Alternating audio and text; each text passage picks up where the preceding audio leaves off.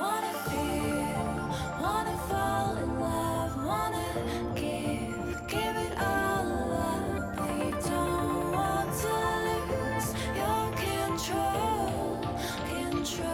Are we playing this game? Oh, are we playing this game? Are you too afraid, or are you giving in? Let the games begin, 'cause I play to win. Are we playing this game? 'Cause I play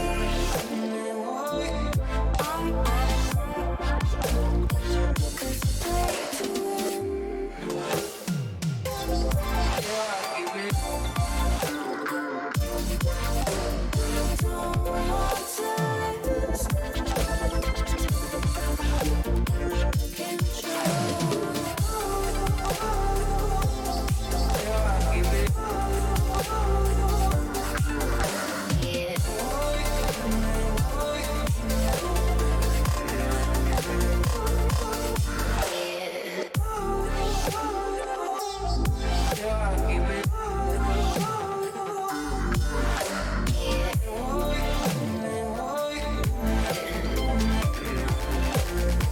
Cause I play to win.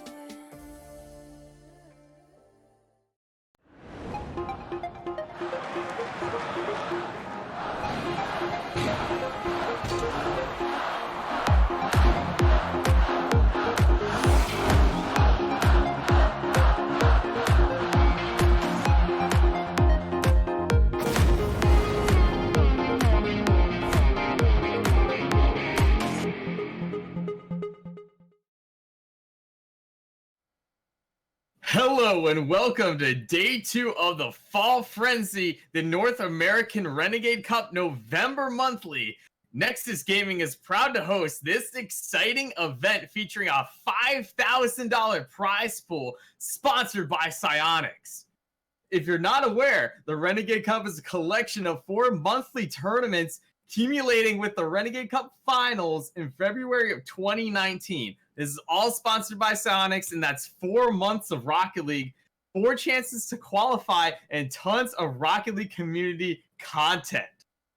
So again, the Fall Frenzy is the November North American Renegade Cup Monthly, sponsored by Psyonix, and it'll spend all 4 weeks of this beautiful month. Tonight is the second open qualifier. 24 teams qualified in yesterday's open. 24 more teams will join them tonight.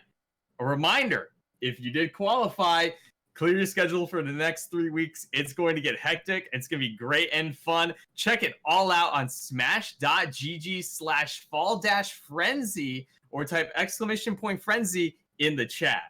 That's right, Greek. Those 48 qualified teams will be reduced to just 32 through a 6-round Swiss bracket, live here at Nexus Gaming, Wednesday and Thursday, same time, in the same place. From there, 1 week later, 32 teams will be divided into 4 pools to play in a round-robin style tournament that will determine the final 8 participants. Those final 8 teams will duke it out in a double elimination bracket over the final 2 days to determine who takes home the largest portion of our $5,000 prize pool.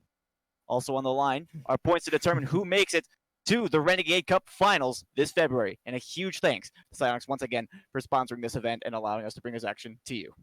Yeah, and if you tuned in last night, we saw it all. Overtime, nail biters, insane goals. I have no doubt we will see absolutely more of that this evening.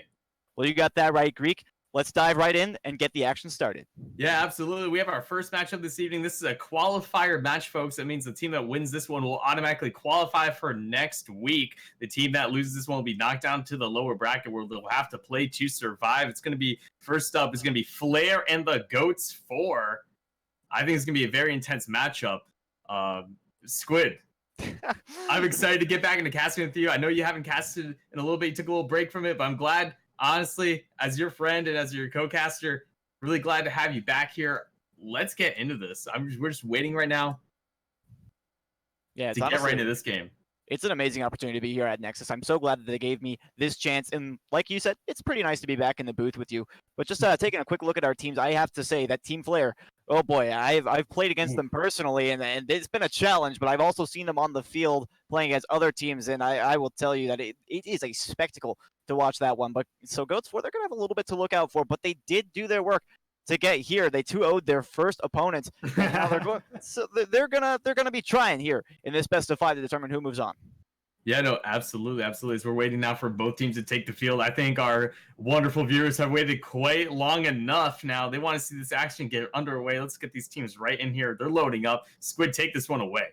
Oh boy, and this is the most ready I think I've ever been for a Rocket League match. Here we go. Game number 1 on stream of day number 2 of the North American Renegade Cup monthly November tournament. The Fall Frenzy, day 2 begins right here. The Goats 4 are going to be in the blue, and Team Flare in the orange. We got 5 minutes on the clock, and those 5 minutes will determine who's going to be taking home game number 1. We'll just have to see who it is. Virus. 3-Pack's going to take it away in the corner. Ares War already in the air, almost looking for the double tap. That's going to be a triple coming on the offense. Wolf can't put it away. It's going to be dangerous. They're going to have to rotate back in time. Jakester is going to pull it down the side, has plenty of boost to work with. Options in center. Now Devin to try and take it away. Can't find a play off the corner. And Virus will have to defer. A little bit of a dangerous attack there opening up from Goats 4, but I did like the aggression, and they almost managed to turn it into a goal. Yeah, Flare had an excellent opportunity. They're only a little bit faster on that defense, pushing that onto a big clear. They could have had a better offensive opportunity as Jakester is going to try to take this one downfield. Here comes Devin, couldn't get the touch, and Aris might have an opportunity, but Virus able to shepherd that one away from the net. Just a little bit of patience, and now over top of the last man. Can he get it through? Not quite. Aris is going to put it away, and he's going to send another one off to the side as Jakester can't find the right side of the net. A minute has come and gone, and Team Flare, a huge counterattack for that initial play. Now Wolf backflip in the net. Unfortunate. Oh, no. Will be credited for this one just a minute in, and that feels backflip, man. That absolutely feels so unfortunate. Looks like Wolf had that save, but again, that's a ball you have to hit, Squid. That's a floater. That's a gimme if you're on defense. Unfortunate there for Wolf. For that feels backflip. There's still plenty of time for the Goats to come back. So go ahead goal for Team Flare. They're going to be starting off here in the defensive half. It's going to be 3-Pack. Trying to get a dunk there on Jakester. No luck. Aris sends it to the corner. Might have another touch. That's in towards the net. Gets it past Virus. Excellent angle off the solo play. Aris doing a fantastic job getting this one centered in there.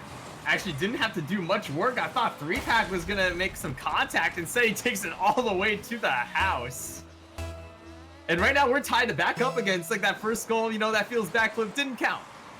Didn't count. That's one way you want to look at it. If you make that kind of mistake, you just kind of want to move on. Make sure that you get the next one. And the Goats definitely have that one in their rear view mirror. They set that one behind them. Now they're looking for another. RS interrupted by Devin. Now it's possession on the side. The dangerous ones player you have to watch out. But an excellent bump right there, taking him out of the play completely. And that breaks up the offense for Team Flare. Now Virus looking to start up again, taken away by Wolf and followed by 3-Pack.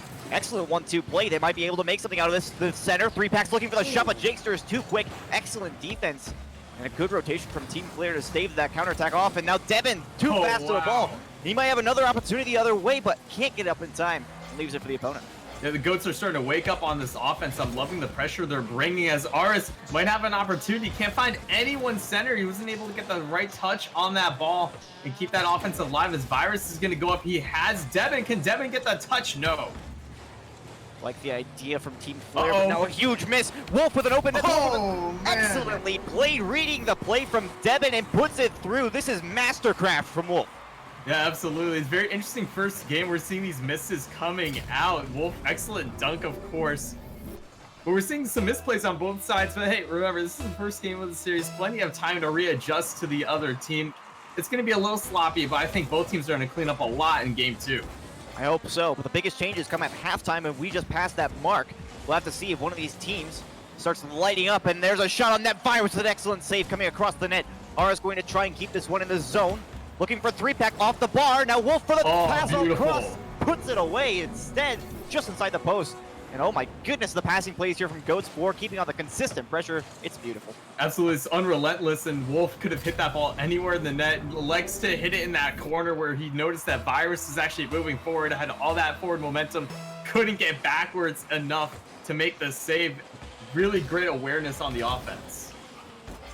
Team Flare, some telltale offense in the opening seconds, and now a huge demo. Jakester taking Wolf out of the net, but very quick reactions from RS War, going to keep us with a 2-goal deficit for Team Flare. But I did enjoy seeing the offense from Team Flare being shut down by Goats as we move into the second half. But now Devin open net, that's going to be just inside the post, and Virus is going to be there to put it away. Team Flare coming out with a bit of a cheeky goal right here from midfield. Yeah, this is an excellent touch by Devin to just lightly tap that over a 3-pack. I thought that was fantastic, and it just shows that if you go and challenge those free 50-50s in the midfield, hey, anything can happen. If you just let 3-pack hit that ball, all of a sudden that turns into a big clear off the backboard. It could turn into a double touch as anything, as Devin almost went for a solo play there, but leaves Jakester back. He's going to be able to get the clear, though, to the outside, but Wolf's going to keep this offense up. I'm thinking the defense from Team Flare, pretty solid. But the Goats just keep putting on so much pressure. Now Virus looking for the 1v1 play, and Jakester is there. Gonna pass it off to Devin. A bit of a struggle there for Team Flare, but they managed to push it through, and I'm really liking how they're making use of this 1v1 play to put others in position to play off the 50-50. Yeah, no, and honestly, Flare really bringing it back. I was surprised. They were down by 2 goals. They come back and score 2 in a row now. They're making the Goats uncomfortable. They're starting to play fast, and I really like it as Virus, again, they're all going up for these 50-50s now. They're not giving the Goats any breathing room on this. I think it's really perfect for their offense. And one of the things I really like about Team Flare is that they're an orthodox style of play. Like we saw in the last one, it wasn't exactly a textbook play that you would see from a lot of the high-level teams, but it makes it work. It's just the unexpected factor that really makes Team Flare stand out, and now they're bringing it back. They got this game all tied up. A minute's left. We'll have to see what happens. The ball remains in the blue half of the field. Devin, 50-50, is going to go off to the side. Bit of a miss there from RS War, but 3-pack will pick it up. Trying to send it down the other end. The Goats 4 really need to get some sort of momentum moving here. Jakester takes out an offensive player, that is. A 3-pack looking for the pass down, but Wolf has been taken out of the play this time, and now Flare looking to try and break up these rotations on both sides of the field with their demolition plays. I think we've seen 4 in the past minute or so. You know, it's really great coming from Flare. That demo from Devin on Wolf was able to stop the offense in its tracks, and now this could turn into a potential opportunity as Virus unable to get that center ball. We have 18 seconds left. We have an opportunity to go to overtime, but here comes Jakester. Might have the shot. He does. The Goats 4 just have not been looking solid enough on defense, but Team Flare, once again, is an orthodox style. 3-pack you saw was going in there, trying to read a touch from Devin, but then it just goes off the corner instead, and then they're finding themselves in this very awkward spot where the rotation isn't quite set up. That player on the wall could not get out, just barely too far away from the ball. Jakester finds the gap, and now they're in a bad spot. 10 seconds remain. The ball's in the blue half. Devin going for a pass down to his teammate. Wow. A team bump right there. 3-pack taking out RS War. Now it's all up to RS War. Pushes it downfield. Has the corner. Wolf going for an extra touch. It's in the air. They can still pull this one back. Devin bumped on the wall by his teammate, but it will drop down just too far. Team Flare takes game 1 off of, oh boy, this is really splitting hairs, I mean, with these goals.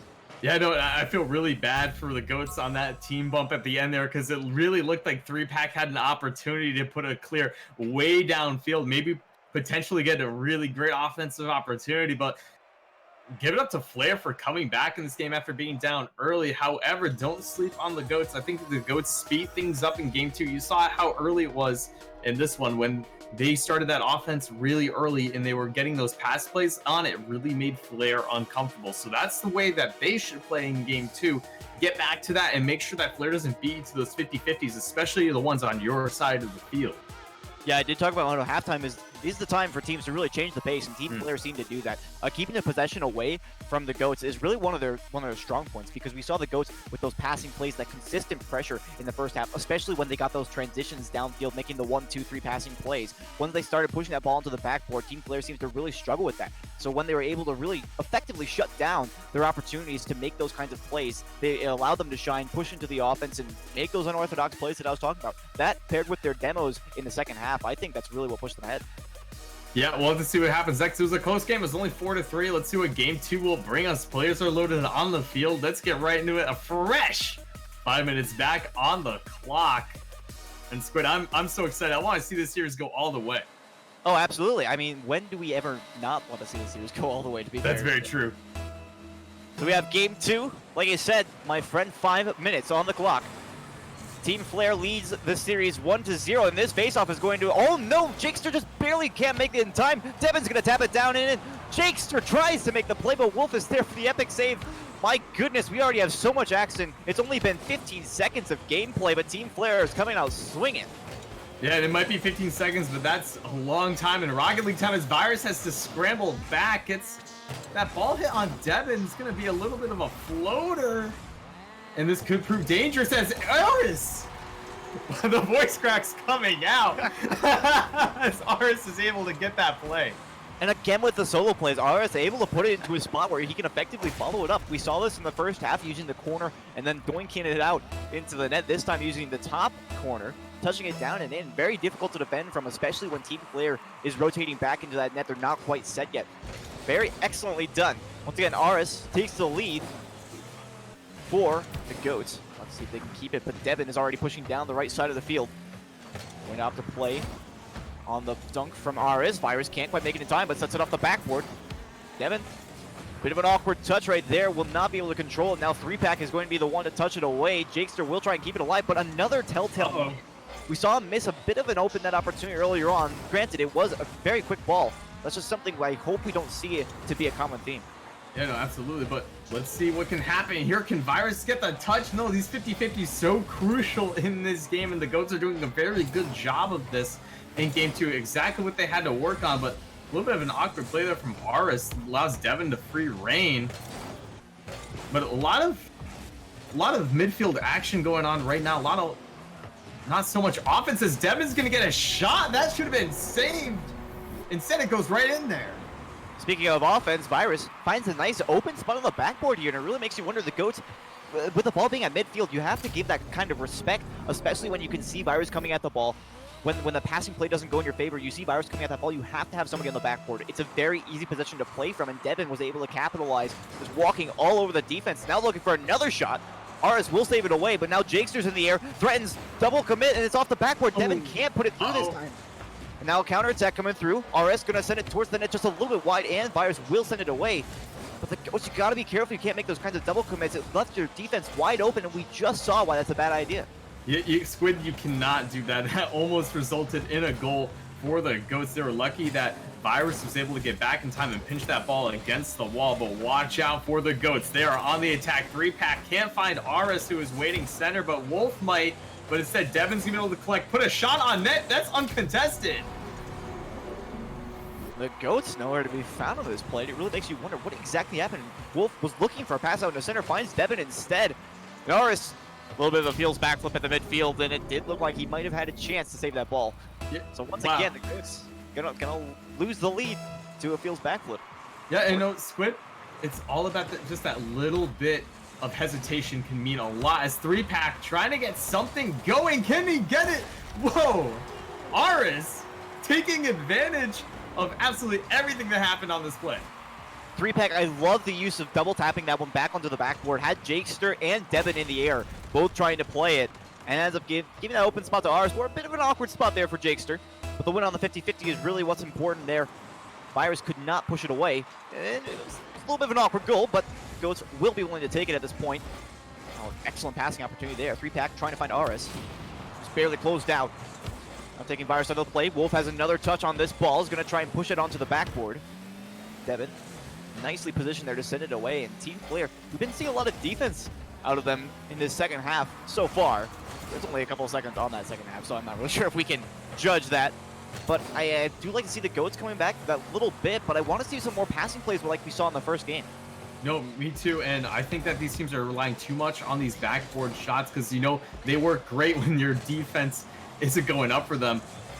But you really do need these pass plays. It really opens up the opportunities for you, gives you a lot of field advantage. But right now, both teams sitting a little comfortable, but I wouldn't say too comfy. They need to start getting some offense going, Squid, especially because this game, the clock is starting to tick down. It feels like in this game it could really go either way. Seems to be a lot of midfield play that could really explode into any one side getting a breakaway play. We're just going out to see who it is, and it looks like it's Team Flare right now. Devin with a speculative shot towards the net. 3-pack will send it off to the side. This might open the floodgates. We shall have to see. Devin sends it up the side, looking for an option in center. Aris actually touches that back towards his own net, and I won't call that a calculated back pass, but it works out perfectly in his favor. And if it was, please correct me, because that was fantastically done if so. Yeah, whatever works. This ball's dangerous. Virus can't get the touch. Luckily, no one from the Goats were on that. Looks like they were playing a little defensively, though. They played 2 defenders back. And with a minute left, you really want to start going for these goals here. You don't want to go to overtime against Flare, because then anything can happen, like a bad kickoff. There's a lot of variables that can change, but let's see what happens as Devin's going to be able to hit this off. Here comes Jakester. No, instead of touching the ball, instead gets the devil on Wolf. Well, you know what they say, if you can hit the ball, hitting the player is the next best thing. I guess he took that one to heart. But one thing I do want to touch on, I appreciate the defense from the Goats, however, because they did have a couple of defensive mishaps earlier on that resulted in goals against. They just do not want to have that happen, especially in these closing seconds. But now Team Flare looking to make an opportunity for themselves. Nobody is there in the midfield to capitalize on that pass from Devin. Was fantastically done. The final 30 seconds are now ticking, but Team Flare playing a little bit cautiously on that last play might have cost them. And now RS can't get it past Jakester in the net. Still an opportunity here for the Goats, but Virus will push it away. Has Devin to work with downfield. This could be one of the final pushes of the game, or of regulation. Will be sent down the other way. Now the Goats will have their opportunity in the closing seconds. Down towards center. Virus not able to make contact, but it will drop off on the side. Devin going to try and keep it away. Gets it away from Wolf. 3-pack onto the backboard. Looking to touch himself. Just on the crossbar. Down and away. Team Flare manages to hold them off until overtime. And, you know, Squid, I'm seeing a really common theme in this game, and it's that we're seeing all these center balls and great opportunities, but just no one's there to finish them off. They're playing too defensively. These teams don't want to make any mistakes, I guess, but it's really costing them on the offensive half of the field. Absolutely. It's just going to be a matter of who commits to the offense first and whether or not they make use of it. Overcommits can be rather easy. The Goats now, great touch onto the backboard. Unfortunately, nobody able to play it. Now Devin. Plenty of boost, but taken away by RS War. Unfortunately, can't find his teammate to push it upfield. This will go in Team Flare's favor. Jakester in the air. Can't beat out Wolf. That's a bit of a double commit. 3-pack has RS in the midfield. It's going to leave it for Wolf. Going for the bump play. Sends it over top of the net. Can he finish it off? No. Not quite. RS gets boxed out by Virus, and Team Flare stays alive to live another day. Yeah, no, they have to feel really good about that one, because that bump was fantastic as Devin gets the fake on RS.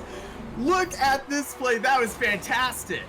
If there's one thing I know about Devin, it's that he is a fantastic ones player, but he doesn't tend to show it unless he absolutely needs to. And oh boy, is there a better time to show it? I don't think so. Devin, that was very well done. That was dirty. I'm going to say that right now.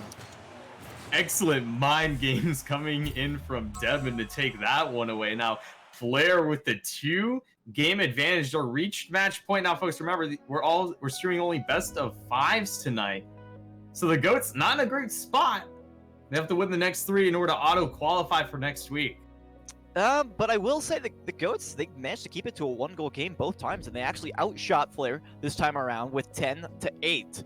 And I believe, if I'm not mistaken, Flare did outshoot them in the last match, so at least there's a little bit of a difference there. They did manage to close the gap that little bit, and we pushed it to overtime this time around, so hopefully they can change things around. Maybe they're just kind of gaining momentum as the series goes on. Maybe they'll win this next game. We don't know. But there is a lot of potential there. I think... This is a very close series. Like, it's 2-0 right now for the match series, or for the match score. It's a very close series, though. Honestly, these games could have all gone different ways. I think that was our second overtime now, if my caster map is right. Like, no, I believe Team Flare actually won in regulation in the last match. In the closing seconds, they got the final caster map. That's fine. Let's get right into game 3, though. Can Team Flare close out the series, or will the Goats start a reverse sweep? Let's find out what happens. I mean, I do appreciate the guys on Team Flare. They're my buddies, but I really want to see more out of the Goats in this one, and I'm excited to see what they have to offer. Now, Virus! Oh my goodness, Virus! Is that even legal to pass from Devin? Fighting on the back wall, pinches it towards the opposite post, and this is beautiful. Wow! Beauty at its essence. Oh my goodness. Almost want to call that one a Rocket Dailies. That was a fantastic play. I don't know how much of that was just luck, the bump, getting the positioning there, but man, You gotta feel pretty good about that if you're Virus. Goodness. And Team Flare as a whole, you now have the 1-goal lead. And the death timer has started, unfortunately, for the Goats. There's plenty of time. Do not fret. Devin, oh boy, Devin almost had a cheeky little touch there. Now Virus in the midfield off the passer. Jinxter sends it through.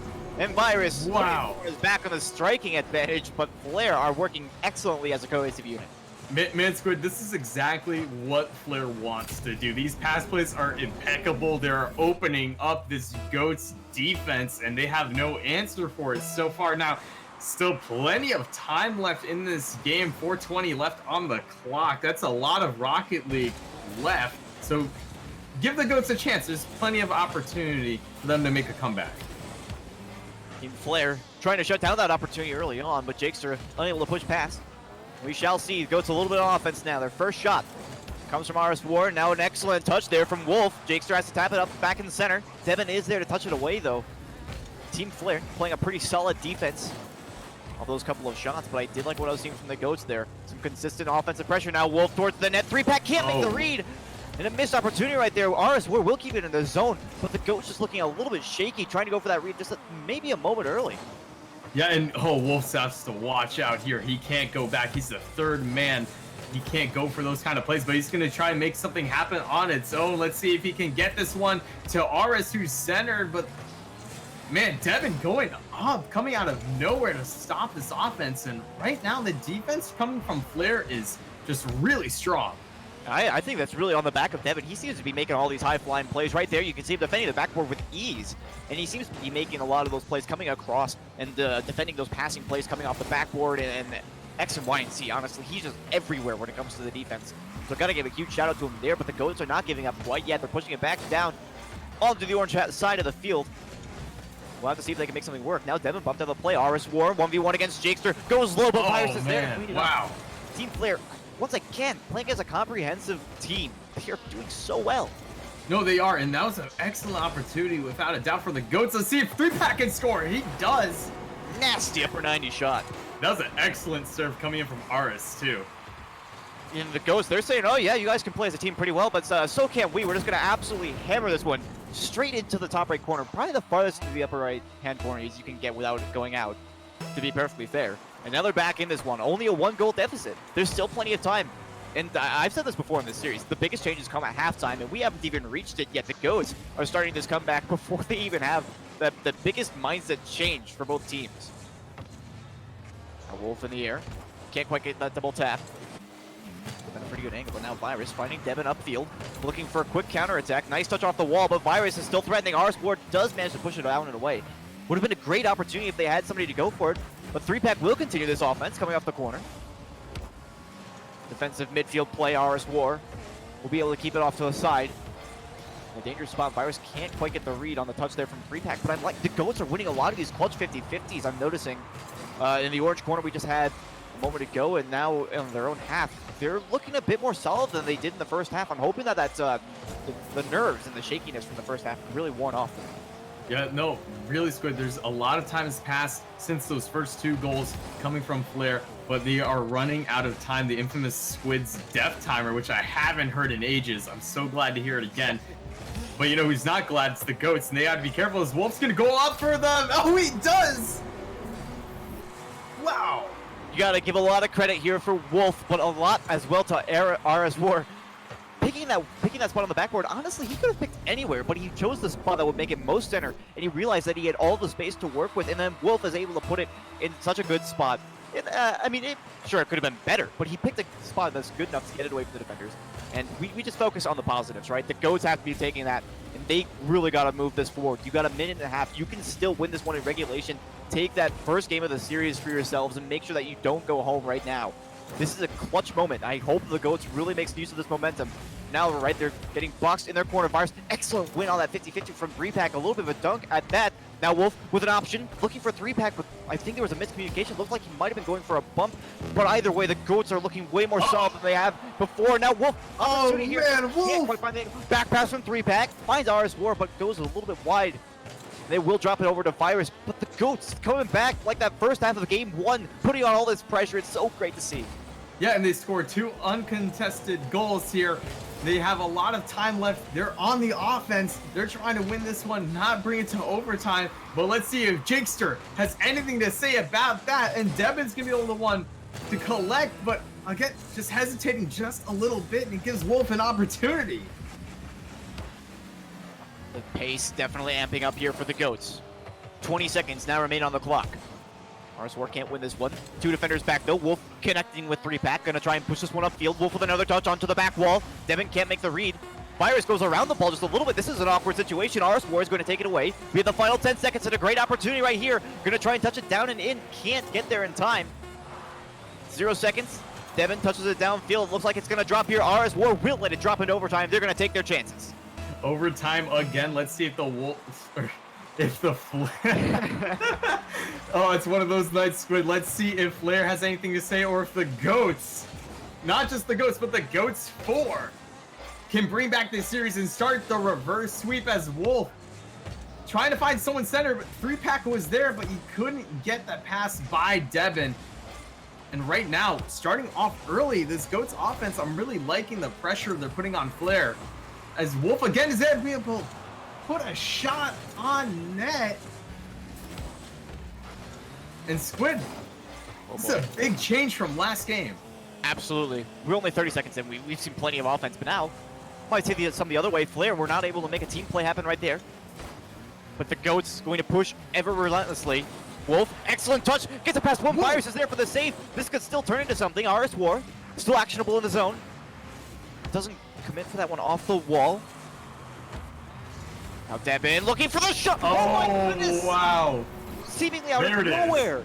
Looked like a completely solid defensive play. 3-pack looked like he was safe going up the wall, but Wolf also went up. Unfortunate. Oh. Second man was nowhere to be found, and Devon will find the gap. 2 overtime losses for the Goats, and that's harsh. I wish it could have been different, to be honest. That's honest. rough. No, really, like, and here's the thing about this level of Rocket League that we're seeing, and those little mistakes, they add up, and it's unfortunate for the Goats as they get swept. This is a much closer series than the match score should make it out to be. Like, absolutely, 2 overtimes, every game decided by just 1 goal, and those little mistakes, those whiffs here and there, they all add up, and it's an unfortunate lesson for the Goats. But for Flair, it just shows a testament to their character to keep on trying and keep on going. You're going to see Flair next week as they have qualified for our Swiss part of this month. But man, you know, GG's to the Goats. They're going to be dropped down to the lower bracket. Not sure exactly. We're going to have another match coming up for you guys real soon. We're going to take a quick break there. Quick break though. So we'll be right back here on twitch.tv/Nexus Gaming. You're watching Fall Frenzy, sponsored by Sonics, the Renegade Cup November monthly. We'll be right back.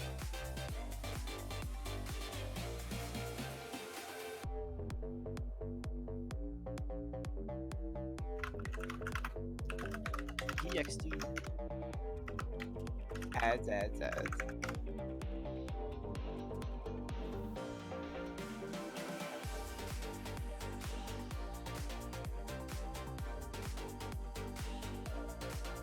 Five-minute break. I'm gonna go to the bathroom.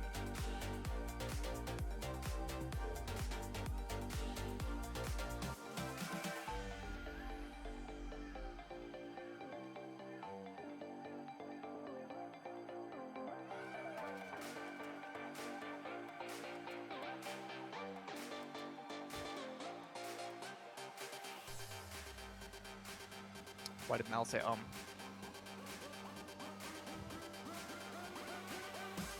Wait. Did the stream hear that George is going to the bathroom or something?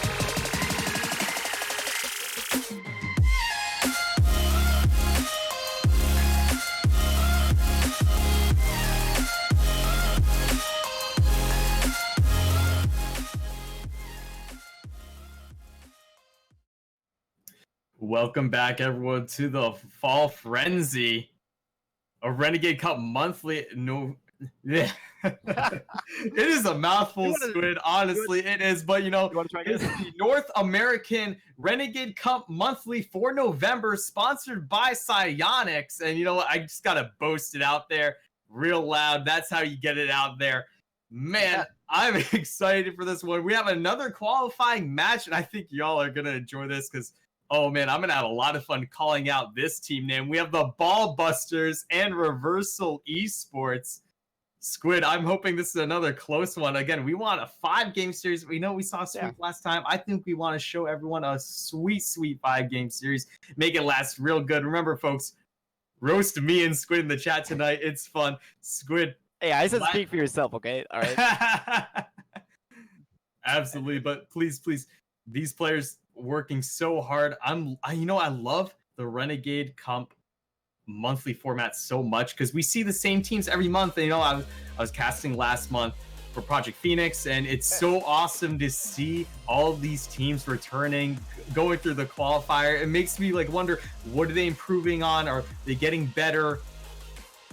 It's real cool stuff, Squid, and honestly, thank you, Psyonix, for bringing this all together. Couldn't have done it without your support, and of course, without the support of the wonderful Rocket League community. You guys are the best.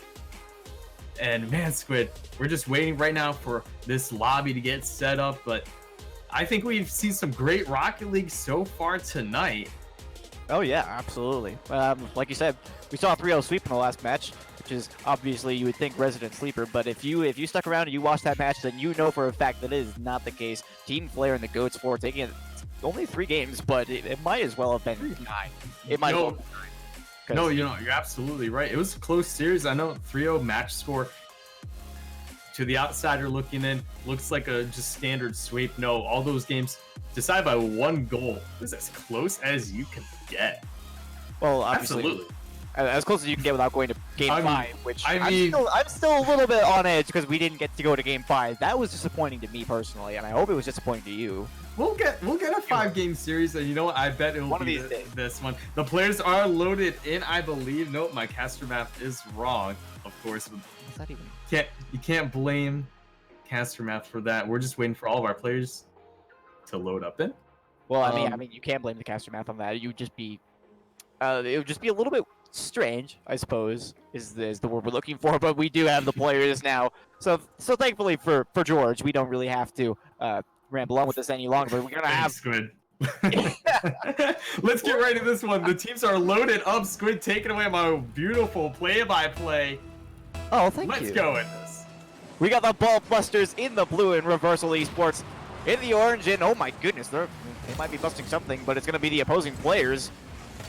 They're coming right out now. Tyra with an open net down the field. We have 10 seconds off the clock. We have 1 goal on the board, and it's for Reversal. Reversal coming in hot early in on this one. Unfortunate bump from Tyler and Codex. Oh no, that's not what you want. That opens that net wide open. 10 seconds in. Hey, you still have a lot of opportunity if you're the Ball Busters to tie this up. You'd much rather have that mistake happen with 10 seconds gone than with 10 seconds left, so I suppose there's that much to look forward to. But Reversal Esports will gladly take that one. Now Arrow finding excellent connection right there, but a pre-jump from Tyler, and he actually makes the save. That is some incredible reading skill and foresight. Absolutely masterful play there, Tyro. Now pass to Arrow. This is a great touch off the backboard. Griffin's already in the air, just barely misreads it. You can already tell that Reversal Esports, they're very comfortable passing to each other and making these insane reads, I suppose, let's call them. That is... Yeah, no, Griffin just gyrating throughout the air as he's flying towards that ball. He whipped it, but hey, he's feeling comfortable. That means his team's going to play comfortable, and they're going to play hot. As there's already a minute passed in this game, a 1-goal lead for Reversal, but the Ball Busters, they got to try to turn this around. Their offense is lacking a little bit, but let's see if Destin can get something going as he tries to pass it mid, but Tyler not close enough to receive. A nice touch downfield. Tyler trying to send it up to the backboard. Arrow is there to clear it away, but it looks like the Ball Busters are going to get a bit of offense started up here. Griffin forced to defend off his own back wall. That's a bit of an awkward touch. Codex can't quite make it in time. Tyler's going to keep it alive. Over to Destin. They'll put one through. Gets it past the defense, and Ball Busters tied up. Codex gets the whiff, unfortunate circumstance, but Tyler did a fantastic job hitting that ball off the corner. Griffin couldn't read that. Destin in the right position. We have a tied game. 3 minutes, 34 seconds remain. This game could still go either way. Seems a pretty impressive reading skill on both ends of the field. She'll have to see who comes out on top as a result. This one going to be dropped off in the corner. Arrow keeping it in play. Plenty of boost to work with here. A bit of an awkward spot. Tyro does find the angle, but Codex is there to meet him. Now pinched downfield. Ballbusters looking to take the lead here on an offense. Griffin will touch it off to the side, trying to follow it up. Nice touch downfield. But it will just follow Codex. We're getting a little bit of ping pong action here, and I have to say, I agree. Oh my goodness! That one off the crossbar. Just barely away. Oh, that defender, he was up for it early. And now he's going to have to save this. No, he can't quite make the touch. Tyler beat by Tyro. And oh boy, that's a bit awkward. But he just barely missed this one on the defense. Wow. I'm loving this high-octane offense coming in from Reversal right now. They're getting so fast, so many shots on net that the Ballbusters can't react in time. Excellent play there. Tyro now 2 goals of his own. And you know what? He has 2 goals, but this team's doing a lot of work too. Yeah, I do want to note that Tyler just barely ran out of boost right before that touch on the defense, so not necessarily a misplay. Just like 12 more would have gotten the job done, but now they're on the defense once more at a deficit of 1 as we approach halftime. Now Griffin off the corner. Tyler will be there, but Destin beaten out by Arrow. Now looking for an opportunity right here. It's off the backboard. He's looking to finish it himself. Can't quite make that touch, and it will be taken away from 2. We're looking the other way. Yeah, 2v2 situation here. See, Tyler can get it to Codex. He can't. Codex playing a little too far up and leaves Destin as the last man, but he's able to do a fantastic job of stalling the ball in the midfield, allowed Codex to get back in time, play some defense, and that's very good awareness coming in from the Ballbusters. They're still down a goal though, but there's 2 minutes left. Anything can happen. I'm excited to see if the blue team here can put some offense up.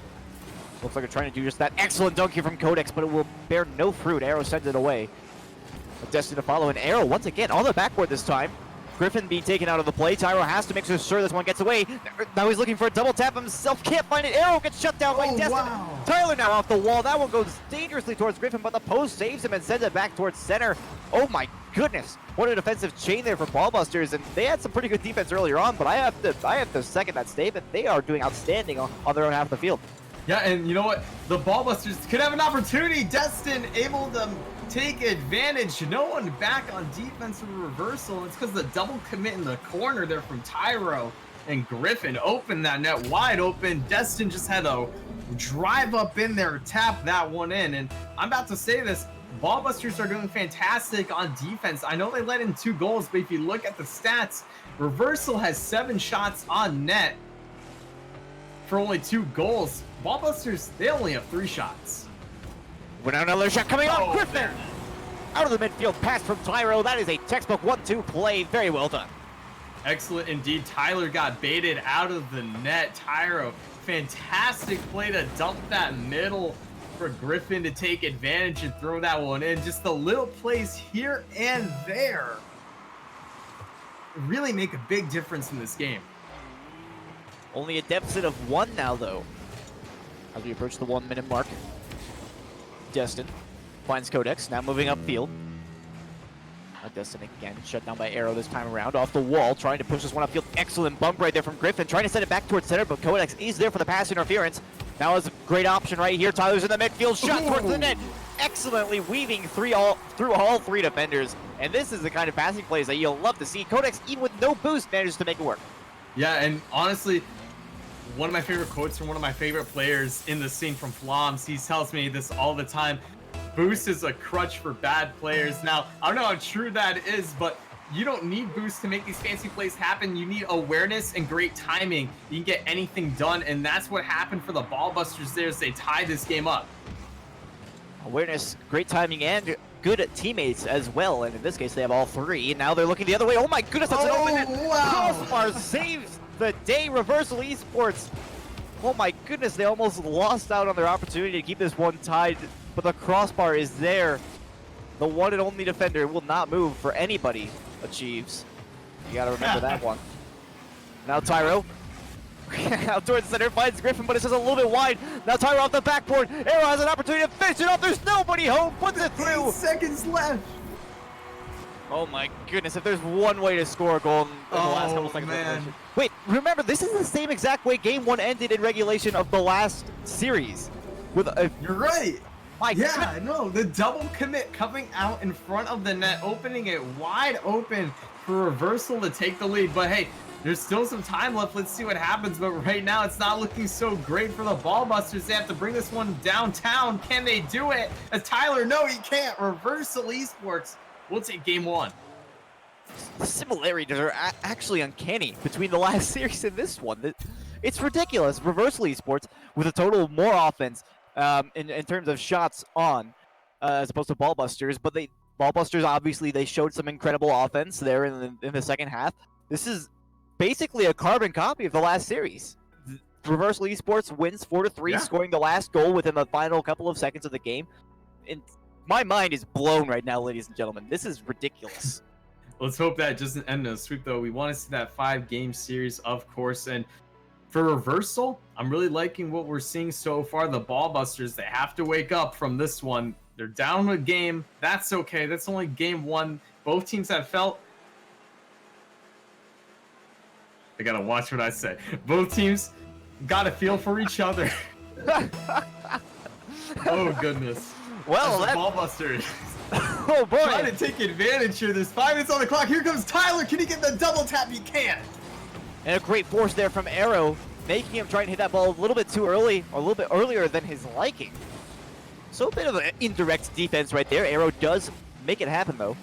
And I have to say, I think that the Ballbusters did a fantastic job in the last match. You were saying how they need to wake up a little bit, and maybe that's true, but at the same time, they did a great job countering, and there's Codex. Again, the pass interference and the reads, even after the passes are made, they're fantastic at defending them. I love to see that. And now half a minute gone. Only 1 shot's on the board. It's for the Ballbusters so far, but we've seen some pretty good back and forth. Will be destined. Excellent back pass right there to Codex. Can't make contact, but Tyler's there to finish it up.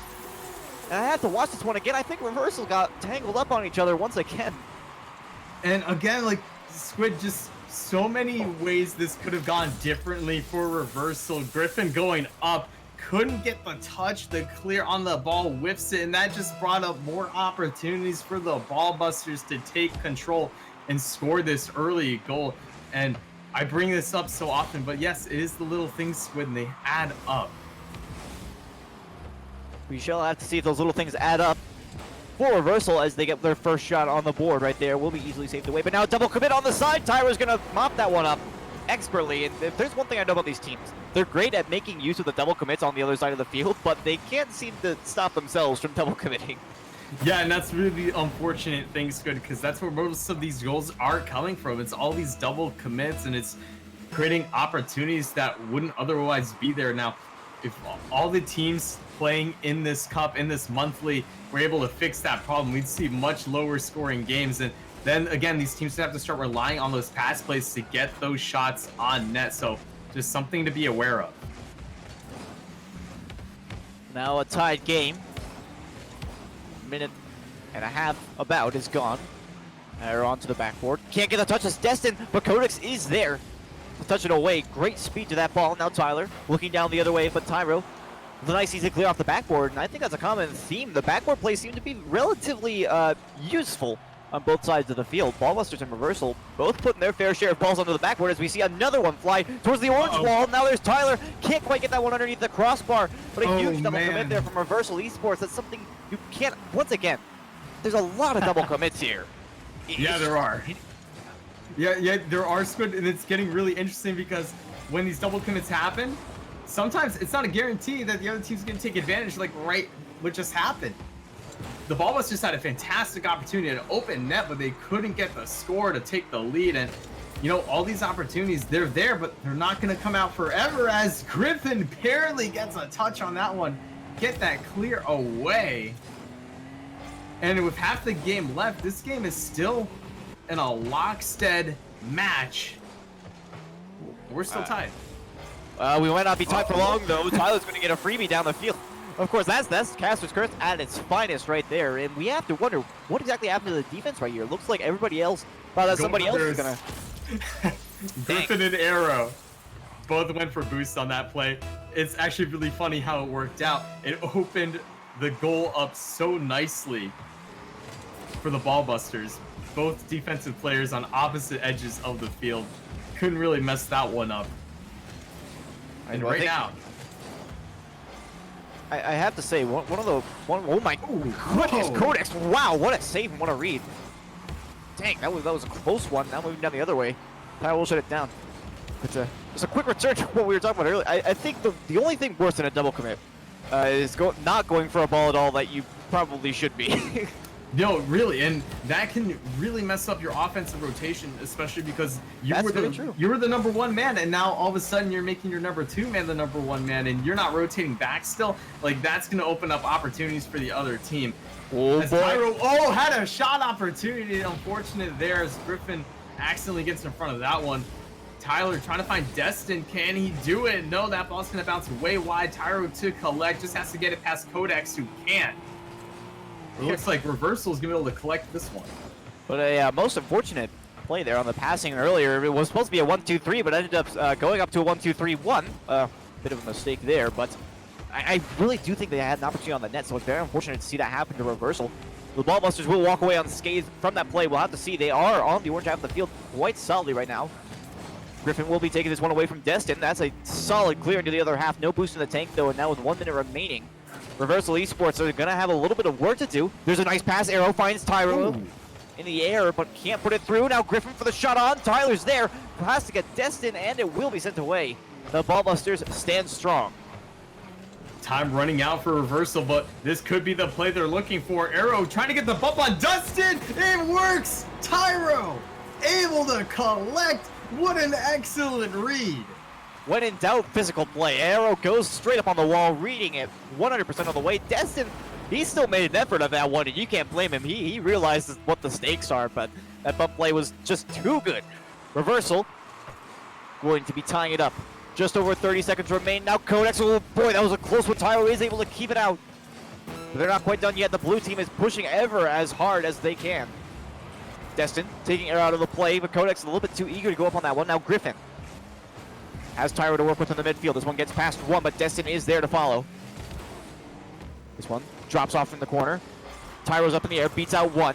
Off the back wall, tries to get the double tap in towards center, but Tyler is ready for it now. The final 10 seconds, Griffin sends it to center. Destin looking for Tyler on the field pass. No such luck. It will be blocked out. There's still plenty of opportunity here if one team could just take possession of the ball. Griffin will send it away. Destin, still actionable, sends it up in the air. Tyro trying to set it down. Codex is there looking for the shot. Puts it just a little bit wide. Destin keeps it alive. Tyler's in the air. No way. Crossbar is down. He's going to be dreaming about that one. He's having nightmares for weeks on that play. Man, the Ballbusters working so hard to get that shot on net, almost accumulating into a 0-second hero goal, but they couldn't get it, and now Reversal Esports has an opportunity to win this in overtime. But right now, the Ballbusters bring the heat early on in overtime. They're really starting to pressure. They have to take the momentum they had just from the end of regulation and translate it into an overtime win here, but 30 seconds gone. Now the ball in their half. Arrow takes down Destin, but Codex beats out one. Tyro is the last man back in this situation. This could still very much go in the Ballbusters' favor. Excellent touch there, Destin putting out over top of the wall. Griffin, no touch made. Tyro forces it to the corner. Tyler's in the air. Touch towards the net. Codex can't quite get the redirect, but keeps it in the zone. Tyro, awkward touch off the wall, but the Ballbusters are not going to back down just yet. Arrow is forced to send it away, but a double commit with Griffin. Codex might have an opportunity here. No, excellent speed from Griffin. Sends it onto the blue half of the field. But this could really finish in any way. Codex can't get the redirect. Great passing play right there. Ballbusters, they seem to be pushing so hard. They just need that little extra push somehow, something at all to get through. But now the opportunity the other way. Oh boy, finally our voice gets a break. Yeah, and honestly, so much just happened on that play in Reversal's favor, but they couldn't get it. Tyro was actually trying to get a bump to secure a goal opportunity, but unfortunately, just the Ballbusters on their toes, playing great Rocket League, reading all of these plays and applying that pressure. And they've been really controlling this overtime. And here comes Destin, the shot. Tyro there to get it clear, but Arrow's upfield. No, Tyro's going to take another tap. Can this ball go in? Codex getting in there in time to stop the play. Griffin can't find the double tap either, but it will go over to Tyro. Arrow for the final shot. Tyro get back into it. Codex is the hero on this play. Comes across the net to put it away. And oh my goodness, there's so much action on both sides of the field. I can't wait to see who actually comes out on top. 2 minutes have passed. It feels like it's been an eternity. Now the ball into the blue corner. Destin has to make a play here. Gets it over top of Arrow. Tyro to keep it in the zone. Plenty of boost to work with. Can't get it past the last defender. This one's moving back down to the orange end. And honestly, there is no single place on the field where this ball is safe for either team. They have to be careful in all situations. Tyler. This one will drop out to Arrow. Griffin for the pass over to Tyro. Off the wall. Can they put it through? Not quite. Codex is going to send it off to the side. Not going to take any chances of letting that one go to the post. The defense from Ballbusters remains as strong as ever, but now Griffin off the wall. Tyro can't finish this one off. And Codex taps out to the side. Can't connect with Tyler. But Destin to pick it up. Speculates all the way from his own end of the field. Tyler, the challenge. Now Griffin with possession. Has Tyro upfield. Arrow into the corner. This could be dangerous, but Tyler is there, sends it away, has Destin to work with upfield. This could turn into a shot. Oh my goodness! Destin can't find the double down. Codex can't get it underneath the crossbar. Tyler can't get inside of the post. What is going on? The Ballbusters have hit every single part on the goal, and it's not the actual net. Codex there it is! puts it through. Thank you. Wow! You cannot keep doing this. What is going on? It's like the Holy moly!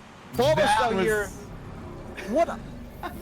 They're playing the challenge to see how many times they can hit the crossbar or the post. I can't believe that took that many corner. shots to go in. That was just bam, bam, bam, bam on the backboard. It finally goes in. The Ballbusters take game 2. Game 2. That's it. That's all. That was it's been. game 2, folks. It feels like it's been ages. What is going on? Honestly, that was such a long overtime. I forgot how much time lapsed. I Oh feel my like it was goodness. only a 3-minute overtime, but there's I just. think it was a little longer than that. I don't even remember. It's just shot after shot after shot after shot after shot. The list goes on. Honestly. I think we have a great series going on, Squid. This is exciting, right? And it's not just going on one side, it's on both, boy. and that's why it's so exhilarating. We saw that kind of play happen on both sides of the field, so you just don't know who's going to end up winning this match. It's just so exciting. Yeah, if there's one part I could ask somebody to clip of that match, it's the whole overtime. Just clip Really, the whole overtime. honestly. And the play just before it at the end of regulation, because that was pretty insane as well. But now we have game 3. That's behind us. We have a tie game once more, and honestly, it could probably stay like that for the next 8 minutes. We don't know, but that one's just going to roll right off the post. And oh my goodness, we have just a couple of seconds of gameplay. Once again, a close play. Please, I need to take breaths once in a while. I can't manage this kind of hype. Yeah, I know, Squid. I am feeling the same way because we're just yelling so much. So much is happening in this game. It's an exciting series, not just for us, hopefully for our viewers too. It's been a very, very close one. And honestly, I can't wait. I'm going to say this now. I can't wait for this to go all the way to game 5. That's my prediction, at least. I can't pick a winner as Arrow's going to throw one towards net. Tyler in the right place, the right time. Keep this one away, but again, the opportunities are rising for reversal. Arrow, again, just unrelenting with this offense, and the Ballbusters are scrambling to get this one off their half of the field. I'm excited to see what happens when they finally do. Because we've seen some pretty impressive offense off of counterattacks from them. A save for each of their players now as we pass the 1-minute mark. In their own corner, Tyler will inherit Griffin with a nice easy touch away off the dunk. Moving down the field, it's going to be Codex. Gets it past Tyro. This one coming off the corner. Destin and Codex both going to come in for that one, but no luck. This one will be touched away. Now Tyler for the shot. Ooh. Excellent save from Griffin. It's still in the danger zone, and Arrow has to touch this one away. He's able to do so, but this doesn't look like it's going to be the end of the offense quite yet as Codex touches it back in. Now Griffin on the wall. We're going to try and send this one away. Does get it barely past Tyler, but it's off the corner. Codex to keep it alive. Destin has an opportunity right here. Can't quite get the read. Will be touched away, but another double commit from the defense. Tyler towards the net. Tyro! Able to make that Wow! plus save. Tyro! Excellently done. Coming in from behind the ball, gets underneath and flicks it away. Destin can't get there in time. This is so close, and it's almost like last game. We're seeing all of these opportunities, but both these teams, they're getting so close, Squid, so close, but they just cannot get the finish needed to take the lead. Feels like I could watch this matchup forever. It's reminding me of that, I can't remember which game it was, but I specifically remember from the DC LAN, Cloud9 and PSG went into an overtime that lasted about 8 minutes. It was the exact same way. That's the vibe I'm getting right now. And now, oh my goodness, just off the crossbar. And a great respect from the defender, realizing that the crossbar has your back. And honestly, the crossbar has to be the MVP for this round. Yeah. I mean, this series. It's the best defender as Arrow jumps in to make the save. You know, Squid, you know a series is hype if we're comparing it to an RLCS one as Tyler comes in and takes the lead. First blood has finally been drawn at 2 minutes and 19 seconds on the clock, and it was just the perfect spot placement from Tyler. And you can see Tyro in the net. He's going through all these calculations to say, all right, where's he going to shoot it? His best option in the far right corner, so that's what he was going to jump for. But no, he cut it inside. Excellent placement there from Tyler. Placing it away from Tyro. Now Codex actually passing it off the wall. How did that not go in? What am I watching right now? Wow. This is ridiculous. They managed to keep it out. Just barely. Reversal Esports keeps the lead to just 1. They're saying, nah, we're using our get out of jail free card on this one. You are not scoring right here. I do not care. Squid, this is everything I've ever asked for in a series. It's action-packed, it's fast, Same. and man, it is so exciting. As, oh goodness, I'm holding my breath because so much is happening. Tyro finally able to hit that to the outside, relieve some pressure, and put this on the blue half, but right back at it is Codex, in this pressure just really unrelenting from the ball busters. And Reversal need to find something quick to make a statement because they're still down by 1. There's only a minute and a half left. Ooh. Yeah. We just kind of want to stop and take a little breather while the action winds down here for just a second, but it's already winding back up. Oh my goodness! Ooh. That is not the way to do it. It was a fantastic pinch shot, but ladies and gentlemen, seems like they've gone colorblind. Yeah, Squid. The angle here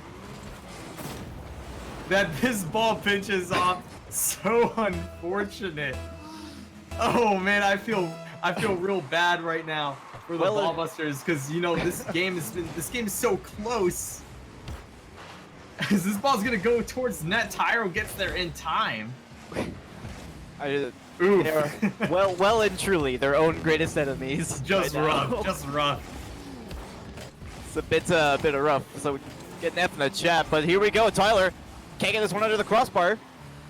Good threatening pass, but Griffin will send it away. Now it's Tyro. Push up the field. They're going to opt to leave this one for the defenders. But honestly, I mean, just looking back on that one, it has to be such a relief for Reversal. I don't think we really touched on that one enough. To be down by that 1 goal all game long and then just get it for free. Now 30 seconds remain. Still in the orange half. Arrow's not going to be able to make contact here. Griffin's going to have to make a clutch play. Does get it away. Still in possession for Codex. Now Tyro. No target upfield. Destin will be forced to clear it away. Arrow puts this one on the backboard. This is something they're very dangerous. Takes out Codex in the process. He's dropped in front of the net. Who's going to get there first? Griffin to take the shot. What's happening? Huge miscommunication from Reversal Esports. They lost their opportunity to take their lead in the final seconds. Almost goes the other way. Wow. That would have been a story to tell your grandchildren if you were Reversal, but fortunately it drops down right before the goal line. And oh my goodness, we have an overtime in probably the craziest match we've ever seen. What is going on? I know I said that was rough earlier, but that's even more rough to see that happen. Unfortunate circumstances. Yeah, right? Just miscommunication. That's all that boiled down to, and it kept this game tied, and it kept this game, and now brought it to overtime as Tyro puts one towards net. Griffin's coming, can't get the touch. Codex trying to get this one on the orange half as this ball's finally cleared and the pressure relieved off the ball busters. But man, this series is just a surprise for every game. This game has been the single most strange tournament match I think I've ever seen, and the stakes they couldn't really be that much higher. Yeah, for, really. let's say, like RLCS or something like that. This is the strangest match I think I've ever seen. Yeah, no, Squid. Dude, like, this is Like, oh my goodness, I don't know how our viewers are feeling about this one. It's just playing out so weird. But you know what? It makes it interesting. I'm loving it. Tyro's gonna get the pass. Can he put the shot on net? Arrow can't get it there. And again, like, we can't pick a winner. That's why this one's so interesting, because anything can happen. Well, let's get back into the action, honestly. There's so much to focus on, but we'll save that for after the match. We still got plenty of Rocket League being played right here in front of us, and it's serious. Now Tyler, great touch off the top corner. Arrow is there to save base. Tyro just couldn't barely not make the read. A minute and 40 of overtime has passed. Universal Esports looking for their first genuine goal of the match. But this one's going to be going the other way. Excellent win there from Destin. Is there anybody home? It doesn't look like it. Tyro's going to be there. That's like... That's the thing about this Squid, is we think something's gonna happen, and then all of a sudden someone comes out from nowhere. In this case, it was Tyro, just makes the miraculous save. Wow. It feels like they're trying to make it as suspenseful as possible before they make saves and such, but let's see Tyler. Of course, all part of the script, of course, folks. Of course. Now in the orange half, Destin. Moving it out towards center. Griffin does not make a touch there, or sorry, that was Codex not making a touch. Griffin did, out of the corner. Tyro, bit of a miss there. I feel like both these teams might be playing a little bit on edge, especially after the strange events that we've had so far in this game, but it is still remaining on the orange half. Codex taps us off the wall. Tyro is there. Tyler can't get a hand on this one. I'm hoping that's not too confusing, saying Tyro and Tyler back-to-back like that, unfortunately. Griffin, excellent touch up. Unfortunately, nobody there to play it for him. Codex looking the other way, trying to make use of this. Arrow does touch it up. It's still in the danger zone. Tyler can play this one. No boost in the tank. Does win the 50-50. Arrow not going to be able to make contact here. Tyro has to make the clutch play. Does clear it out. Suffice. Or sufficiently, I suppose, is the word I'm looking for. 3 minutes of overtime have passed. And as opposed to the last match... Another long overtime. And this time we're not getting the crazy, like, 1, 2, 3, 4 backward shots. But man, this one is still very interesting for its own reasons. And again, like, both teams now, like, it feels like this overtime has settled down quite enough to where both teams are very comfortable not really going for crazy plays, because that ball is very close. Tyro! No! It happens again, Squid! Last second, last millisecond, last pixel. Close save. And this game still remains tied. What I really appreciate from both these teams, especially in this game, is how much they're backing up their teammates. It's something you don't see a lot. Teams having so much faith in their teammates that they don't bother to back them up. In this instance, Codex realized that there was very real danger there on a very possible misread. He managed to close the gap on that one. Honestly, it's been 4 minutes of overtime. As opposed to the last match, it feels like it's been just a couple of moments, to be perfectly honest. And I think we've been reduced to a stalemate. Both of these right. are giving each other the utmost respect. We've seen a couple of passing plays, but nothing too serious. Tyro finally gets a demo, but it doesn't look like it's going to have much impact because it was just the play is just going too slow right now. And don't forget, Reversal Esports' only goal was the result of an own goal pinch. So this game could have been very different. As Destin puts a shot towards net, Arrow and Tyro in the perfect positioning, but they double commit. Could have opened up a goal there, but another double commit on defense works out. And hey, I mean, if it works, I guess, but you gotta be very careful if you're Reversal, especially because if the ball busters get back on those volleys off the backboard, it can prove very dangerous. Everything can prove very dangerous, to be honest, at this point, but the defenses are holding on so strong. We have 10 saves in total for Reversal, 7 on the other side of the field. This is absolutely ridiculous. Another regulation has passed.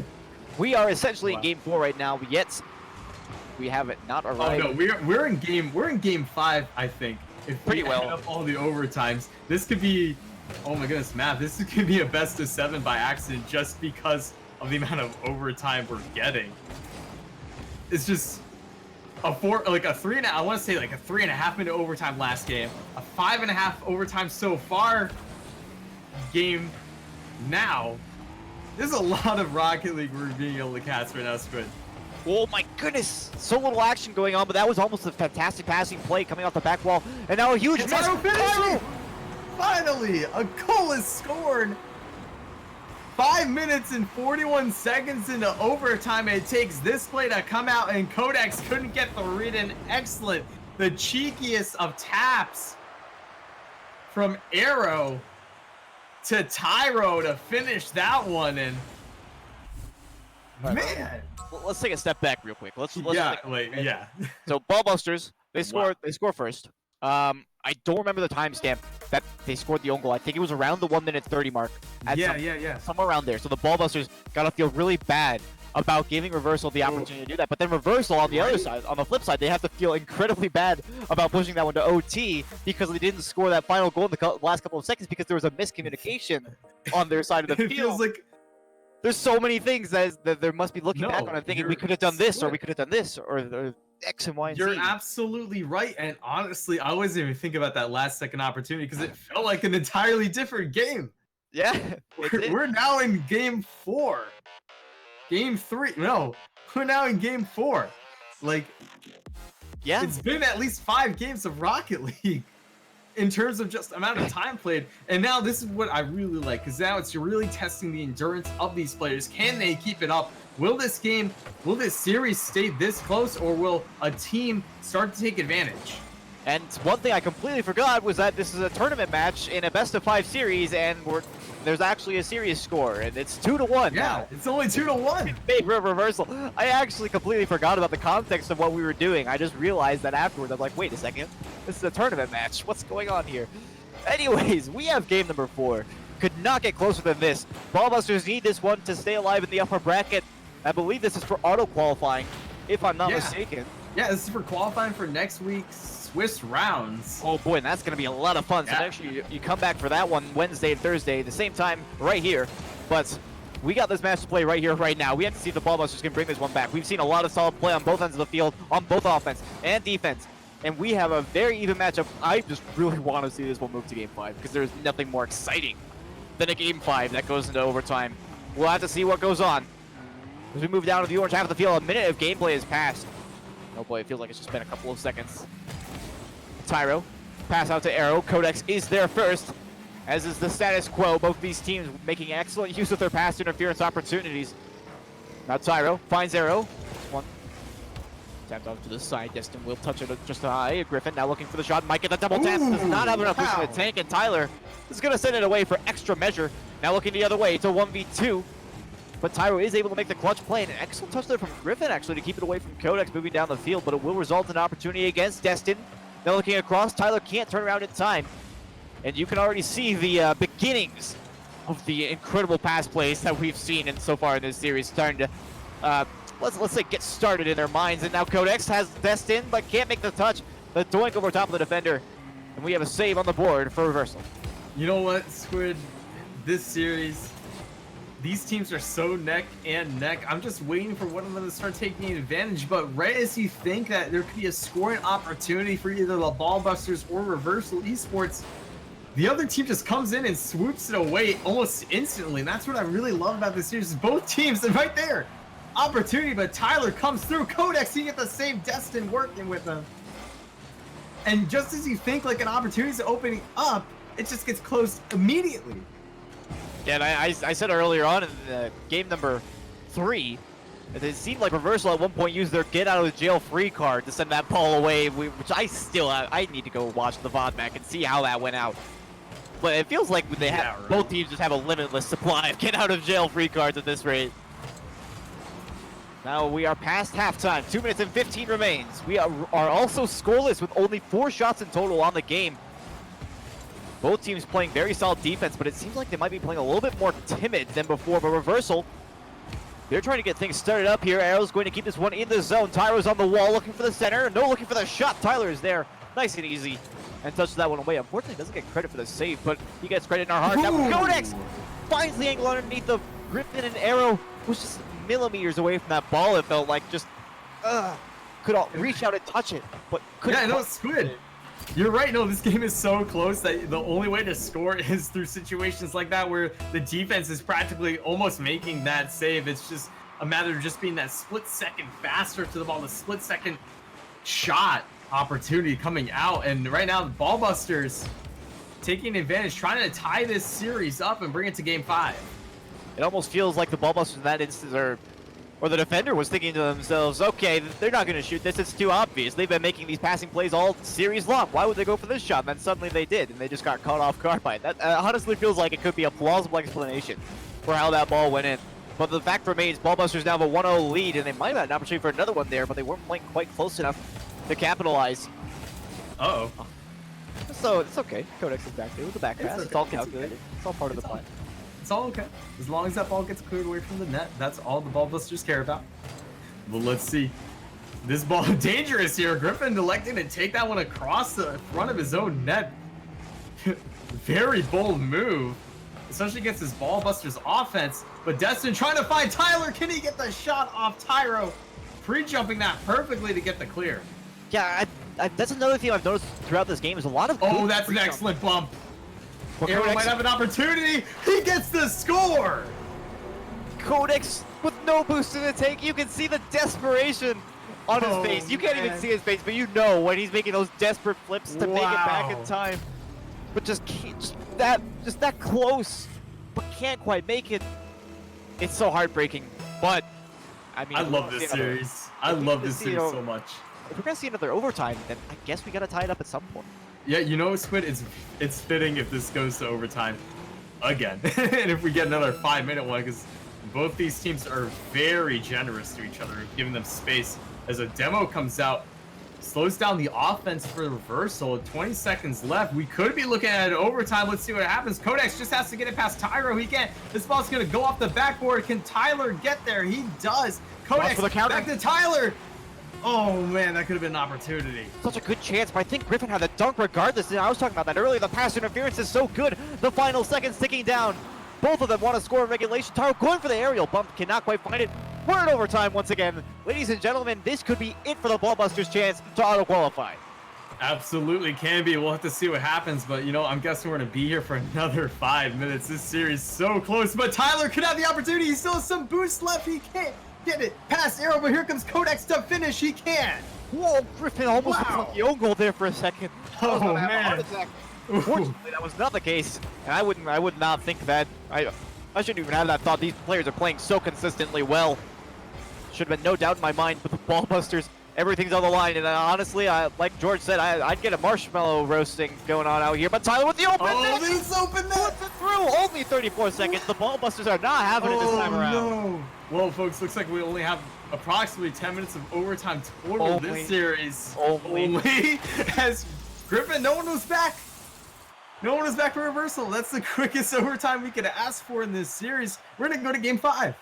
Oh boy, game 5. If we Game don't five. see if we don't see an overtime here, I'm honestly gonna be disappointed because Yeah, statistically, no. 1 out of 4 games, Wow. 1 out of 4 games stays in regulation. And remember, the final goal in that game was scored in the closing seconds Yeah. because Oh my it goodness. was a tie game up until the 8-second mark. So that was that close to becoming an overtime. And honestly, I'm disappointed that it wasn't now because we've seen so much overtime time in overtime. Overtime time. Andrew, this has been a series. That's all I'm gonna say about it. This has been a series. Both teams not even giving each other a chance to take a break. They're all loaded back in here. Fresh Going up. 5 minutes for And I yeah, like right. that. Not waiting I for like us. that. That's Yeah, not a bad thing. That's good. That's great. That's great. Let's go here, folks. Game 5. Fresh 5 minutes on the clock. Let's get into it. Let's see if we'll get another overtime. Hopefully we do. I love this series. It is so close. Ladies and gentlemen, let's get ready to rumble. We got 5 minutes to decide, or maybe more, who's going to be auto-qualifying from this pool, or sorry, from this side of the bracket. Now it's going to be the first, no, not the first goal. Codex can't make the play. Tyler with an excellent touch away, but it's looking like an open net down the field. No, Distant goes wow. to make the save. And what more did I expect, to be honest? We've seen so many of those plays coming out. They seem to want to make their rotations, just barely work out in the end. And oh my goodness, 30 seconds have passed. We've already seen so much action. Well, Squid, if you want to maximize your offense, you got to maximize your time on the offensive half of the field. Unfortunately, that means you have to make these split-second saves on your defense, and both teams are doing it, and that's why this series is so enthralling, because anything can happen to Destin. Looked like Tyler actually had the shot, but instead Destin gets the touch. Unfortunate circumstances keeps this game tied. A little bit of thirst on the double tap there. Did get bumped earlier on. May have been out of boost. So I'm not necessarily going to pin it on him right there, but it does look like a bit of a missed opportunity. If Ballbusters now minutes passed. Feels like it's been just a moment. Once again, I don't know how to say this. It just feels like time is passing so quickly right now.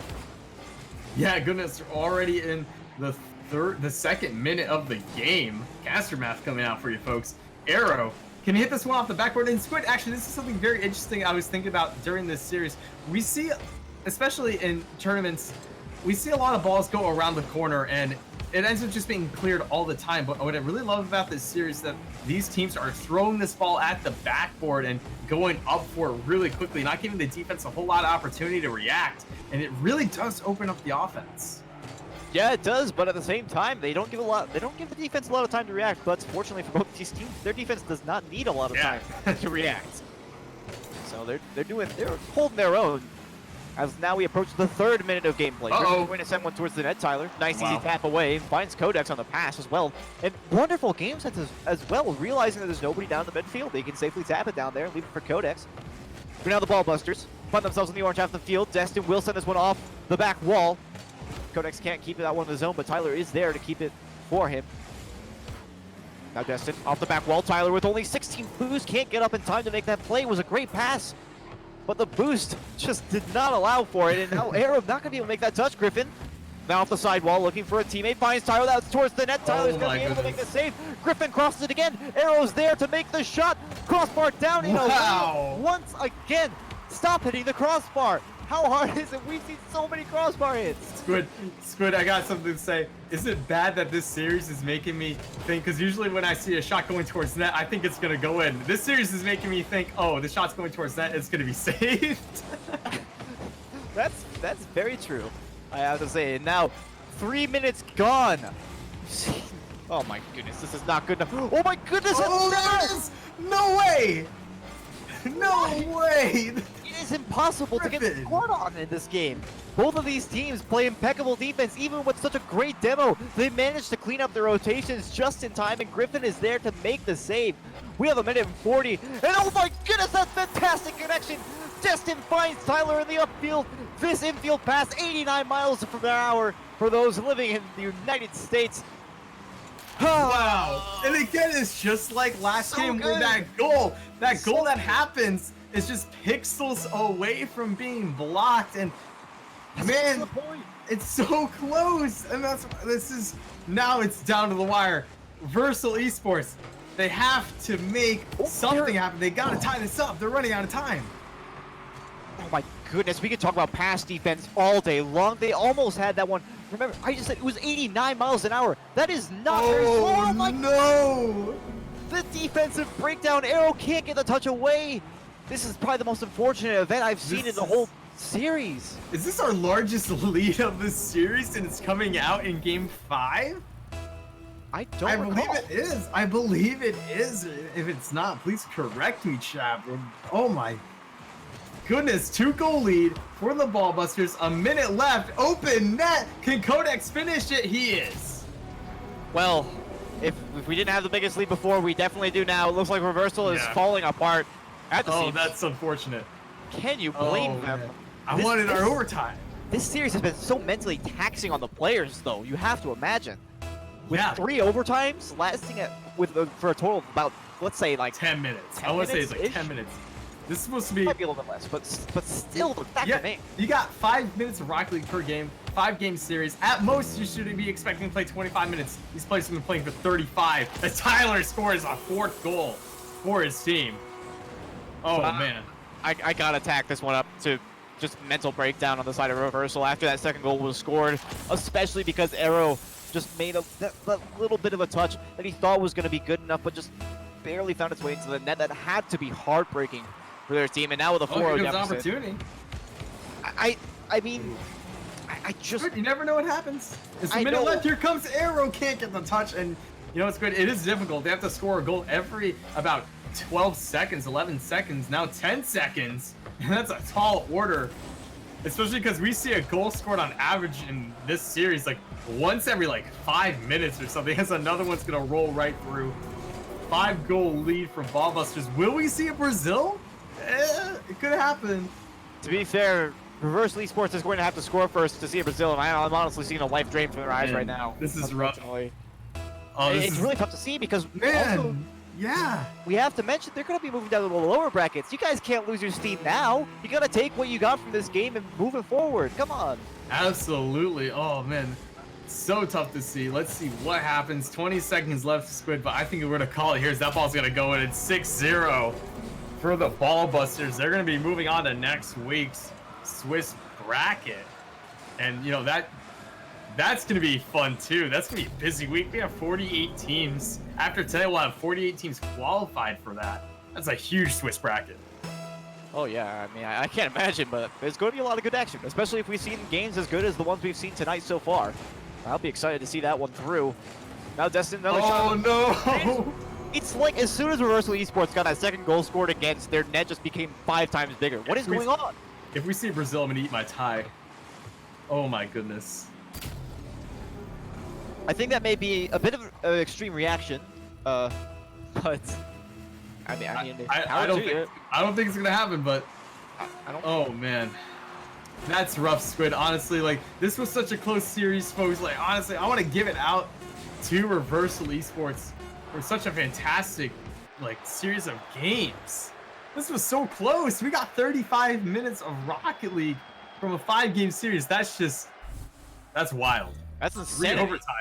3 overtimes, all the way in Game 5. Like you can't ask for more than that. This was amazing. Wow. Is there any other way to describe it? No. I mean, we see the 7-0 scoreline, and I want anybody who's just tuning in. You have to know that this 7-0 scoreline didn't come out of nothing. This does not represent the rest of this series. It doesn't represent the rest of the series. It doesn't even represent the rest of this game because until Ballbusters scored their second goal, it was as close as ever. And I want to say that was after halftime when they scored that second goal. Whew. Yeah, no, all those games just like, man, came out of nowhere. We've said basically all that we can say about this series. Was fantastically played from both sides. I loved watching it. And I hope we see more like this as we move forward. Unfortunately, we didn't get our overtime in game number 5, but that is going to wrap up the series. Ballbusters will auto-qualify, and oh boy, do they deserve it as at that. I really hope to see Reversal Esports move on to the lower bracket, and hopefully they can qualify as well. That's going to be it for that series. We're going to be having more Rocket League action right here. This is the North America November Renegade Cup Monthly. This is the Fall Frenzy. We'll be right back.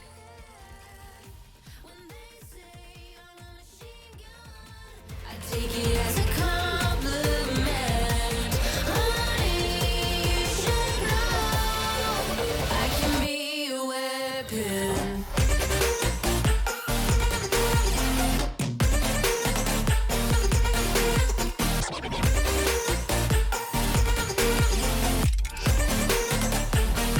I can be a weapon.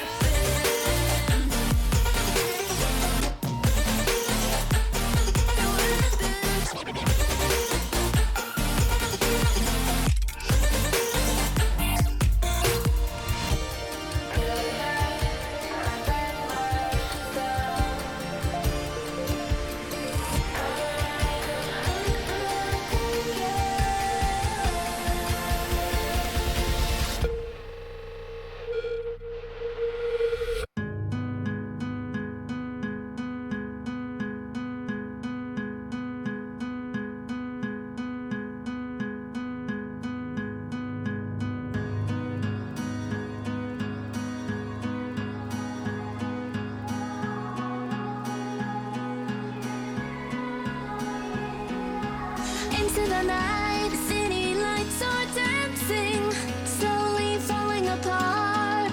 The shadows causing an outbreak. I'm wishing upon a star. This time I'm feeling stronger, and I know I can do better. The shadows causing an outbreak. I'm turning the light. We're gonna light it up, oh, light it up, ooh, light it up, causing an outbreak. I'm turning the light. We're gonna light it up, oh, light it up, ooh, light it up,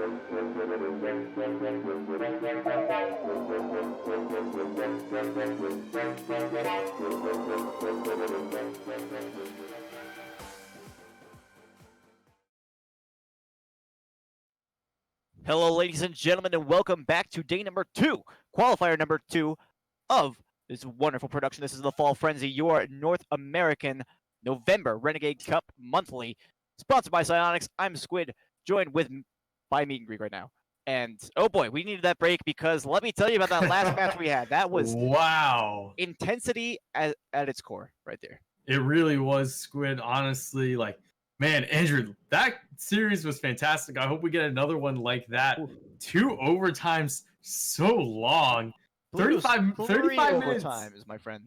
Three overtimes. I forgot. One of them was only 30 seconds long, so that's probably why you forgot. So yeah, 35 plus minutes of Rocket League of time played. That doesn't mean like the whole series took 35 minutes to play through. No, that was 35 minutes of Rocket League time. So oof, that was a lot. We have a great series upcoming for you right now. We have the GOATs for a team that we saw earlier this evening. They got knocked out in the lower bracket, but now they're playing again to qualify. If they win this one, they will go through and they'll be on to next week. This match is going to be on Farmstead, so changing it up a little bit.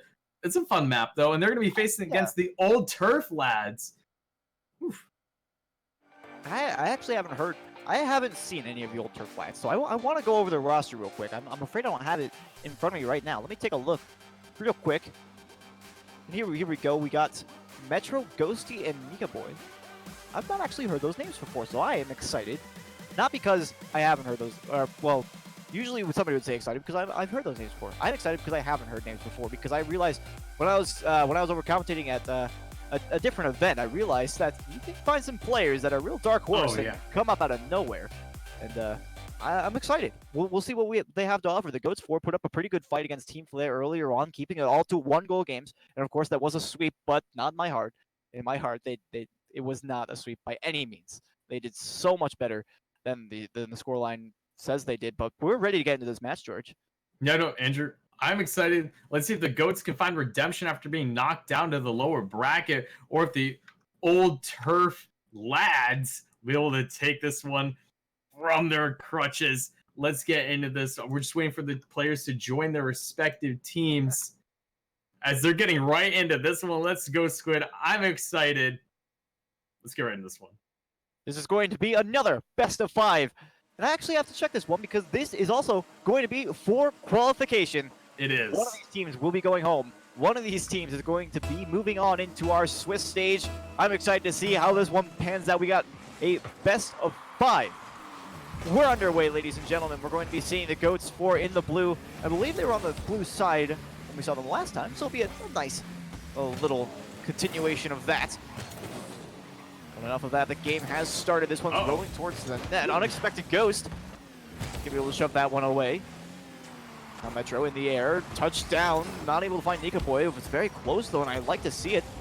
But one thing we did see from the GOATs was a lot of early on offensive pressure resulting from numerous passing plays and using the backboard to great effect. I want to see if that continues or if they've kind of changed up their game plan since they lost out to Team Flare. Yeah, and again, it's something to really think about, and what we see a lot with these teams that maybe we don't see, or maybe they're on the lower end of the bubble scene, is that they play a lot of balls around the corner and they don't play a lot of backboard shots. So it's be very interesting to see if they adjust to that, and if they start playing that ball off the backboard, it will create a lot of opportunities. This 3-pack can't get it by Metro. Easy collection from him, but he just changes everything. Takes advantage. A rather interesting play. It looks like Wolf distracted Metro just long enough to force him to make that miss on the ball. And the 3-pack, nice and easy scoop. And those kinds of plays, usually you don't see them too often. The kind of physical play, mental physical play. I don't really know what to call them, but you get the idea. Yeah. Kind of take the opponent into jumping or reacting into the ball a different way than they would normally react. That's the key. But now Nika Boy, he's the star of this play. Let me tell you why. Pulling out the demo, brings out the third man, and then is able to wrap it up just like that. Yeah, excellent positioning there as well, staying in that midfield to be able to collect that pass from Metro. We have a tied game again. The GOATs, after taking the early lead, starting to slow down a little bit. Let's see if this momentum can hold up for the old turf lads. We still have plenty of time left as Wolf puts one. That ball was in the net. As Metro gets that save. Excellently played there from Metro. Solid defense all around so far. They do remain on their own half. 3-pack, can't get this one past. Metro is moving down towards the blue half of the field. Wolf is going to have to drop it off in the corner. Can't win out against Unexpected Ghost. Aris War off to the side, finds Wolf. Moving it back towards center. Aris does push it upfield. 3-pack now looking for a touch towards center. That's on target, but Unexpected Ghost is there. Aris for the follow-up, just high of the crossbar. Wolf Can't make the play either. 3-pack coming in for the second shot. Oh my! What an angle! Look at this angle. 3-pack coming in all the way back from midfield. Is able to get the touch needed. Man, how did he hit that one in? Magic. Most likely. Lots of magic. Goodness, what a play coming in here. The Goats again with the lead as, oh no, defense getting jumbled up from the old turf lads. They gotta figure this out. This could spell disaster.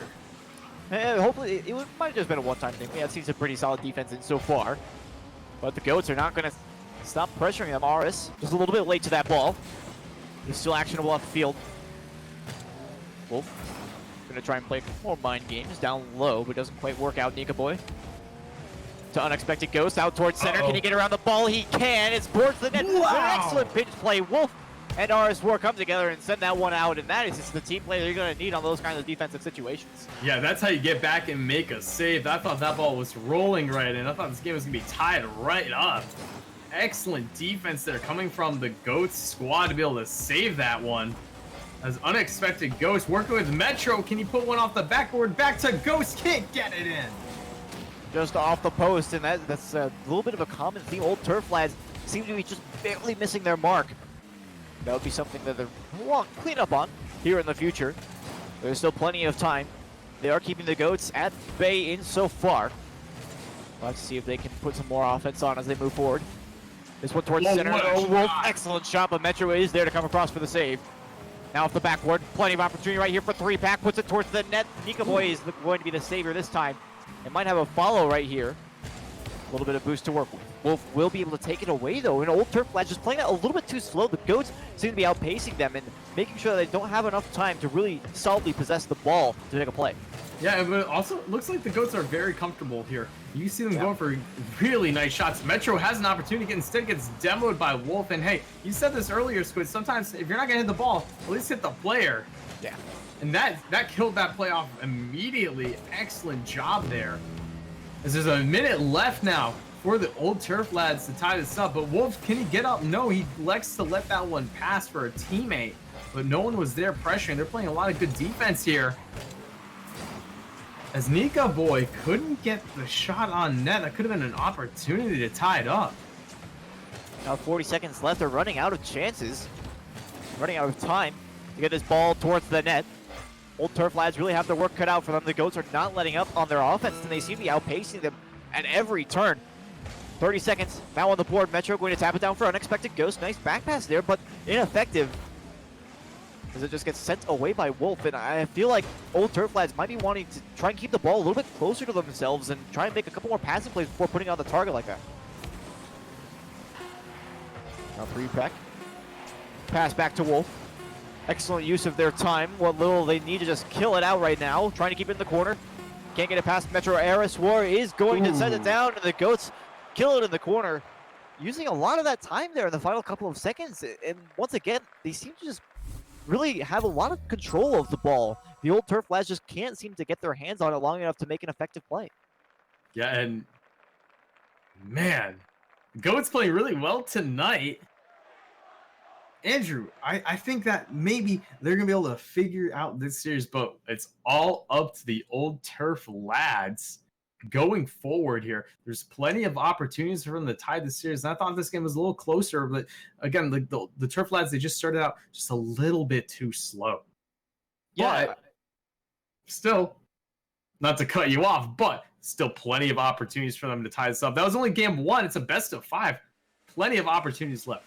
And I will say, I talked about how the Goats really had a lot more possession than the old Turf Lads in that last match. One thing I do have to note, though, is that Nika Boy getting their first goal off of a demolition, and it left an open net. You have to really think about that one. If the Goats are really benefiting from having so much possession and being faster than you to the ball, if you can take a player out of their rotation, it might work wonders for you. And that's the reason they're able to keep the lead down to 1. But now we have game 2 in Metro. That's come across the net, make a save already, and we're kind of stepping back into that old pattern that we saw from game number 1. That double demo might open up a spot here. Old Turf Lad's going to put a shot on net here. Will send it off to the side. But as now falls to Unexpected Ghost over to Metro, popping this one up high. Looks like he wanted a shot, unfortunately, but that's just what they need. They need to start making those passing plays happen, and even if you weren't able to capitalize this time around, it's the thought that counts. 4 minutes, 20 seconds left. Can that ball get there? No. Demolition's coming out. Wolf in his own half. He has to awkwardly touch this one away. Nika Boy couldn't get it on target. And right now, the Goat's not looking too comfortable. The old Turf Lads could start something, but this ball is just barely getting clear. If I recall correctly, the Goats have been pretty strong on defense so far tonight.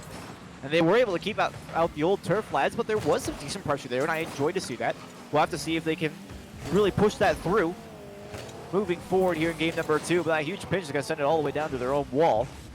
Unexpected Ghost will be able to tap that one away. Wolf trying to keep this one close to him, unable to do so. Nika Boy trying to push up. 3-pack going to touch it out in the center for Wolf. Back up to 3-pack. They're looking for the passing play here. Puts it off the corner. RS War forced to defer. Metro will put it off the back wall. A demo. Nika Boy can't get the shot on net. Oh, it's a beautiful pass. Whoa, my. Oh, man. The pass I was defense. expecting, wow. I thought there was going to be a bump or something there. Can Metro get the save? What happened? I want to say that this was a bit of the goalpost playing against the old Turf Lads. We'll have to take another look at this one. He came, yep, and he got just that the back right wheel on the post. Set him off. Opened it right up for the Goats, and now 3 minutes 11 remain. The Goats have the lead here in game number 2, looking to take their second game of this best of 5. But the old Turf Lads, they've had some good opportunities this match. Definitely an improvement from the last game, but they're just going to have to step it up just that little bit more to finally push one through. There's it is, a bump from Metro. Nika Boy just not close enough to score it before the defense comes through. Now off in their own corner. The Goats, excellent passing play right here. Wolf finds RS War. Back to 3-pack, over top of Nika. Has to get it past Ghost and can't get the flip reset in time. But now Wolf to try and finish it off. Puts it off to the right corner. Excellent placement as well. I love to see this. He knew where the defender was.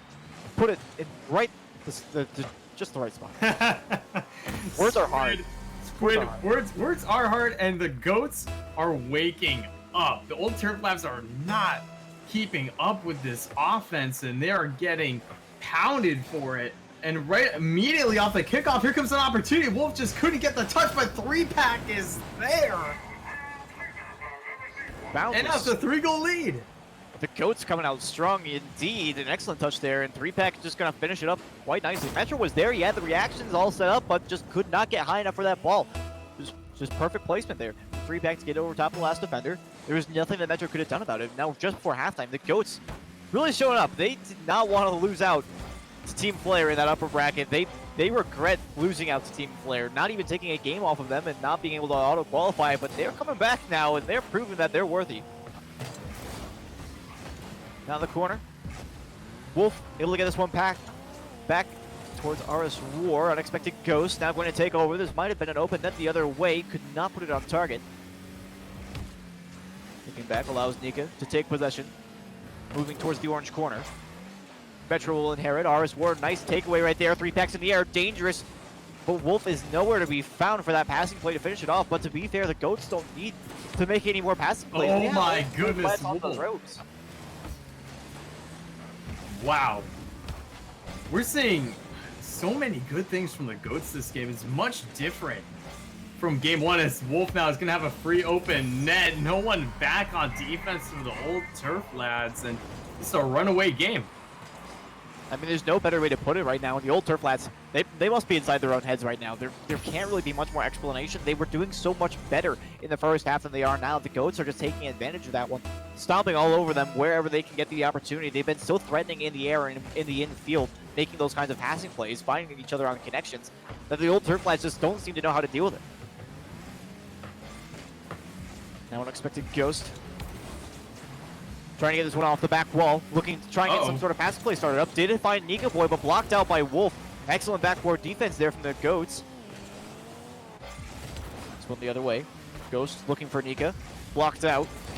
Trying to dunk on Wolf. Does get it towards the net, just a little bit wide. Close one. It would have been a great reliever there for the old Turf Lads, but just a little bit wide. Now 1 minute remains, and you're down by 4. Something significant has got to change in your gameplay if you want to take this win.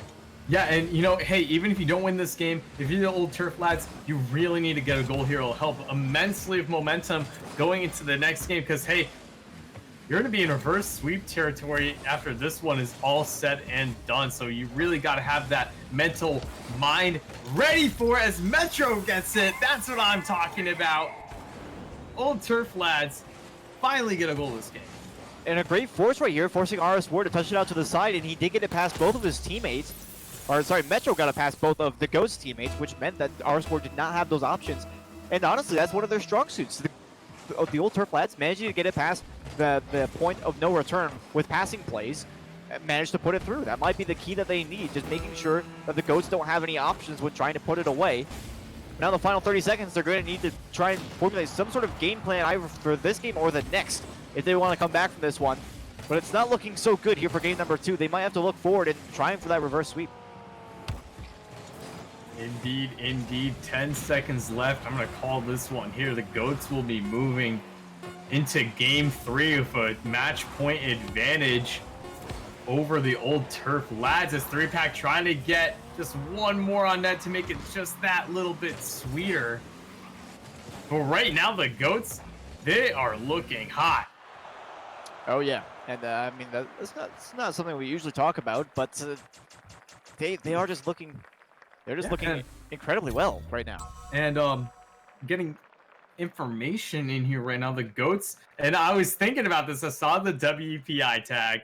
I know Worcester Polytech Institute, Eastern Conference. Okay. Big fan, of course. I'm from UConn. Gotta always support that. They made the conference clash for CRL. This team is not one to mess with. All right. So I mean, out. I thought I recognized that name, to be fair. 3-pack, I was like, I've seen that name. Yeah, I've seen that name. We've seen that name around. I don't know where, but I've seen that name. And that's always the bane of my existence, when I know somebody's name, but I just can't recognize where I've seen it. I might have played against him before. I honestly don't know. But the fact of the matter is that old Turf Lads are going to need to step it up right here. They had that last goal for momentum.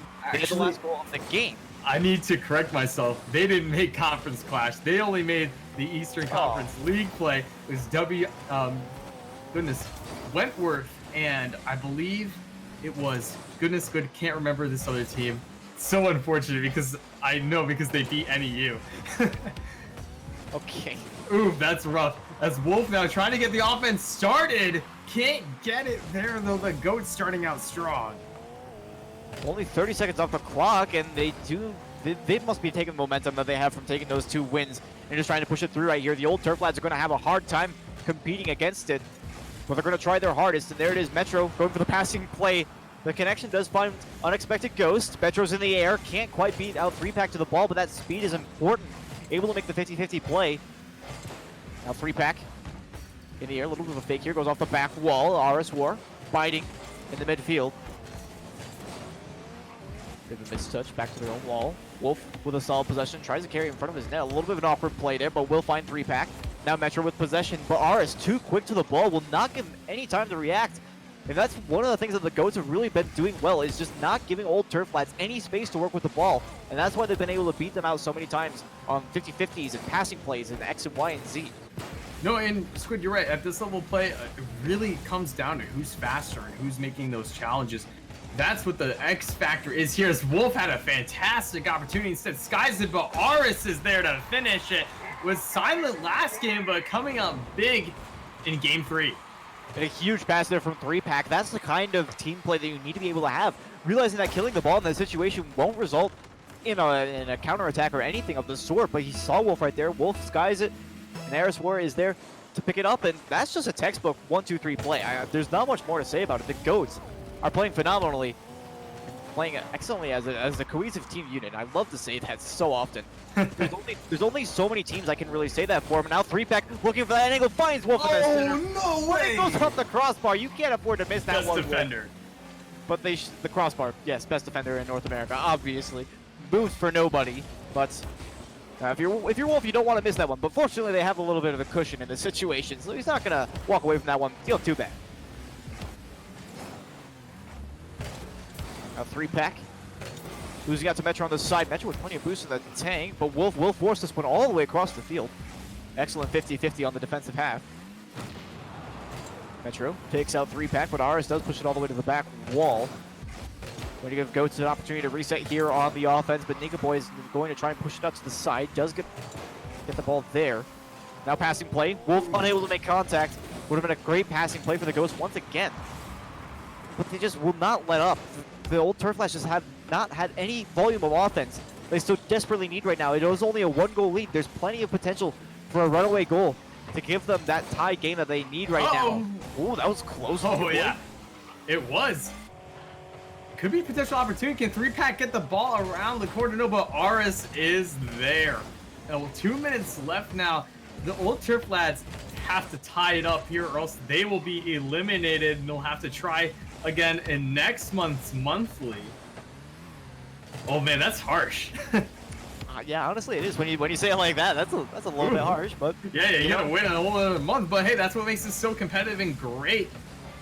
Because these teams have to work for it, folks. They gotta work to make it in and play for the next rest of this month. This unexpected Ghost ties this one up. They finally get that little speed beat that they needed. The pass defense just wasn't there. Wolf a moment late to that so ball. Close. Oh boy, that one looked like it just barely clipped the crossbar, but I guess the crossbar had mercy this time around. Crossbar is sometimes the best defender in North America. I will allow it, says the crossbar. But they do have that one goal now. They're going to have to put another one on the board if they want to take this game. But the Goats are not going to let up.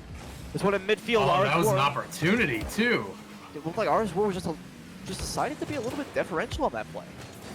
Yeah, and like honestly, like just that hesitation allowed that opportunity to get taken away. Is that ball almost ricochets into net? There's one thing we've seen is plenty of the ball ricocheting out of the net, so I would be very surprised if that happened. But now with 1 minute remaining, we remain on the orange half. This has got to be very stressful for the old Turf lads. Wolf pushing into the back wall. Nika Boy with an unfavorable touch. We'll leave it for Wolf. This one off the back wall. Oh, wow. Good for Metro, but Wolf misplay right there. Misses the boost as well. This could turn into a counterattack. Aris War will take out Metro, but Nika Boy able to win the 50-50 in the corner. Unable to push it towards center. Aris is there first. Now Ghost looking for a pass in. Win on the 50-50. It's Nika Boy. 30 seconds remain. Metro to take over. 3-pack unable to make contact right there. This one's out in front of the net. Nika Boy looking for the dunk. Can't quite find it. There's plenty of opportunity here for the old Turf lads. The pressure is on for the Ghosts now to keep their defense alive. In the zone, Nika Boy up first. Relatively neutral 50-50 will fall to Aris War. No boost in the tank though. Unexpected Ghost now in the air. Wolf barely manages to get a hand on that one. 3-pack. Now towards center. Looking at it in regulation. It's Aris War. Metro does keep it away. The final second. 3-pack off the wall. Wolf will be able to make the time overtime to decide the fate of the old Turf lads. Will they be able to push the game forward? Do they end their road here? We'll have to figure that out, Squid. As Metro's going to take this one downfield. Can he get it past Oris? He does. Unexpected Ghost, though, turns around. He had Nika Boy back on defense. Not so sure why, with the hesitation, you got to play aggressive here if you want to be able to score against the Goats. But here comes Wolf, the shot. Nika Boy gets up, and here comes Metro. Aris War is able to keep it out to the side. That was threatening the old Turf lads. And Nika Boy off his close wall. 3-pack. Very telltale whiff right there. Aris War losing possession of the ball right here. And a nice fake there from Nika Boy. Unexpected Ghost now going to try and inherit. Great fake from Nika Boy again, screwing up the defense just over top of one. They put it through. Nika Boy finishes it off, and the old Turf lads managed to hang on by a thread in this game. The Goats, they're going to have to turn it up for next match because they are not going down without a fight. Oh, absolutely. The Old Turf lads starting up what could be the reverse sweep. Excellent job in overtime to take this one. And man, they just don't want us to stop casting tonight, Squid. I guess not. They got a lot of hope in them yet. The goats are gonna have to bring it back. I feel like they played a little bit more lax in that game because they felt like They it was a did. bit of an easy win. And that's when the Old Turf lads just kind of said, all right, well, I'm gonna let you finish, but I'm gonna step in here. We're gonna take a couple of wins off you if you're gonna play like that. Whew. Yeah, indeed, indeed. We're gonna be going up into game 4. Let's see if the Old Turf lads can tie this one up.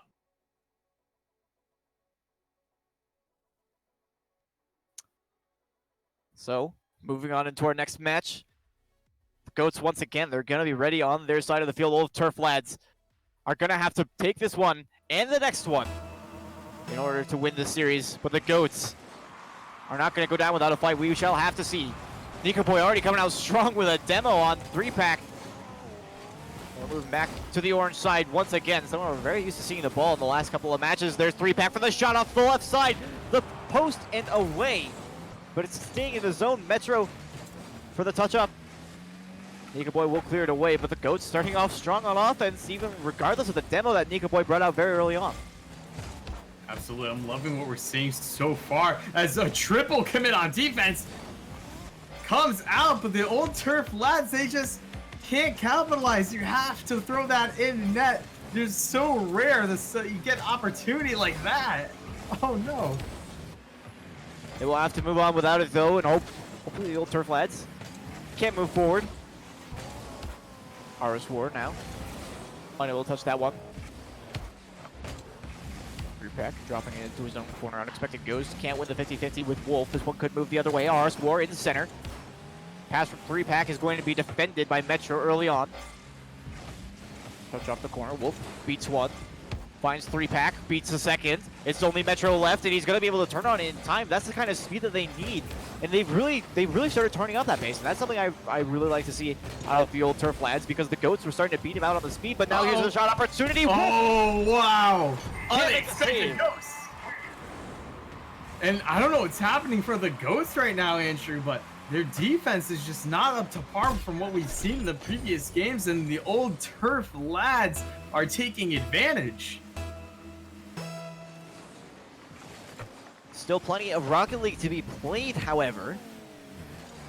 Goats will have to turn up their pace just a little bit. Shut down the Old Turf lads. They might have a little momentum here in game number 4. This one off the back wall. Metro is there quickly. Send that one away. RS Ward to the corner. Unable to follow. Metro beats him out to the ball, but Wolf is there looking for 3-pack in center. This one off the top corner. Favorably for Old Turf lads. 3-pack is going to be able to turn on that one off the whiff, though. And RS Ward, excellent 50-50 win. But Metro is there. And I'm really not seeing the passing plays that the Goats were so often bringing out before now, and not even in this series, with the series against Team Flare as well. They were bringing out lots of passing plays. I'm just not noticing that anymore. They seem to be... Yeah, well, here's the thing about this, Andrew, is that the Old Turf lads are really starting to control the momentum, and it's making the Goats uncomfortable. Wolf almost had a shot opportunity that could have changed everything, but again, the Old Turf lads really coming out strong in this game. They're trying to tie this up. They mean business. When it's all or nothing, they're going to give it all they've got, and so far that has been working out in this game. As we pass halftime, we remain at a deficit for the Goats. Old Turf lads maintain their lead. Very few shots on so far, only 3 for the orange team and the Old Turf lads. Goats maintaining 4. Trying to struggle to push forward right here. Metro trying to keep them at bay. No such luck. 3-pack doesn't make it past him, but Nika Boy is too quick on the wall. 2 minutes remain. Unexpected Ghost. Oh, excellent fake there from wow. 3-pack, but our Harris Ward just barely There goes missed it. Now Wolf for the shot. There it is.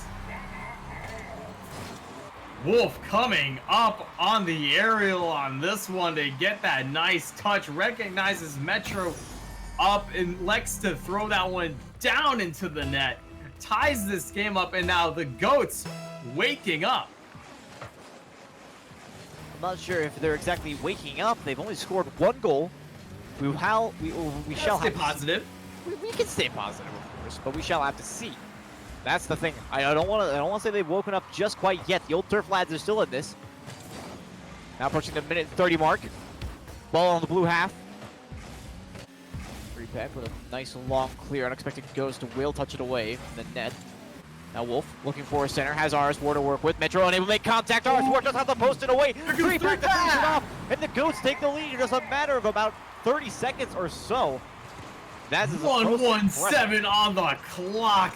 3-pack coming in here to take the lead. Not a whole lot of time for the old turf lads now. They are in bad territory. Dire Straits, the death timer, has started once more. Minute 15 on the clock. Something has to happen, and oh boy, that was close. RS War almost pushed that one straight through. Metro was able to counter. 3-pack. Good fake, unexpected ghost will take it away from him. RS War on the wall. Trying to touch this one away, loses possession. It's going to be Metro trying to take this one towards center. Wolf followed by 3-pack. Moving down the left side, excellent touch around one more. That might be an open net. 3-pack can't get the angle on the net. Actually puts it a little bit wide, and RS War isn't in time either. Old Turf lads might have a counterattack opportunity right here. Nico. Here comes. Oh, Metro! Nico for the follow, but has no boost in the tank, and RS bumps it away. Wow. That was so close. Metro, you gotta throw that one on net. Everything is counting on that.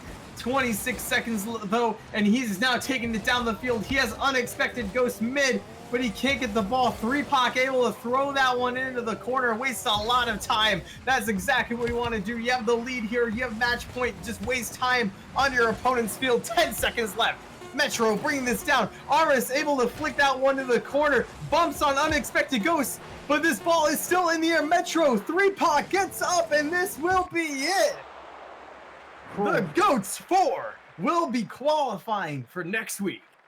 And honestly, they do deserve it after barely losing out to Team Flare. They managed to pull this one out against Old Turf Lads, and I have to say I'm most impressed with the Old Turf Lads after those first two games going down. And honestly, it didn't look like much of a contest for a little bit there. There were some spots where they looked like they had some life in them, but for a lot of the games in game 1 and 2, it really just felt like the Goats had it all under control in every circumstance. But the Old Turf Lads, they came back. It's refreshing to see that, especially after going down in those first two games. And like I said, it looked relatively biased towards the Goats. When you have that kind of spirit to keep fighting, the tenacity, let's say, it's just incredible to see. I loved watching it. I hope that they go for next month's qualifier, because they looked pretty solid. Yeah. Not gonna lie. No, and like that's the great thing about the whole Renegade Cup system and everything that Psyonix is doing, is that there's these monthly tournaments are so great, and the teams are supposed to stay together on this. We don't want roster changes, and it helps you improve. And being able to stick with one roster throughout the 4 months total. We know some teams might be signing up for 1 or 2 months or whatever, but those that stay with it for the entire time, they get the most out of it, and it's fantastic practice. So if you have a team and you want to sign up for this, there's still time to get in on it. There's still going to be a December, and there's going to be a January monthly as well. But I think that's enough of just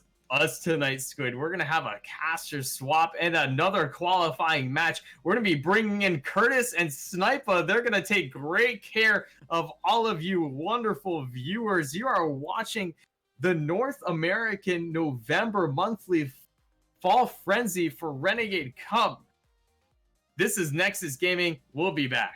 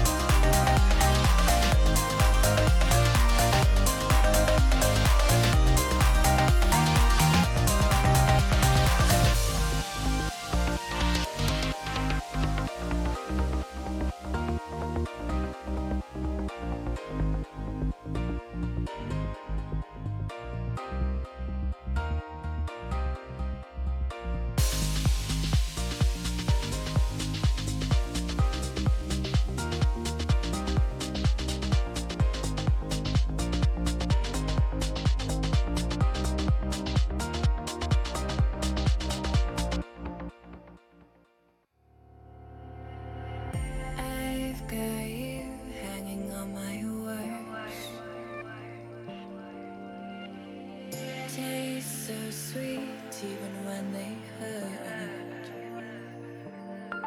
You wanna feel, wanna fall in love, wanna give it all up, but you don't want to lose your control. Are we playing this game? Are we playing this game? Are you too afraid, or are you giving in? Let the games begin, 'cause I play to win. Are we playing this game?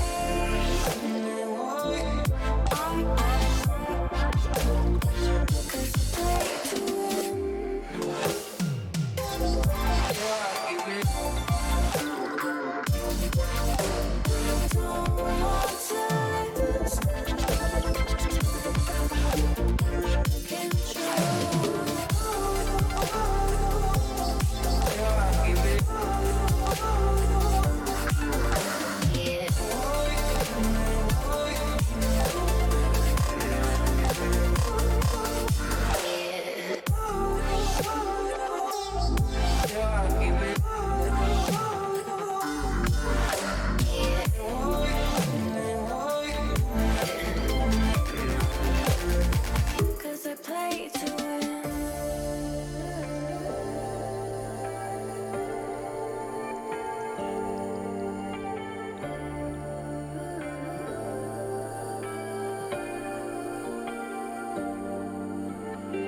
You fear that love is hard to find.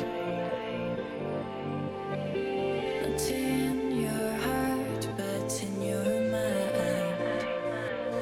Are we playing this game? Are we playing this game? Are you too afraid, or are you giving in? Let the games begin, 'cause I play to win. Are we playing this game?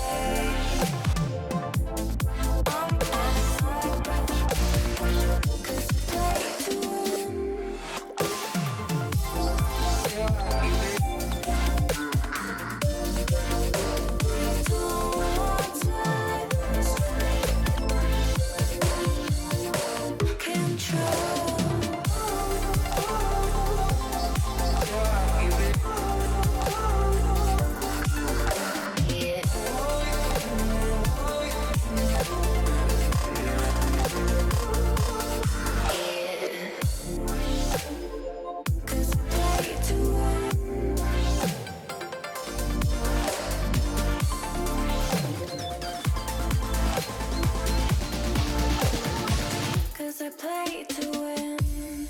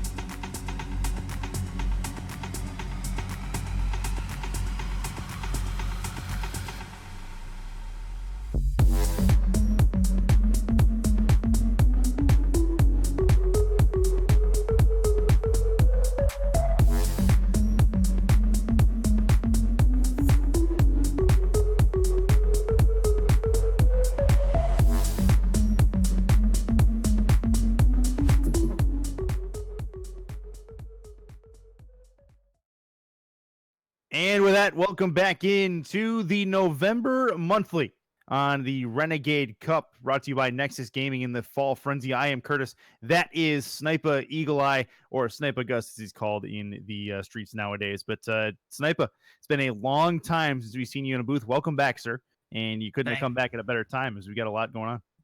I appreciate it, man. And yeah, this is one of the most exciting events that I've had the opportunity to help participate in on this side of the screen. I'm super excited about the long format, not just of the monthlies that each organization gets to run, but all of them leading up into a bigger finals at the end. Everything that I've always dreamed of as a community caster. So this is really exciting. We've got some great games coming up tonight. And then we'll see you guys again next Wednesday for even more great games. This is going to be awesome. A lot of fun to come, no doubt about that. For the moment, we move into Pool B1. I do believe B1? Yes, B1 is where we are at. Team Heighten and Brute Force Black in the winners quarterfinal. Winner moves into a qualifying spot. The loser goes down into the lower bracket. Will have to fight their way through and see if they can qualify before the end of this. So we are just about to get going in this. It should be a fairly competitive affair, as both these teams here for a reason, Sniper, and a lot of fun to be had in a best of 5. Yep, and the format here is really helpful because it gets a bit of a shorter event than, you know, guys like us are used to from putting on Nexus events. So you get a much shorter series, but then you get to these big events where it's like you win and you go on to compete next week, or you take a seat and you have to wait until next month. So there's a lot on the line, even though there's no money on the line tonight. And these guys are going to be putting their all in because you have a pretty good shot at getting Renegade Cup points if you can make it into the Swiss bracket next week. Exactly, and that's what it's all about, is these teams try to get as many of those points as possible. And of course, the more points they get, the more likely they are to stay together as a team, which is important as well. Heighten going to be in the blue. Brute Force Black is going to be in the orange. Heighten is brought in by Gear, Fisher, and Desi. And it's going to be 80, Chaos, and Faded Floater, from the Brute Force Black guys. So it should be a fun one. Players are just about in. Be ready to go here fairly shortly. DFH, the site winner of this best of 5, moves in to the qualifying spot for later down the road. And this, I mean, Sniper doesn't get any bigger than this. These teams want to get into this without having to fight through more games in the bottom half of the bracket. We're just about to get going.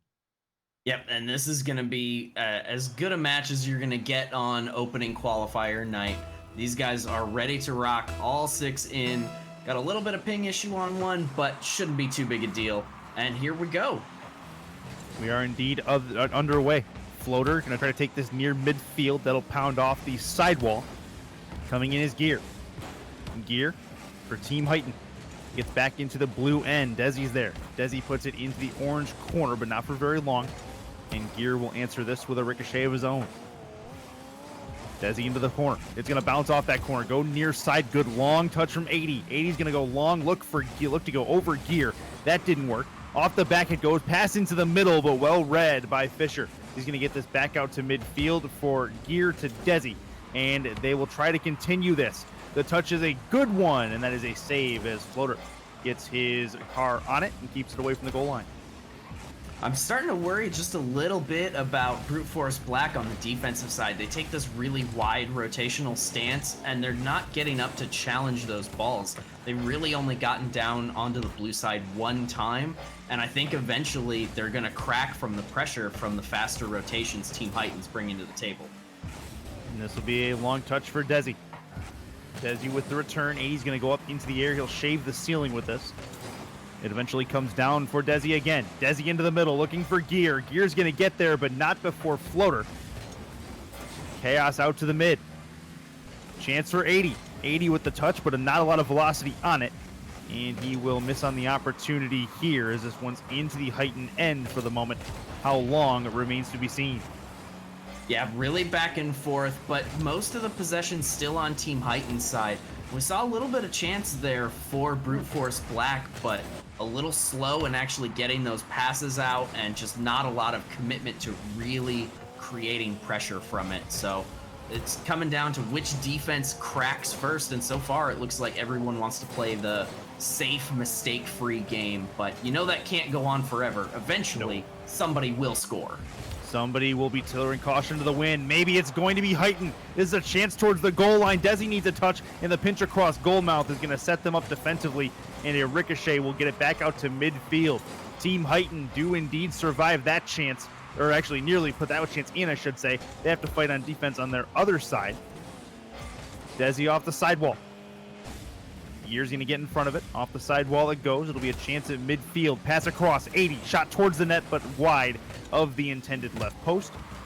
Off the ceiling it goes. Chance for Floater. He's not going to get there. And Gear is a 2v1 the other way, but he will meet the business end of a demo, and he'll have to wait 3 seconds to try again. Yeah, Brute Force Black looking to be turning the pressure up now. They've put together a couple good strings of passes, just haven't been able to find the angles that they need for to actually get the shot off at the end. And we're starting to see Team Heighten slow down and play a more deliberate defensive style, and it's allowed Brute Force to really claw back in and put some offense on. And demos galore. I love this, even though it's not actually a demolition derby. Oh, there it is. Desi breaks the first one in. Takes a long time, but we've got a score on the board. Huge credit to Gear here as he slow plays this towards the net, puts 80 in a position where he has to challenge for it, and Desi closely behind, able to knock the ball back towards the net on the clear attempt. That's real good work and a real slow play from Heighton, but it pays off in dividends. They have the first strike with about 100 seconds to go. Back the other way comes Brute Force Black as Desi's going to miss on the opportunity to remove that. 80 up in the air for Floater. Off the corner it goes, back out of frame. Touched by Chaos. Fisher, corner wall, chance in front. This will be an opportunity for Gear towards that net. Crossbar and down, can't hit the shot, and Floater brings it back the other way with about 1:17 to go in the game number 1. Shooting on two defenders can be really hard, and the placement was pretty solid there. You just got to get that a touch lower, and that's really a goal you should be scoring. Even with two defenders, if you've got that much time to take the shot, you need to find the angle. Fisher finds that one. A little bit of a defensive miscue there for Chaos. He just flips the wrong way and doesn't get anything at all on this. Very close, though. Very close, but yeah, 100% of the issue was his driving back towards the net instead of being able to half flip or turn around and try to get in front of that ball. He thought he could just back up into it. Did not quite work with a minute to go. It's a 2-0 lead for Team Heighten as they try to ice game number 1. This will float off the back. Chance to keep it in at the very least is Gear. Gear will put this back toward, get this sent back towards midfield. Off the back wall it goes. A touch for Fisher.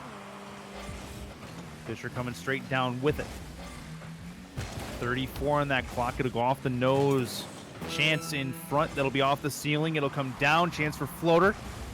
And nothing doing. Heighten able to clear it away, and it'll be an opportunity for Desi in front of that net. Chance, oh, not able to knock it down. Fisher still there. Cuts the angle. He scores, and that'll ace game 1 in favor of Team Heighten. 3-0 scoreline. Yeah, Brute Force Black has just not been aggressive enough. Only 3 shots in total, and they're not doing a very good job of clearing the ball off of their own goal line. And that allows Team Heighten to come up and continue to get these second and third chances at scoring a goal. And you just can't afford to be doing that. Oh, Floater almost getting his first of the series there, but not going to happen. Gear puts a long one on. It's wide, no double. And this one coming to an end. 3-0 game 1 in favor of Team Heighten. Yeah, you called it though. As this ball will touch the ground, Heighten controlled the possession in this particular game. They owned the midfield line. They're able to shrink the field for a majority of it. There were a couple of opportunities for BFB, but they were not able to sustain pressure in the offensive end, and Team Heighten able to clear their back line fairly easily, all told, and they walk away with a 3-0 win because of it. Yeah, when you only have to deal with 3 shots and you're able to play most of the game from the midfield line and pushed up forward, you're going to have a really good shot at winning those out. 3 shots in threes at this level is just not enough. You have to figure out how to get your clears, get yourself work down the pitch and then take the shots. And we didn't see any of that from Brute Force Black, but for a couple opportunities that they weren't able to do anything with. But these teams are raring to go. They are. Yeah, they are absolutely ready. Key for BFB as they go forward, touch with intent. They have to put the ball in places for reasons other than just getting it as far away from their goal line as humanly possible. If they can do that, find some follows, they may be able to get the first goal and may be able to score early and often in this game. Series not over yet. It's a best of 5 as we get going. I'd really like to see... Yep. I'd really like to see Brute Force Black just try to pressure the ball a little bit more. They've been given space, but they're not actually holding onto the ball. They just toss it away and then wait for another touch. Get up there and challenge it, force Team Heighten to make some mistakes, and maybe that'll open up some cleaner opportunities for them. And that's going to be into that Team Heighten corner. Up is going to be a floater, chance in front, and nobody there to clean up the mess. Still a chance, Chaos scores near side. First strike on the board for the series for BFB. And this is exactly what I'm talking about. A slow play from Gear coming up to get on that one, and Chaos outpaces him to the ball and is able to find exactly the angle he needs. That's the kind of pace that they need to be playing with in order to win this game here and get this series back even. Hard into that corner, trying to find an angle. Fisher with a really nice takeaway. Chaos is going to be down to play defense in his own end. Desi tries to challenge, but it gets back over midfield regardless. Floater keeps it in. Chaos going to go up the sidewall for it. He'll get a long touch. Tries to set up Floater, but Desi's going to read it. Desi, Fisher with a really good challenge to put it into the orange corner. But then Floater with a real long clear is going to send it again, corner to corner, side to side.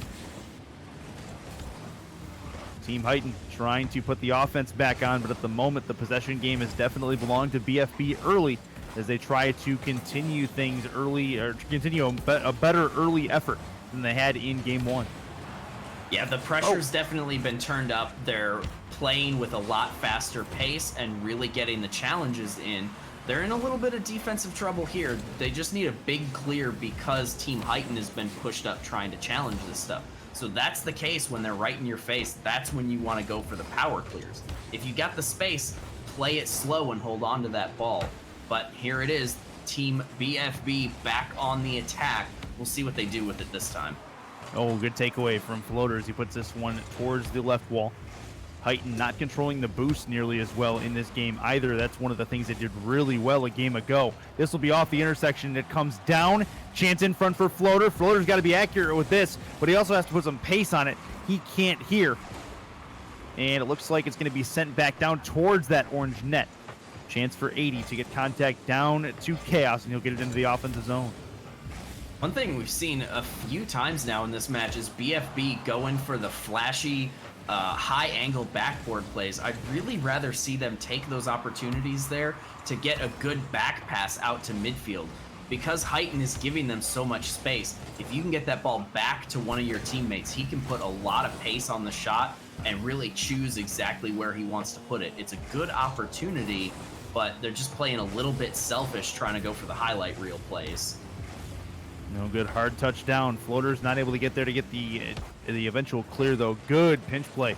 Uses the defender as a T. 80's going to put it up in the air. It goes back to midfield. That could potentially be a problem for Team Heighten. Or a good thing for Team Heighten, I should say. Problem for BFB.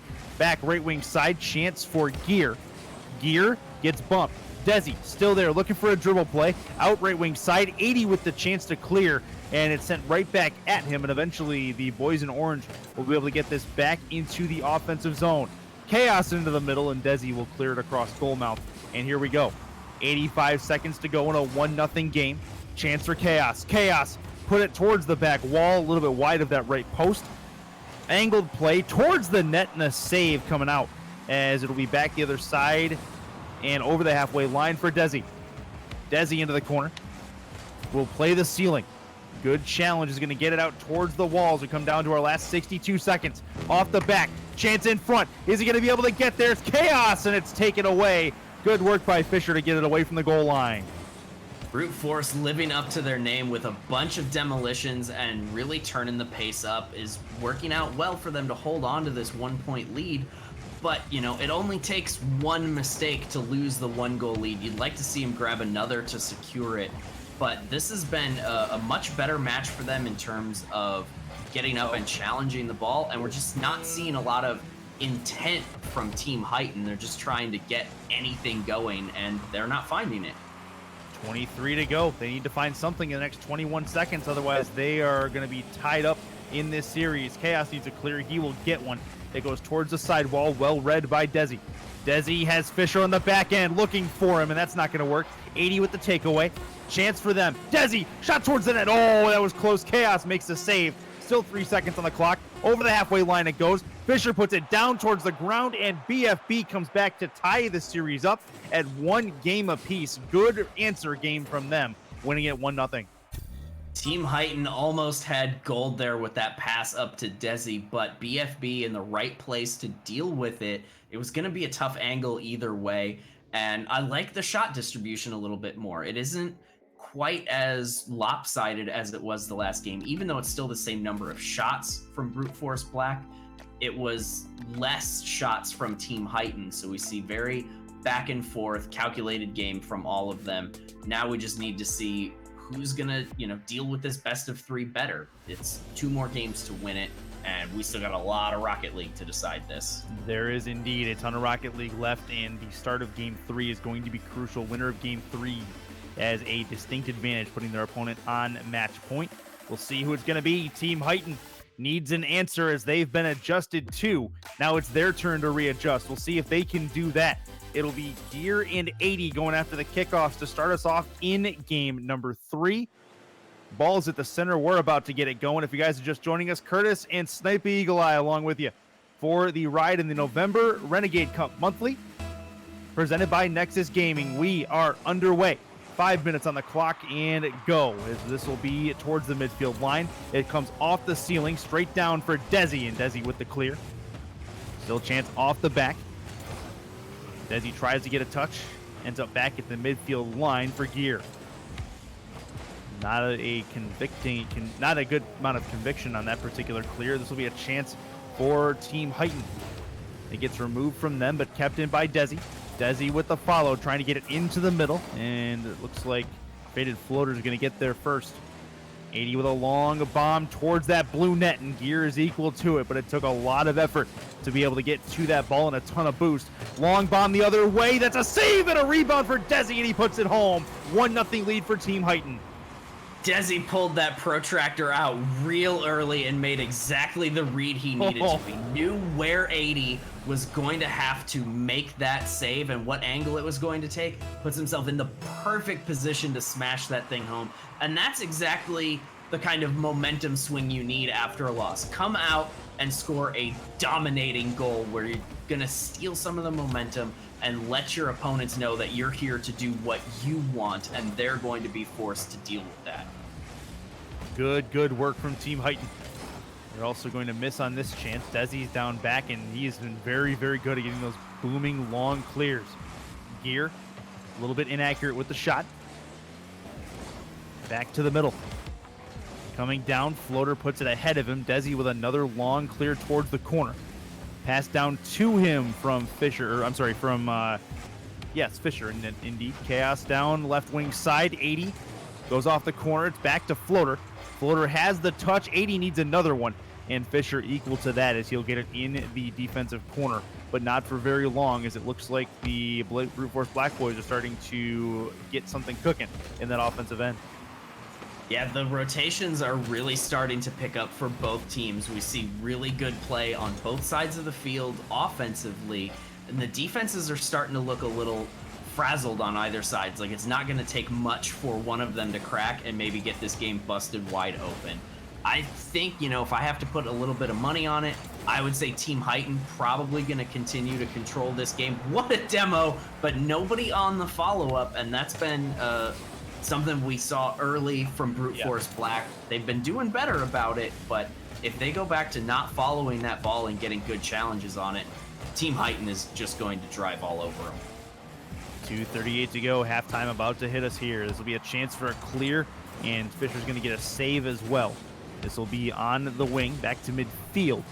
Desi has to recover defensively. The bounce play is in the net from Floater, and that is going to be a 1-1 game. Yep, and it's challenging that ball early, and then Chaos getting up there and bumping Desi out. That allows Floater to pick his shot, place that exactly where it needs to be. We're at the halfway point of game number 3. It is all tied up. The series is all tied up. This is turning into a really solid match. Uh-oh. That's a problem for Team Heighton. Off the back, Chaos is there. They take the lead right back. It's a 2-1 game with 2:18 to go.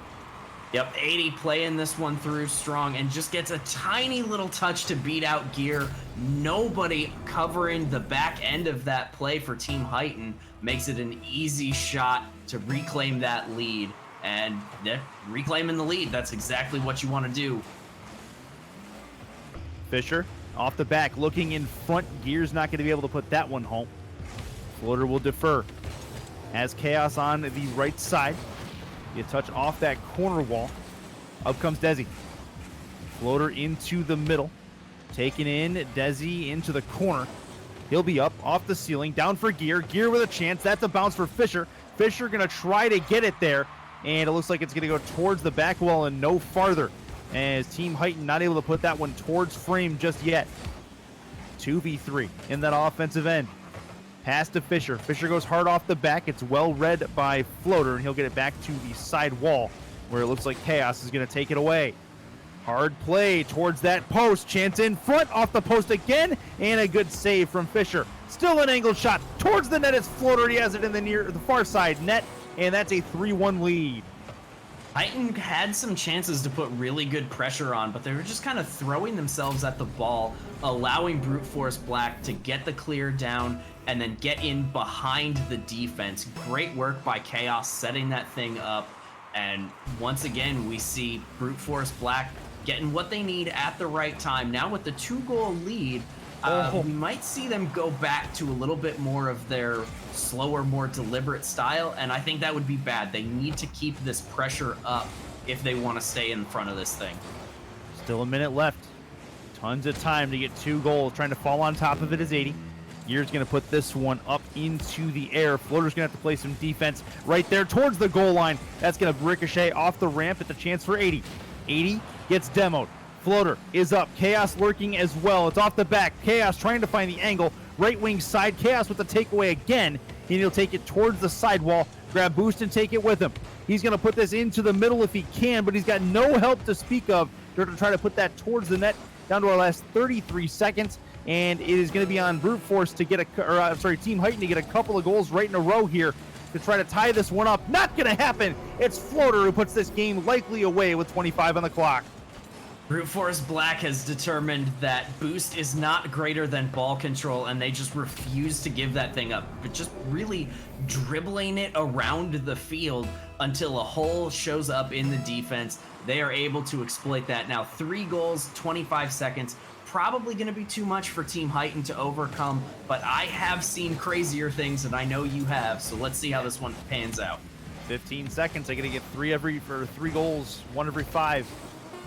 Pass into the middle. Desi's going to be a little late to it. That should kill all the time they need. It'll be Brute Force Black who take a 2-1 lead in the series. 2 unanswered wins from them, and it will hit the ground right there. They have Team Heighton on match point and are 1 win away from qualifying for the next leg. And a very convincing way to get themselves to match point either. You know, they take game 2 just by that 1 goal margin, and you go, I think maybe Team Heighton can come back into this. Brute Force Black comes back and emphatically says, no, we are in control of this series. For the first time, outshooting their opponents, and the scoreline shows it. They get the 3-goal win here, and just a really solid game for them in total. They didn't rest on their laurels when they took that 2-goal lead. They kept the pressure up, and they expanded it, and that's exactly what you have to do. I need to call out Gear on this particular occasion. He has to step up for Team Heighton. Did not particularly perform well in that contest. There was a couple of questionable touches he had in that game, number 3. And don't look now, but 80 is starting to take over. Had a savior in that game as well. He had the everywhere the ball was, he was able to make good touches and set up his teammates, and that was a big contributor to them winning that game and being in this position. BFB looking to move on. That's Brute Force Black. For those of you scoring at home, Team Heighton looking to try to force this to a game 5. Which one's it going to be? We'd love to see some reaction from you guys in chat. Give me your thoughts. Do we have a game 5, or is this one over here? We find out next. We are a go in this 4th game of this winner's quarterfinal. Chance off the top. Desi trying to make something happen early, but it'll be sent off to 80. Up is Fisher. Coming down is Chaos. Off the corner it goes. 80 going to keep the possession for his team. That's a long bomb the other way. Here's a chance to angle this. He's not going to find it there, but it's going to find its way home because of Fisher. As he jumps in front, it'll be a 1-0 lead for Team Heighton. I was just about to criticize Gear's decision to go get that boost instead of trying to set up for the redirect, but it turns out not to matter as his teammates were all over that thing on the rebound. And coming out and getting the lead here in game 4, probably a must win for them. If they don't take this lead and they have to play from behind in their elimination match, that often proves to be too much for some teams. So them getting this lead here is going to be big, and it puts the pressure back onto Brute Force Black to figure out how to secure their win. This is going to be up the sidewall. 80's going to take this one away. Chance in front for Floater. That's going to find its way in the far side. 1-1 game with 4:14 left.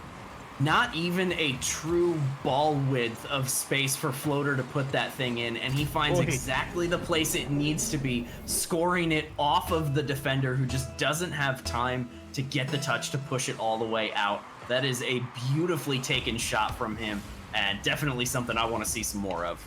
Just 52 seconds into game 4, and already we've seen 2 combined goals. It's been a low-scoring affair to this point. Starting to see signs of a shootout in this 4th game. This will be off the corner wall. Chance into the middle. Floater, shot towards the net. Off the post, it'll roll its way in, and he gets the kind roll in the blue net. It's a 2-1 lead. Not 1, but 2 very precisely taken shots now from Floater. He's got all 3 defenders in front of him right there. That's probably the only location for that shot that actually works, and he finds it, taking the lead. And if they can hold on to this lead, they move on to next week to play in the Swiss Madness? I remember what this is called. Either way, Fisher is going to try to make it a closer game as he makes it a 2-2 contest with 1:16 gone. Yep, Fisher with all the time in the world to read this one. He gets that ball in way past the defense, and so all he's got to do is track it correctly, make sure he reads the ceiling height, and takes a nice clean shot into the empty net. Ties this game back up. We'll see what Desi does off the ceiling. That's going to be off the backboard. 80 towards the sidewall. This will bounce down left wing side. Shot towards the net. Fisher can't find the angle. BFB trying to clear their back line. Floater gets contact back towards midfield, but right at Fisher as he sends it in. Desi down to Gear. Gear trying to find it, but to commit on defense, and it will be a clear. Now 80 has a chance on the offensive end. Good one off the nose, but not great. Floater to Gear, and this will be a good touch off the nose from Fisher. Back to Desi at midfield. He'll get a touch, but it's not going to go far. So he gets sent down back deep into Team Heighton's corner. Halftime about to come and go fairly quickly as we get into the second half of this very pivotal 4th game. Sidewall and down, cleared away by Desi. Gear challenges on the sidewall. Starting to see a slowdown in the pressure from Brute Force Black, and I really have to question that decision. They were winning when they were creating the good pressure and really forcing the mistakes out of Team Heighton, and now they're kind of slowing their pace of play down, trying to adjust to the adjustments, and it doesn't seem to be working. They're not creating a lot of opportunities anymore, and it creates the chance for Team Heighton to claw back into this thing and force the game 5. Still just north of 2 minutes left. Opportunity for 80 into that corner. Here towards the sidewall. This will be a chance up top. Chaos is there. Can't get it off the nose. And it'll be back to midfield. 80 has to bring it back into his own end and try to keep it away from the oncoming blue players as they continue to try to make life difficult for BFB in their own end. Jump reset's a good one. Chance for floater towards the net. Save from Gear as both these teams trying to fight for the lead with 1:35 to go. The fight is real between these two teams, and nobody wants to make any mistakes, and that's why we're seeing a more timid style from both teams. Eventually, somebody is going to have to break, or we go to overtime. Either way. Yeah.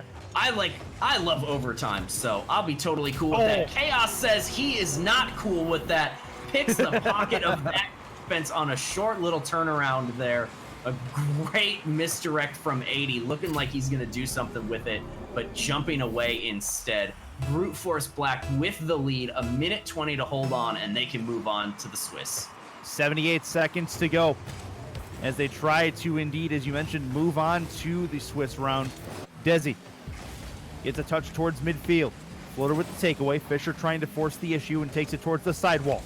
He'll have a play into the middle. Good touch from Floater as it goes right to him. Desi with a pinch. Fisher's there. He'll miss on contact. Gear meets the business end of a demolition. This will be a chance for Gear to make the save, and he does. Very close. Pops it in front. Empty net, and not going to happen for BFB. It'll be Gear who gets demoed again. But it looks to me like this will be a chance in front, and Fisher equal to it. BFB really forcing play and shrinking the field in that blue end as it'll get back towards midfield. 30 seconds to go. Up is 80.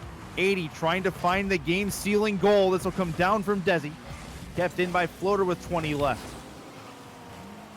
Down to 16 ticks as BFB looking to avoid a counterattack. Fisher going to bring it in. The flick towards the opposite side will bounce up the corner wall thanks to a nice pinch clear. Out to mid, pass down to Chaos, looking for the double. It's good from Floater, and that will ice the game, and it will move Brute Force Black on to the Swiss rounds. That give and go completing the hat trick for Floater, who has just had a set of beautiful goals. He had those two really tight angles early in the game to make this thing close, and then that one there, the icing on the cake, putting them through to the 6-round Swiss system. We should have thought of that a little bit better, but they are through on this one and looking real good for it in the last couple games. They've got some weaknesses that could be exploited by some of the better teams. They're definitely going to have their work cut out for them, but great games to them. Moving on, and a good performance from Team Heighten. There's a lot of good stuff they can take away from that. They definitely need to be back out in December, and they'll stand a real good shot at progressing in whatever is coming next. Use this as experience. It's definitely good experience. You went up against a team who took advantage of some of your weaknesses, so that was a good performance from them. They have plenty to be proud of. BFB moves on. They qualify. We've got more qualifying matches coming up next. We will be back in just a short few minutes, as this is the November monthly Renegade Cup, or Renegade Cup monthly, I should say, sponsored by Cyanox and presented by Nexus Gaming. We'll be back.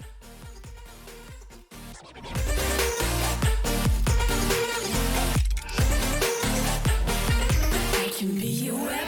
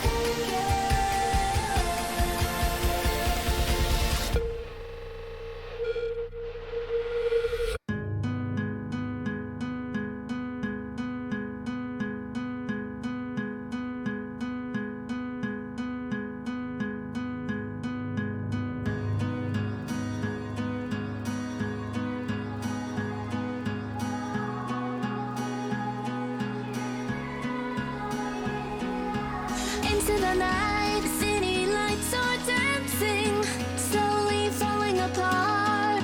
The shadows causing an outbreak. I'm wishing upon a star. This time I'm feeling stronger, and I know I can do better.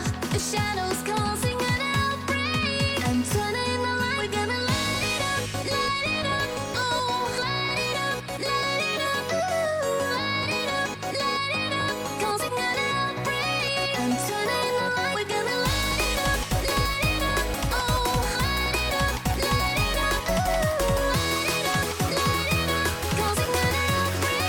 I'm turning the lights on.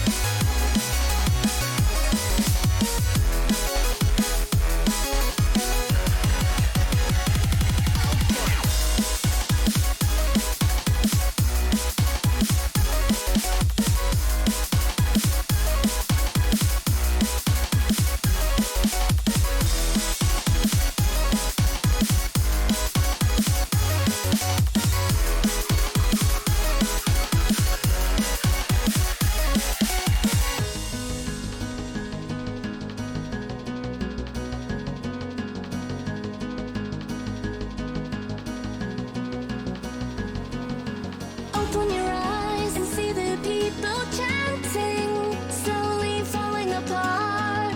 The silence causing an earthquake. I'm wishing upon a star. This time I'm feeling higher, and I know I can be taller.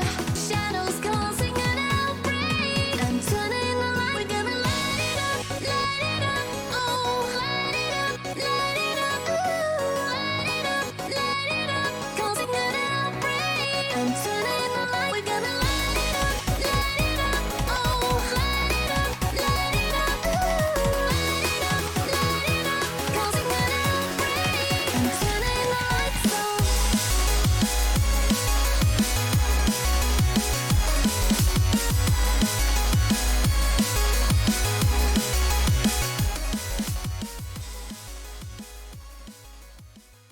And with that, welcome back into the winners quarterfinal of the Renegade Cup monthly in November. I'm Curtis. That is Sniper as we bring in the second series that you and I are about to do, as we see a team that made some waves last night as they got pretty far in the bracket. It is Phoenix, and they go up against our friends over at VVV Gaming.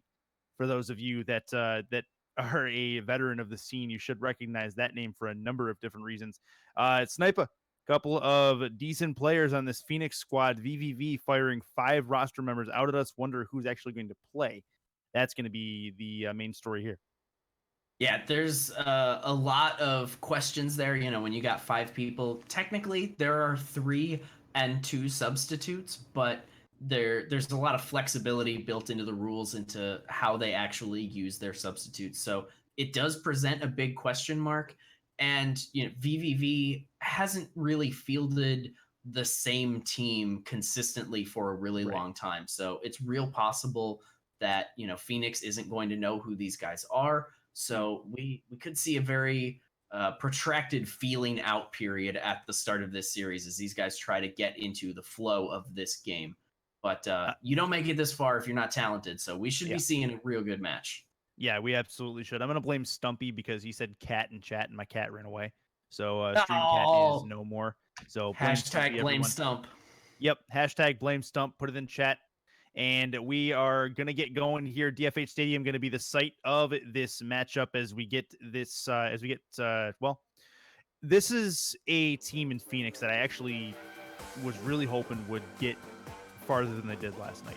If I'm not mistaken, we saw them in the lowers and they ended up going down. The team for them that they are rocking is going to be KC Colts. It is Knickknack and it is Spoopy, which is the exact same 3 that they ran last night. And a lot of really good stuff from KC. He was just a nuisance all over the field. I expect more of the same from him this evening.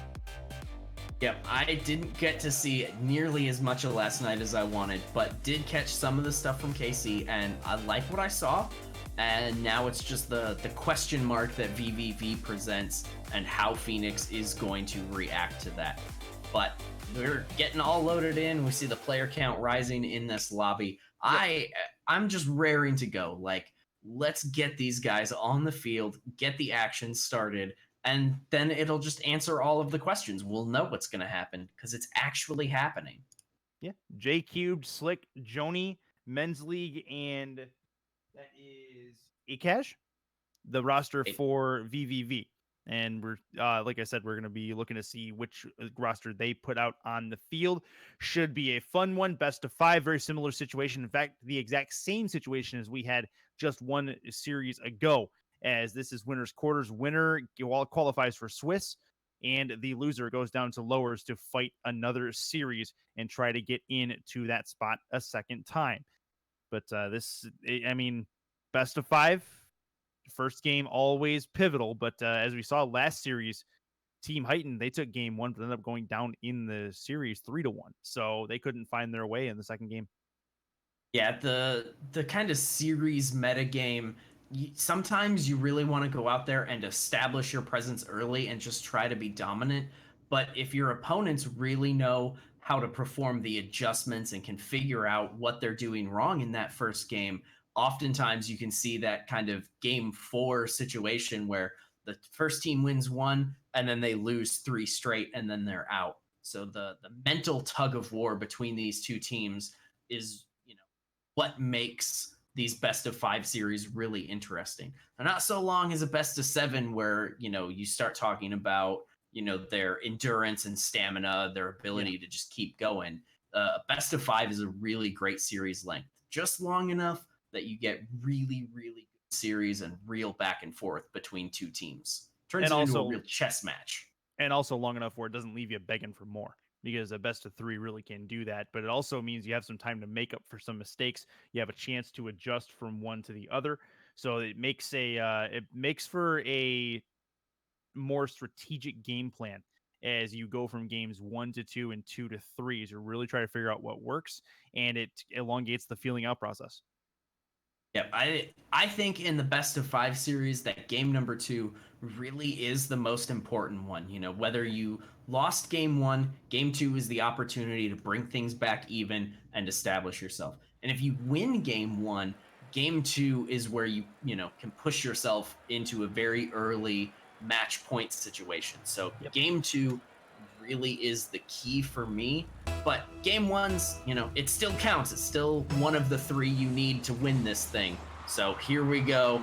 We got Joni, J Cubed, and Ekaj. Ekaj? Ekaj. I'm just going to call him Ekaj until further notice. KC Colt's going to try to put the first strike on the board. He can't do it. J Cube's going to get it clear. Up towards the sidewall for Nick Knack. Nick Knack gets that removed from him by Ekaj. They'll go towards the sidewall. Spoopy gets one off the nose. Couple of demos early as it looks like Nick Knack got into Nico, or Joni, I should say. This will be a chance for J-Cube, down for Ekaj. How about Joni? Joni trying to find the angle, puts it in the corner instead. Colts with a clear, gets it up and over Nick Knack on the attempt, does Ekaj, and back the other way comes Phoenix. Pass across, well saved. Spoopy couldn't quite get it angled towards the net either. So we play 50 seconds in, and back the other way comes BVV. Yeah, these teams not shy at all about trying to go for things and really jump out to an early lead here in game 1. So me totally wrong about that, possible protracted feeling out period. That is the 3rd demo in about 65 seconds of Rocket League. I love the physical style. I love these teams just going after each other. Oh. And I think we got a great one. Nick Knack, paddywhack, scoring the first goal of the series. I was counting down the seconds until you made that pun. That's good work. Spoopy with a pass up. Nick Knack with a really good read. Has the barrel roll into the ball and sticks it near side. That's a nice pass, better finish, and that's a 1-0 lead for Phoenix. Yep, the early lead, sometimes very important, sometimes, that's not what I thought was going to happen there. Spoopy with an interesting demo relieves a little bit of that pressure. Nick Knack on the clear. We've definitely got an interesting one here. We got 4 demolitions, 5 demolitions. Let's just get the demo derby on. Can we get a demo count in chat, please? For every demo, that we see. There's 5 on the board right now. Let's add another number to it. Let's see how high we can get it. Chance for eCash into the middle. Up is going to be Joni. He's going to have to fall on top of it. It gets removed from him. Here comes Spoopy. Spoopy off the sidewall. Back towards the net. Chance for Nick Nack to make a save, and he does. Good defense from him. Keeps it at a 1-0 contest for the moment as we hit the 2-minute mark. I really like the speed of movement that I'm seeing on eCash. That shot, oh, speaking of shot, 2 coming in real quick for Team Phoenix, but both of them handled and dealt with. Jake is just getting around the field really quickly and creating a lot of havoc. There's a great bump. KC Colts on the clear, relieving just a tiny bit of pressure. This is a beautiful game 1. Yeah, this is very fast-paced. Nick Nack nearly finished that one as well. He can't get it on the back end and didn't quite find the post roll this time. This will be into the offensive corner for VVV. Chance off for the back for eCash. J cubed towards the sidewall, has it into the corner, but Nick Nack with the slight takeaway, as this will be sent over the halfway line, where eCash is going to have to play good defense. Yep, eCash very patient on that one, and that is the right decision. When you're back there, you don't have a lot of support. You don't have a teammate up to take the pass. Sometimes you just have to wait, try to bait your opponent out into a mistake. And that patience allowed them to then go back onto the counterattack. So really good work from him. I'm really loving what I'm seeing out of this VVV roster so far. Even though they haven't found the scoreboard yet, Ooh. I think we're going to see them there real soon. Yeah, just a matter of time at this point. This will be a chance for J-Cube. That's off the back, looking for the double. Can't get it. eCash can't quite get the contact to keep it in. It'll be a chance in front for Spoopy, but he's going to lose the ball off the back wall, and VVV looks to try to recover defensively. Minute 26 to go. 86 seconds for those of you counting at home. It's Spoopy who goes up, puts it into the air, looking for Nick Nack. Pass over to KC Colts. That's off the post. They can't find the angle. Beautiful team play, goes for naught, and VVV can recover defensively. Yeah, just a little bit too patient from Team Phoenix. They were in behind all 3 defenders and weren't able to get a goal. Spoopy missing once again. Oh no! These are shots that you need to be making on nets that empty. Chalk another one up on the demo count. We've got 1 minute left and only 1 goal out of all of these shots so far. This is not quite what I was expecting from the frantic pace that we saw at the start of this match. Back to the midfield line for Nick Nack. Nick Nack with the challenge. That's not going to go where he wants, however. Chance in front, far side, and a post play as J-Cube could not quite hit the net. eCash off the corner wall, well read. Still a chance in front, pass across. eCash decides not to turn back in right away, and he will have to play it in the corner. Off that corner wall, it'll bounce left wing side. Eventual clear coming from KC, and he'll move it out. 15 on the clock. VVV needs a goal, and they need it now. eCash gonna have to put this off the back wall. Joni comes in to try to challenge. He'll keep it in, but for how long? It goes up the side wall again. J-Cube can't make contact. eCash has to run this the full length of the field to have a shot at it, and that will do it. Phoenix with a 1-0 win in game number 1. A really good defensive effort from them, even though VVV was knocking at the door on multiple occasions. And I'm going to just say, if you're only going to get 1 goal in a game, it needs to be a beautiful passing play like we saw. Spoopy to Nick Nack was great. It allowed for me to make a terrible dad joke. But if you're on the VVV side of things, you've got to be looking at Joni going, you've got to get more involved. It seems like we see eCash and J-Cube rotating around each other in almost a 2 style, and then Joni just kind of lurking in the back and circling. If Joni gets more involved on the offensive side of things, I think VVV can break through the Phoenix defense. And if Joni just continues to stay in the back, 2v3 doesn't really work out that well, and Phoenix can continue their winning ways. You called it, though. My player to watch is Joni. He needs a little bit more confidence going for these challenges, because there was a couple that just flew over his head because he was debating on whether or not he was going to go for the ball or not. That's something he needs to get out of his head now, because Phoenix is taking full advantage of that and getting the ball deep into the offensive half and trying their best to shrink the field all over. However, VVV did a good job at least reversing part of that. They still weren't able to get on the board. Yeah, not getting on the board at all in game 1 is kind of heartbreaking, because it's like, what are we even doing here if we can't get at least 1 goal? But at the same time, if you're only going to allow 1 goal, that's going to mean you know how to get the defense played. And so if you get Joni involved in that offense, I think we see a much more even match, and it starts to really open things up for them. We'll see where we end up. We are 13 seconds in, scoreless at the moment. For how long remains to be seen. Ekash going to keep this one in. Corner bounce. Good dunk there. Spoopy puts it right back into Ekash. Joni down. Good takeaway. That's an empty net to work with, and a really nice play from Ekash is going to put the first one on the board for the series for VVV. Ekash coming all the way from Egypt to take advantage of that misplaced clear there. That was supposed to be a pass over to KC Colts, and he just was not ready for it. Ekash coming basically from his own net and able to squeak that one through the double committed defense, and KC pushed up too far to deal with it. This will be into the corner. Spoopy out to the middle, but a dunk by Joni's going to get it back into blue territory. Off the ceiling, it'll eventually come down. J-Cube towards the net, wide of the intended target. Back to J-Cube. He will turn back in. Gets contact, gets it above one. Knick-Knack's going to try to challenge, and he will lose the challenge. Still a chance. Spoopy, defensive touch, is going to get it away from the goal line. That's good work, but it is still a chance for VVV as they force the issue and are making Phoenix play from their heels, and it's a problem that they're going to have to solve soon. And a lot of that comes from, like we see here, Joni getting up involved in that offense. Not really taking any shots, but really good corner play trying to get his teammates set up. And, you know, you don't always have to be putting the ball in the back of the net. If you create opportunities for your teammate, you are a value-added player. So Joni playing a role here, keeping this pressure up and keeping VVV in the driver's seat here in game 2. Top of the box for Knick-Knack. That's taken away. Spoopy with the clear attempt. It looks like VVV is going to be able to keep it in, however.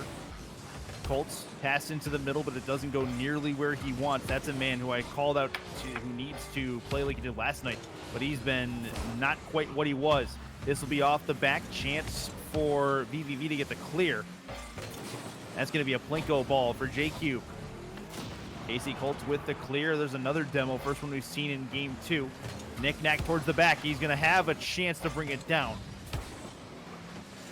Pass into the middle for Ekash. That's an empty net. Dangerous. He scores. Ekash going to make it a 2-0 lead as we approach halftime. KC Colt going to be kicking himself for this one. He actually does have time for it. He just doesn't quite get up high enough. He's a little bit low on boost. If he's more patient, tracks that thing back further into the net, he should be able to double jump and get that thing all the way up into the air. Instead, he just has to watch it float right past into his own net. KC wants that one back. At a really, really good pass from Knick-Knack. Could not angle it home. Chance for Spoopy. Spoopy flips down. Up into that corner. Good clear coming. Knick-Knack with the read. He's going to put this hard off the back. KC is going to read it. Chance for the angle. He can't do it. Spoopy's going to miss as well. It's a 3v0 for the empty net. And a defensive touch by KC at the midfield line will keep it in, and shame on VVV for not taking advantage of that good opportunity gone by. Yep, and a double commit there could be dangerous, but no big clear coming out on this one. And KC must have heard us because he's been putting a lot of work in just keeping this ball on the offensive side. A good demo there could create the opportunity, but there's, again, no clearance. We're starting to see VVV just wants to sit back and let this game come to them. Wow! Holy Demolition Derby, Jake coming through, putting it to a 3-goal lead, and that could be the nail in the coffin set up by beautiful demolition play from J-Cube, getting one himself, then sacrificing to throw the defense off there. That was beautiful. Yeah, absolutely gorgeous. And Phoenix, who won the game, first game 1-0, down 3-0 in game 2. They're going to have to get something on the board here to give themselves a little bit of momentum. They only have a minute and a half to make any kind of grief about this game. Off the ceiling, it'll come down for Ekash. Ekash trying to get the angle. He will, and he finds the net again. This man is in fuego, his 4th goal. You could argue a little bit that, you know, that could have been placed a little bit further towards the post, but in the end, it doesn't matter. He was lined up to get the dunk if that save was there anyway. And Ekash just continuing to show his speed and ability to get to the ball much faster than the boys on Project Phoenix. He's got 4 shots compared to only 2 total for the Phoenix team. And they're just putting on an exhibition of ball control. And there's Joni getting one in from a long way out. Really just an a good challenge there. And then eCash could have stolen that. J-Cube could have stolen it. And KC was stuck trying to figure out if anybody was going to try to steal it. Nothing wrong with a little bit of a Plinko ball. That'll work as we play with 70 seconds to go. Likely going to be a tied series at 1 apiece unless the unthinkable happens here. Chance towards the sidewall. Spoopy has the catch right at Joni. Joni is up, looking for the double, has the double. It's off the crossbar. Triple not going to happen. Another one that's going up. It's going to be off the nose. 46 on the clock. Take away from Knick-Knack. Towards the sidewall. J Cubed is going to lose this. This will be a chance on an empty net. And it's eCash again with his 5th goal of the contest. It's a 6-0 lead. 6-0 lead. eCash responsible for 5 of them alone. Just constantly in the right place at the right time to sneak the ball through the defense. And he's shooting 5 goals on only 6 shots, which means he's not just putting up this huge volume. He is consistently putting the ball exactly on frame where it needs to go. KC Colts had a beautiful opportunity there. Not that it would have amounted to much. You're not overcoming 6 goals in 20 seconds. But there's the consolation prize for Knick-Knack. So far, he's the only one to be scoring from this Phoenix team. And you got to get everybody else involved if you want to be winning Rocket League games. I mean, the way we look at it, the guys in orange, VVV, have been able to control the ball in this second game, and that's been the difference as they put up nearly a Brazil. Might be a Brazil when this play is over. But the VVV definitely making a statement that they are not to be trifled with. Spoopy going to try to add one here. He will. It'll be a 6-2 game with 4 seconds left, but they will tie up the series still at 1 apiece. Yep, unload the plane to South America. We are not taking off. Spoopy finds exactly the right place to put that on the near post. You'd prefer to see that shot taken at the back post, where Joni is going to be then getting in front of the ball and have to try and come back. But if you find exactly the tiniest window, you can put it at the near post and still score those. 6-2, a very commanding win for VVV here in game number 2. And this is, what they wanted to do, what they needed to do after dropping the first game. Come out, and they dropped that. Command.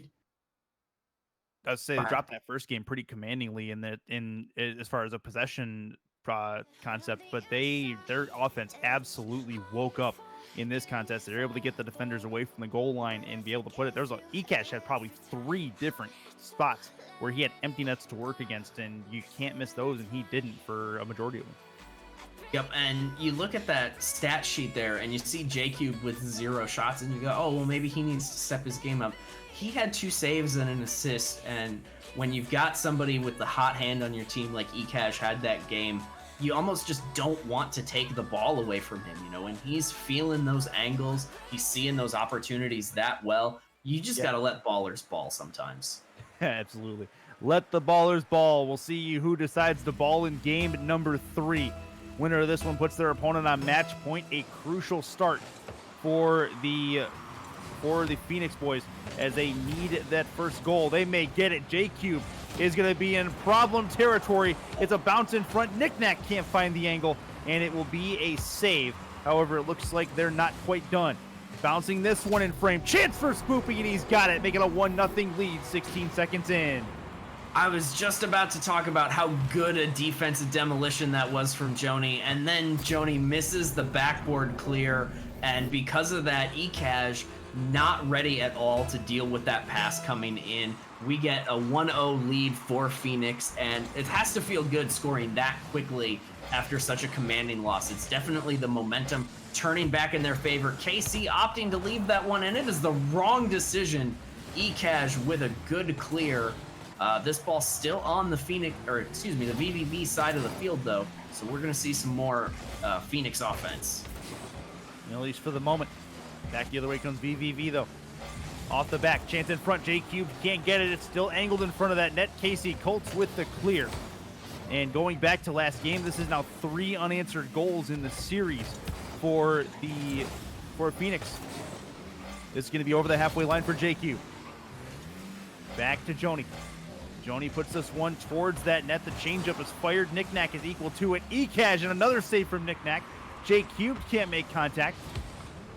Joni keeps it in, but not for long. It'll be KC Colts who gets a clear off the sidewall, and he'll get a chance to follow it up. Good challenge from Ekash as he goes up the sidewall. 3:40 to go. Off the intersection, eventually comes straight down, drops in front of the goal line. Joni's equal to it as he tries to get this one towards the goal line again. Can't do it, and it looks like the VVV guys will recover in their own end. Yeah, VVV having a hard time actually getting that ball in space on the offensive side, and it's meaning that they're not getting their shot volume. Only 3 so far in the opening couple of minutes. That was some decent possibility there, but off frame. Joni off. Jake finds the answer. He beats KC Colts on the quick strike. We are tied back up here in game number 3. Took me that long to realize Ekash is Jake spelled backwards. That's awesome. 2 minutes in, just about. It's a 1-1 game as Jake really continues where he left off in game 2 with another strike for him as we play 2 minutes in. You know, they put that in production chat, right? Like that Ekash is Jake backwards. That's fine. There's a place for this. Ekash putting that one big down the field. Knick-Knack not able to make the save, but an unlucky bounce off the post. Joni will send that one back into the middle. That was real unfortunate if you are a fan of VVV right there. But they are keeping the pressure on, still on the blue side of the pitch. Joni is up, Casey with a good clear, and now VVV on their heels again. Halftime come and gone. This will be off the back. Chance in front, taken away by Jake.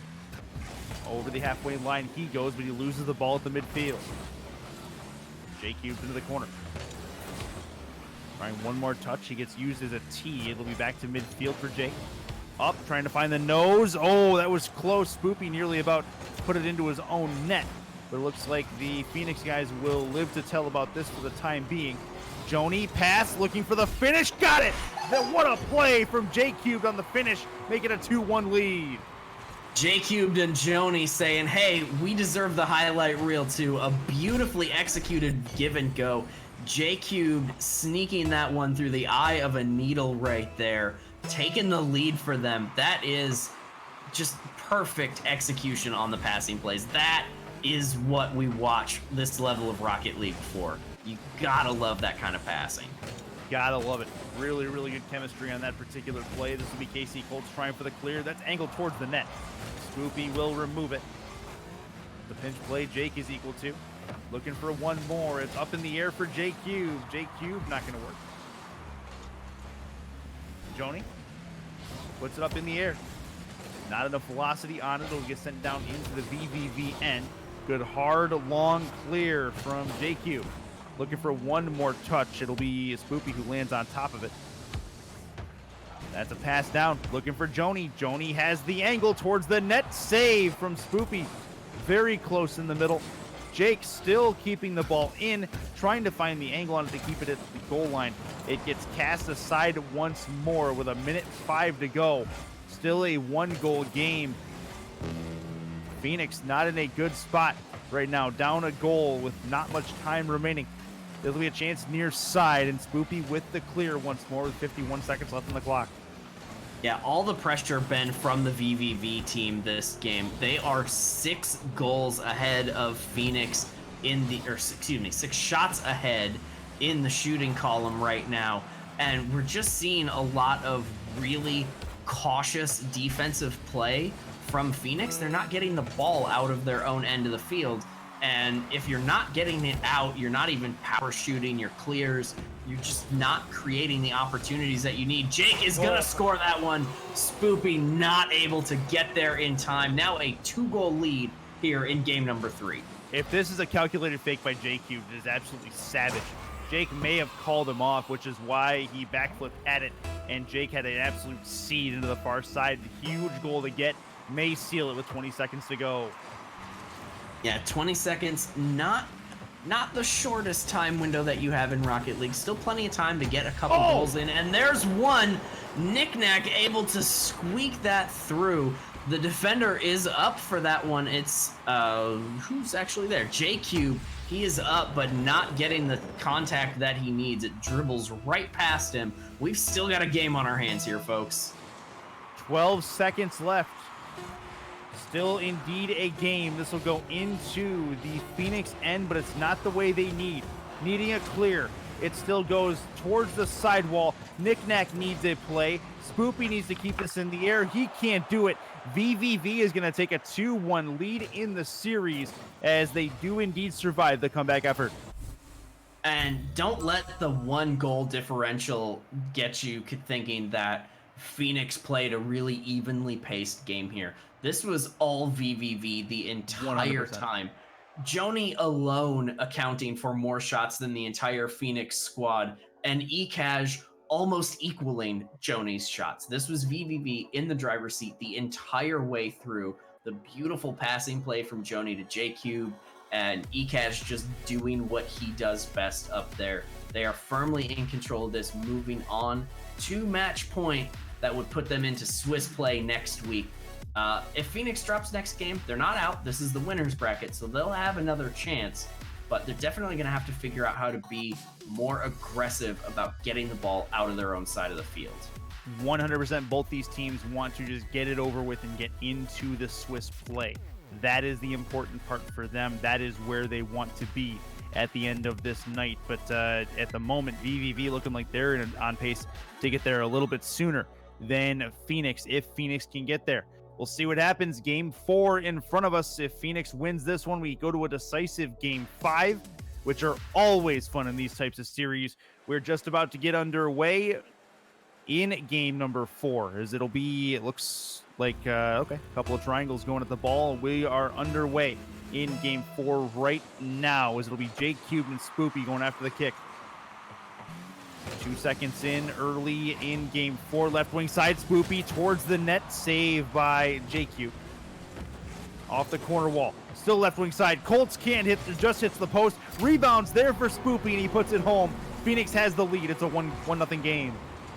Yeah, I thought Casey had the right angle here, but Ekash just a little bit too much in the way. Joni has an opportunity for the clear, but ends up not taking any touch, leaves it wide open for Spoopy. They really needed that goal. They need back in the score sheet so that they can try to force this thing into Game 5. If they allow VVV to control the pace of this thing again, it's going to go exactly the same way as the last one, and VVV will move on instead of us going to Game 5. And I want a Game 5. I can't have my first cast back and not get a Game 5. It's just unacceptable.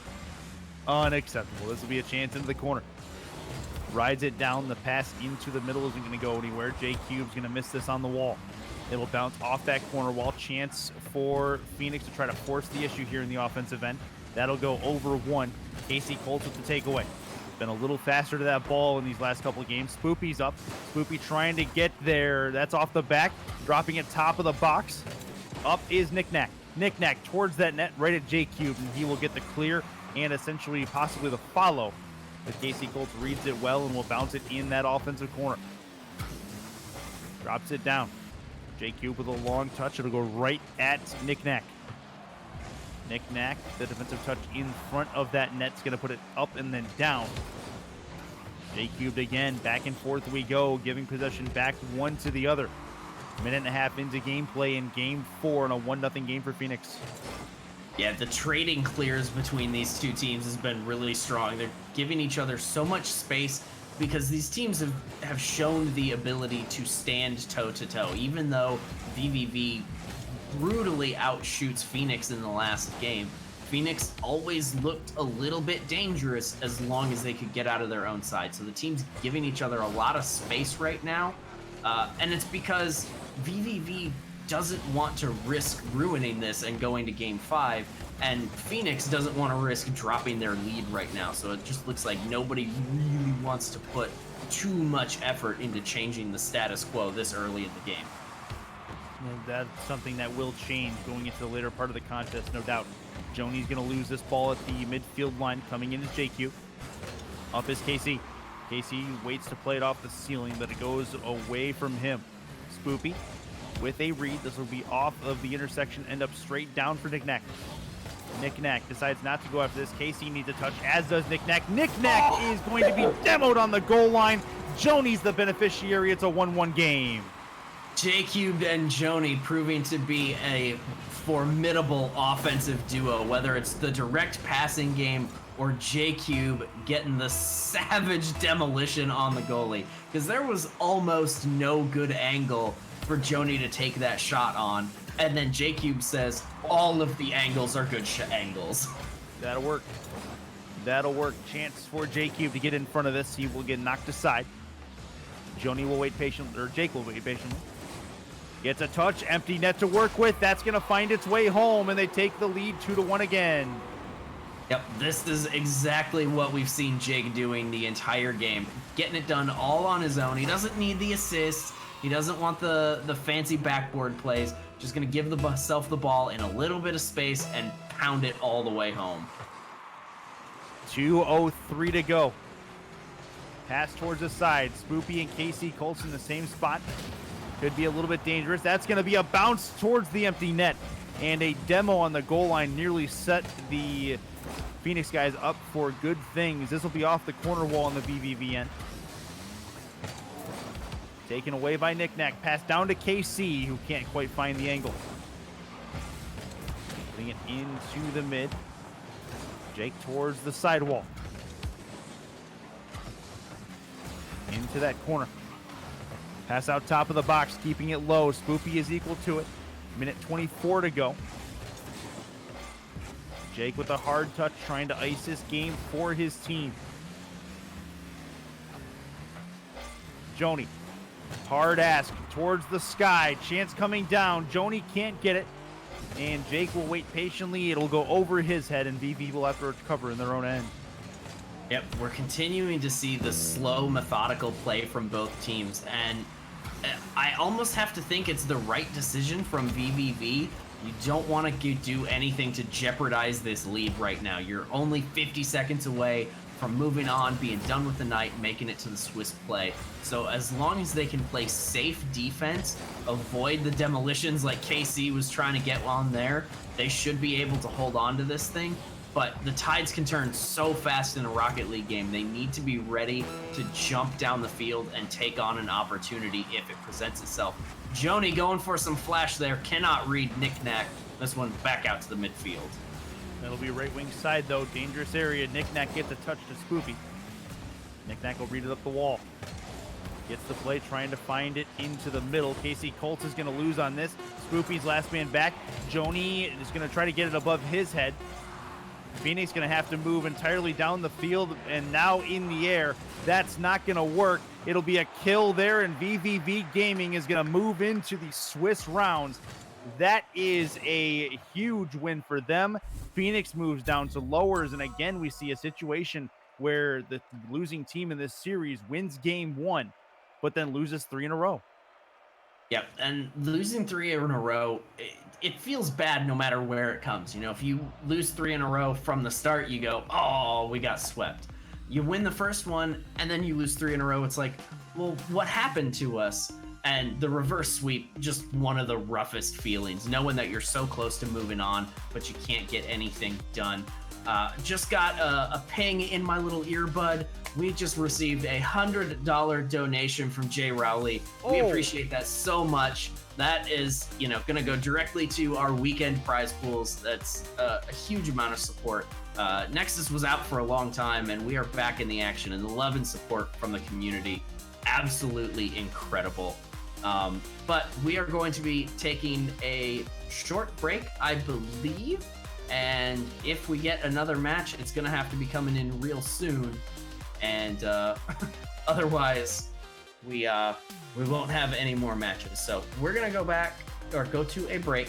And if we have another match, we will come back and let you know. And if we don't have another match, we will come back and let you know. So we'll see you guys on the other side.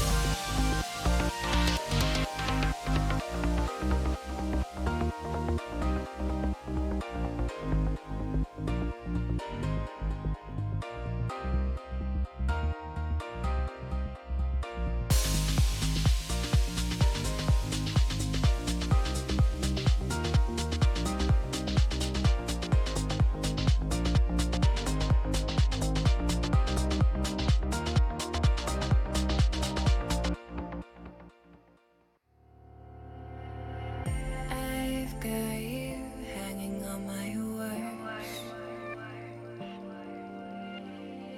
Taste so sweet even when they hurt.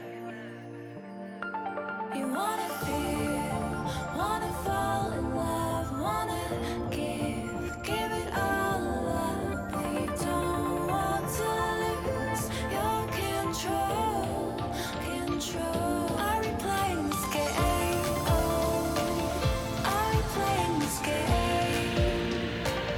Are you too afraid, or are you giving in? Let the games begin, 'cause I play to win.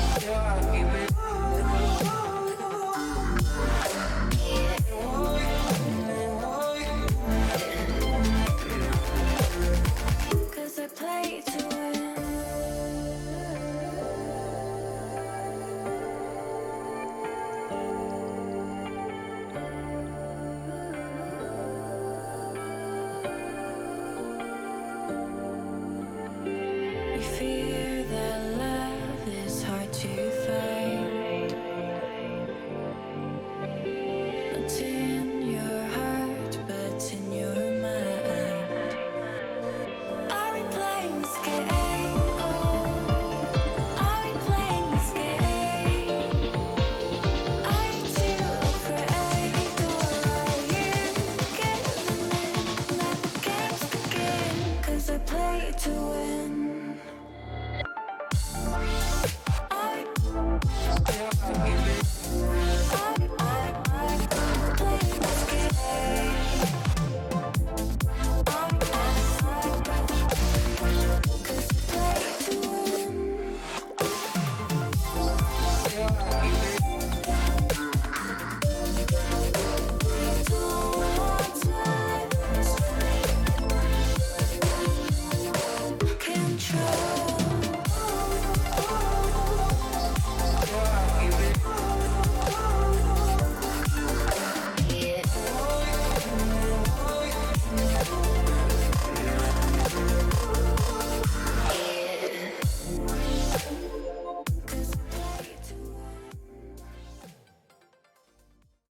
And welcome back into the November Renegade Cup Monthly, the Fall Frenzy presented by Nexus Gaming.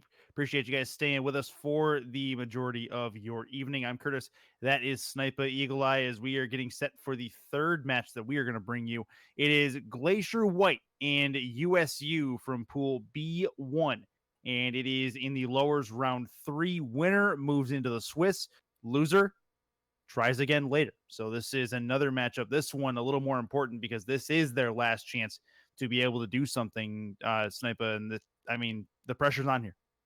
Yeah, somebody is 3 losses away from some real heartbreak tonight. And, because this is day 2, not just day 1. So if they played yesterday and they didn't make it, they play today, they don't make it again. Now they're looking at sitting out of the biggest Rocket League community stuff that they're going to have an opportunity for until December rolls around. So these guys definitely playing for a lot right now. Not a whole ton of slots left to get into the Swiss play, and we're doing what we can to bring you some great matches. Losers bracket is always kind of just a little more interesting to watch in these double elimination events because there's more at stake. If you lose in the winners bracket final, you have another chance. You go down to the losers bracket, this is do or die time, and so this is where you're going to see the players giving it everything they have. This is a huge issue in the lower bracket just because the pressure is that much thicker as these teams try to move ahead. As you mentioned, the spots are filling up. There's not a lot of time left before this gets going. Farmstead is the site for potentially the last game of one of these two seasons for November at the very least. I'll have to wait for December to get going again. We're just about ready to get going into action as we look at the rosters for both of these teams. Glacier White, Crypto, Champ, Squilliam, and Winter. One of those is the sub. We'll see who that turns out to be. It is going to be Pulch, Aggie, Blank, and T-Ball for the T-Ball for USU.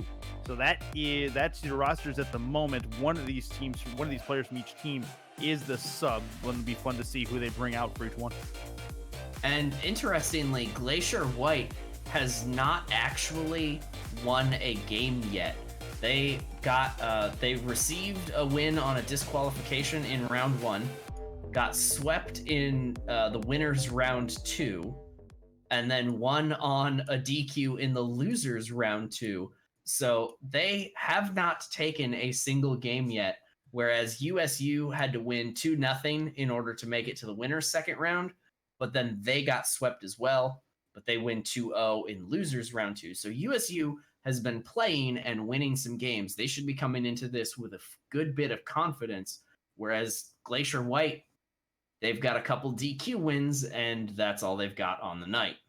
You know what? But those DQ wins have gotten them into a good spot because now they're one match win away from getting into the Swiss. So call it what you want. I mean, they're here and they're looking to punch their ticket. So it should be a fun thing to see if they can do it.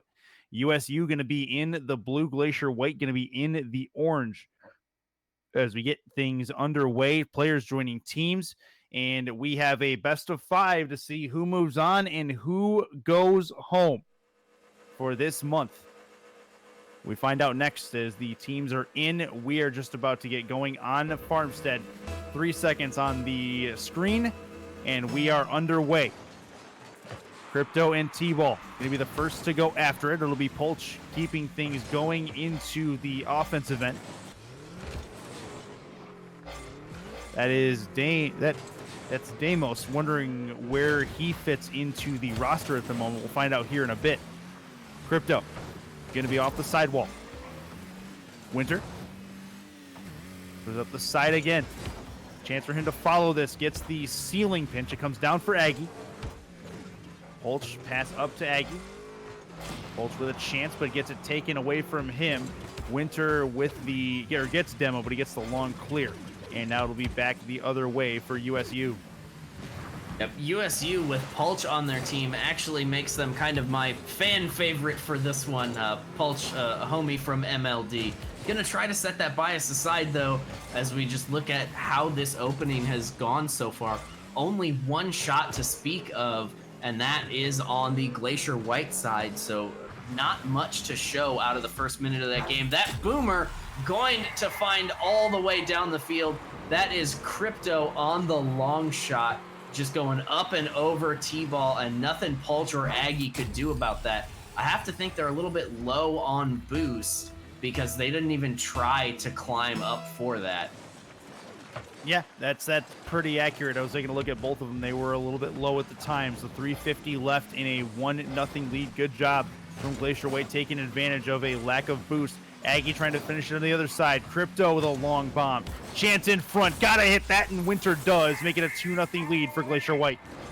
Yep, Glacier White coming out acting like they want their first game win of the series.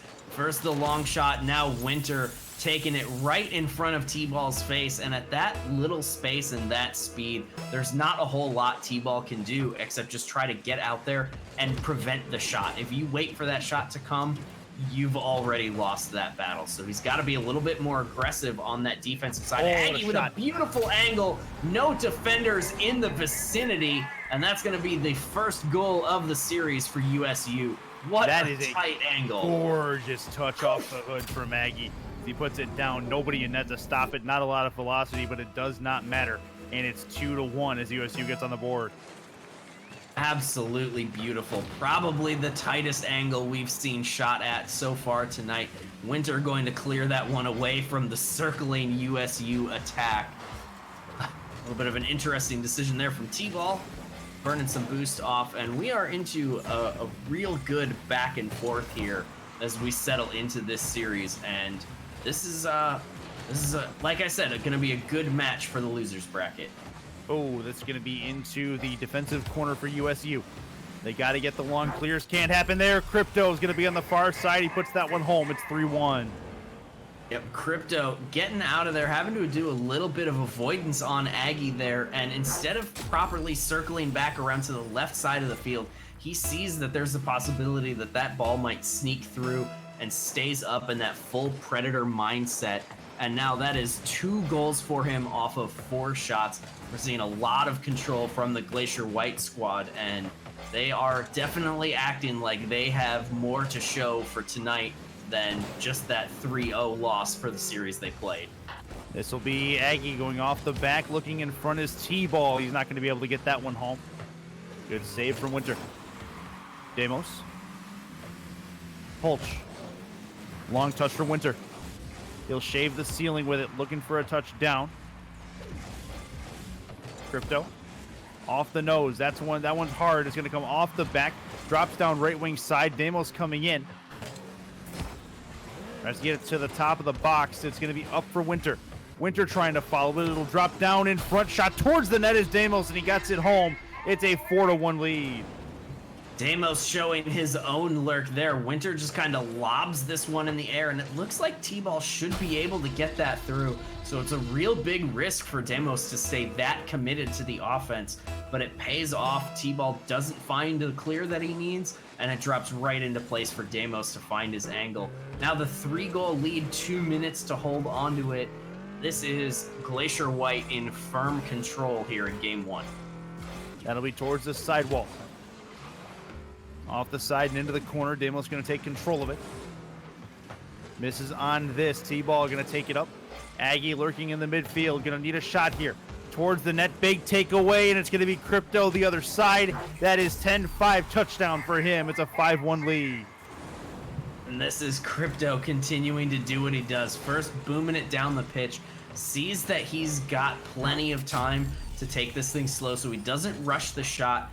And then just no defense to speak of for the USU boys. They both get 2 players in the back going for boost rather than going up to challenge it. And that's the kind of miscommunication you cannot afford to have at this level. T-Ball banging that thing in from another very nice angle. It's set up by Aggie, who tried for the ceiling shot, couldn't find it. T-Ball there to read it off the backboard. Beautiful shot. 93 seconds to go. It's not unheard of. 3 goals in the minute 30 is possible. Very possible. Still a chance for USU. However, they can't give up opportunities like that. Polch equal to it. He'll get up, but it's taken in. Off the corner wall. Aggie back out to midfield. It's Demos. Aggie comes down looking for Polch. Polch gets a nose on it. Not a great play. T-Ball going to have to do something with it in his own corner. Aggie's in a tough spot. Polch down to Aggie. Aggie follows it up, has it in the corner. Going to try for a pass out to Polch. That is a pull shot off the back wall. Or off the side wall, I should say. T-Ball goes across goal mouth. I'm sorry, Winter goes across goal mouth. Polch going to take it away. 45 on the clock, 3-goal deficit. Really slow, methodical defensive style for USU right now, and I'm not sure that's the right move down by 3 goals with 1 minute left in the game. They're just kind of waiting for a mistake, and when the mistakes don't come on defense, you eventually find yourself playing defense yourself, and that's probably going to be what ends up costing them this game, because they have that ball down on the orange side for almost a full minute, but they don't take any shots with it, because even though it's on the orange side of the field, they were letting orange control that pace of play there. Just poor decision making for the team as they let this one slip through their fingers. And Glacier White taking their first game of the night off of USU. That's a big game to get. Glacier White, good start for them. As you mentioned, they had DQ wins all the way up to this point.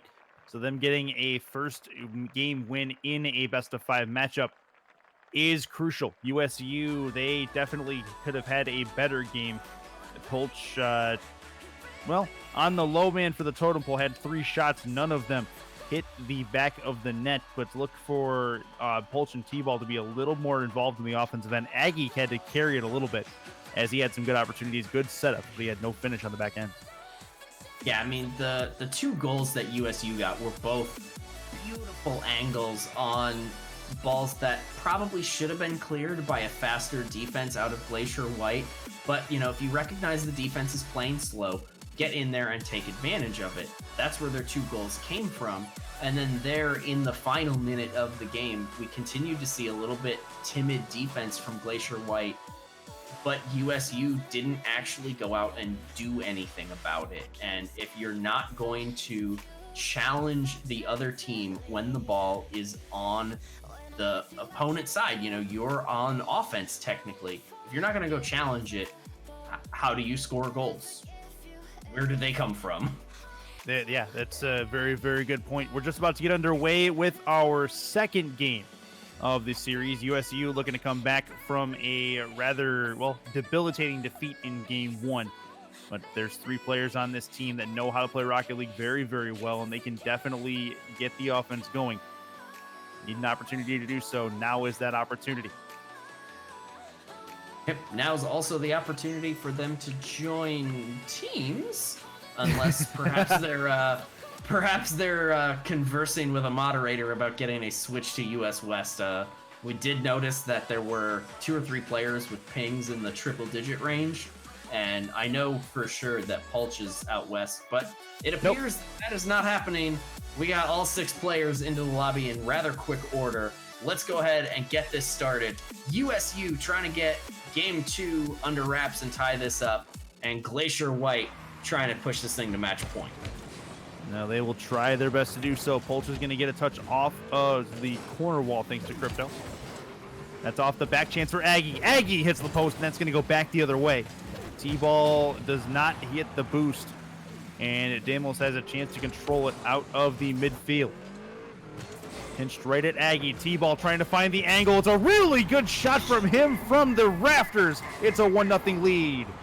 And T-Ball pre-jumps this thing super early. He's up on the wall, really aggressively positioned, and he knows that he's going to surprise Crypto by actually being there for that shot.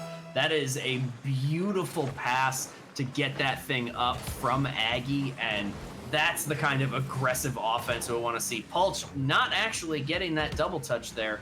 If he'd been able to find touch number 2, that would have been pretty much a sure thing.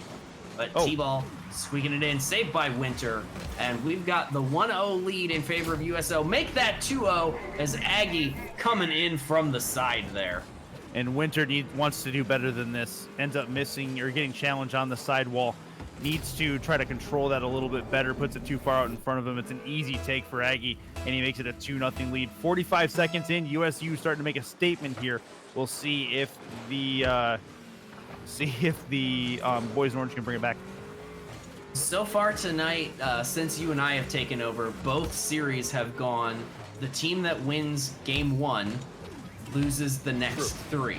So if the pattern holds, we're going to get USU taking this series in 4 games. And Aggie going for some ceiling shenanigans, not able to score, not able to get the hookup with Pulch. Nothing coming of that opportunity, but they are still on the attack. And as I mentioned, they're being a bit more aggressive about it. They are trying to force the issue now. And because of that, in a minute and a half, we have seen 0 shots out of Glacier White. 3:28 to go. Polch is going to miss on the keep. Aggie still has a chance. Drops it down to T-Ball. Polch comes in, tries to get the angle. That's going to bounce off the corner. Still a chance for USU. T-Ball comes in trying to find it. That's an empty net the other way for Crypto. Can't miss these. The both out of the way. And Crypto had that in mind from the midfield line. It's a 2-1 lead.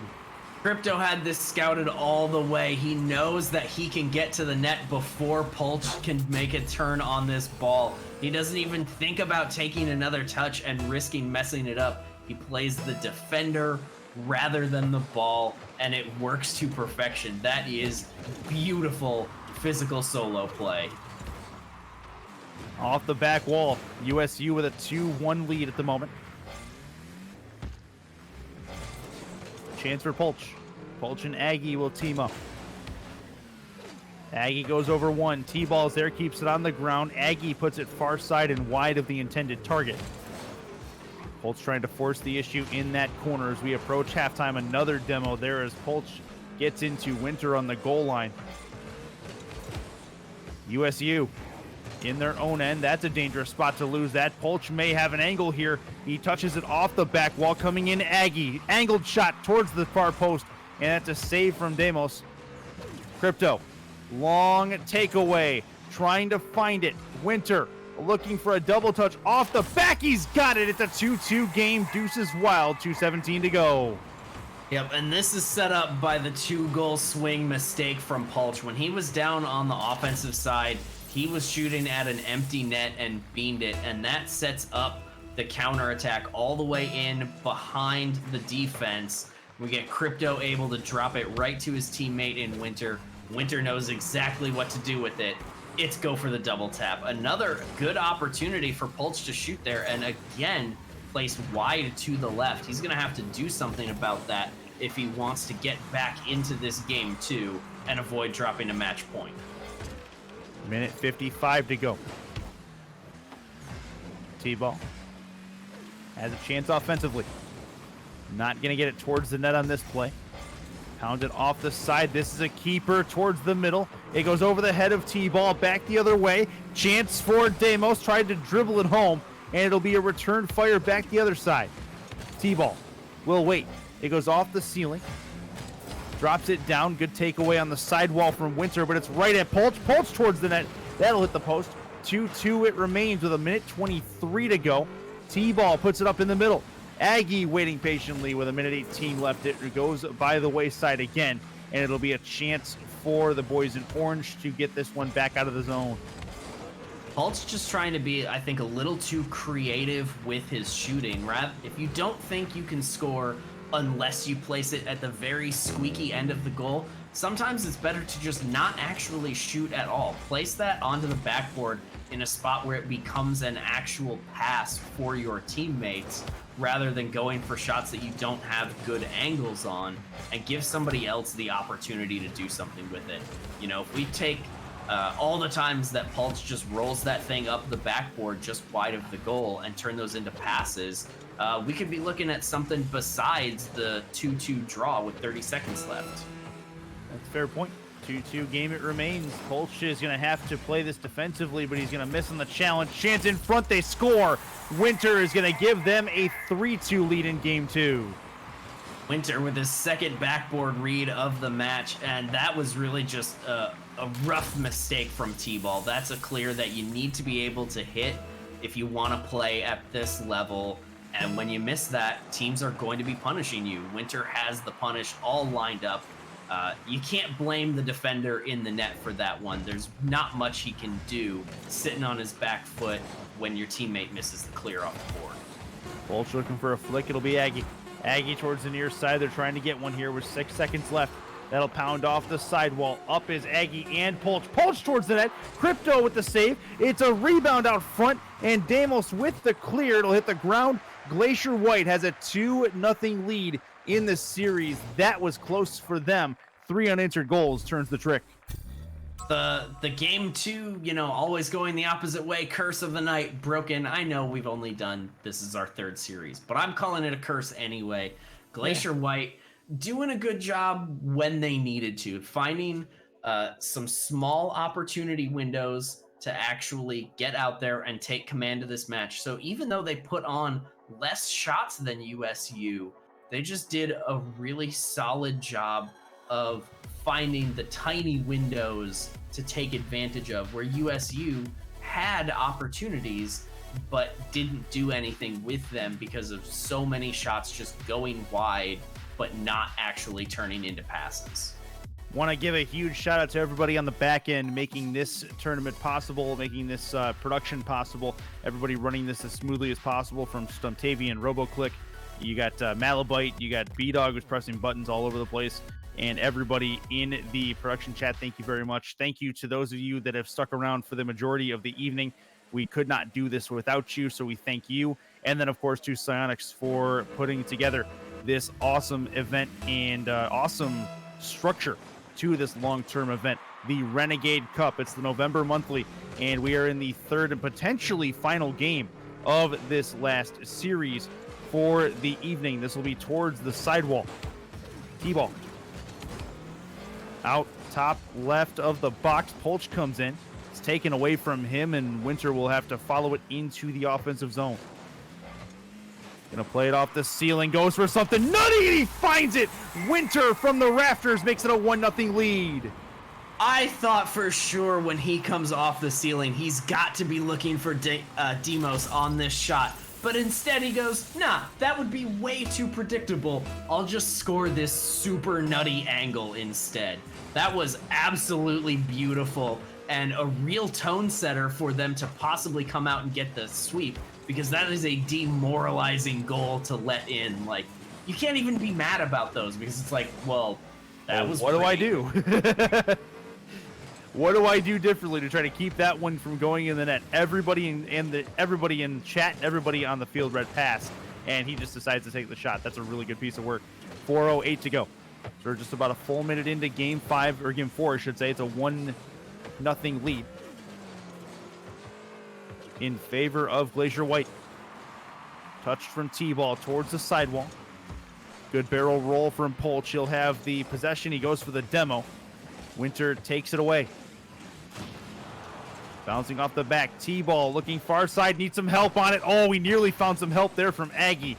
That would have been disgusting, no doubt, as we play a minute 20 in. Yep, and the real key on that one was the crypto demo on Polch. Polch was the man who was supposed to be there to receive that pass rather than Aggie, and because of that demo, the pass just comes to absolutely nothing.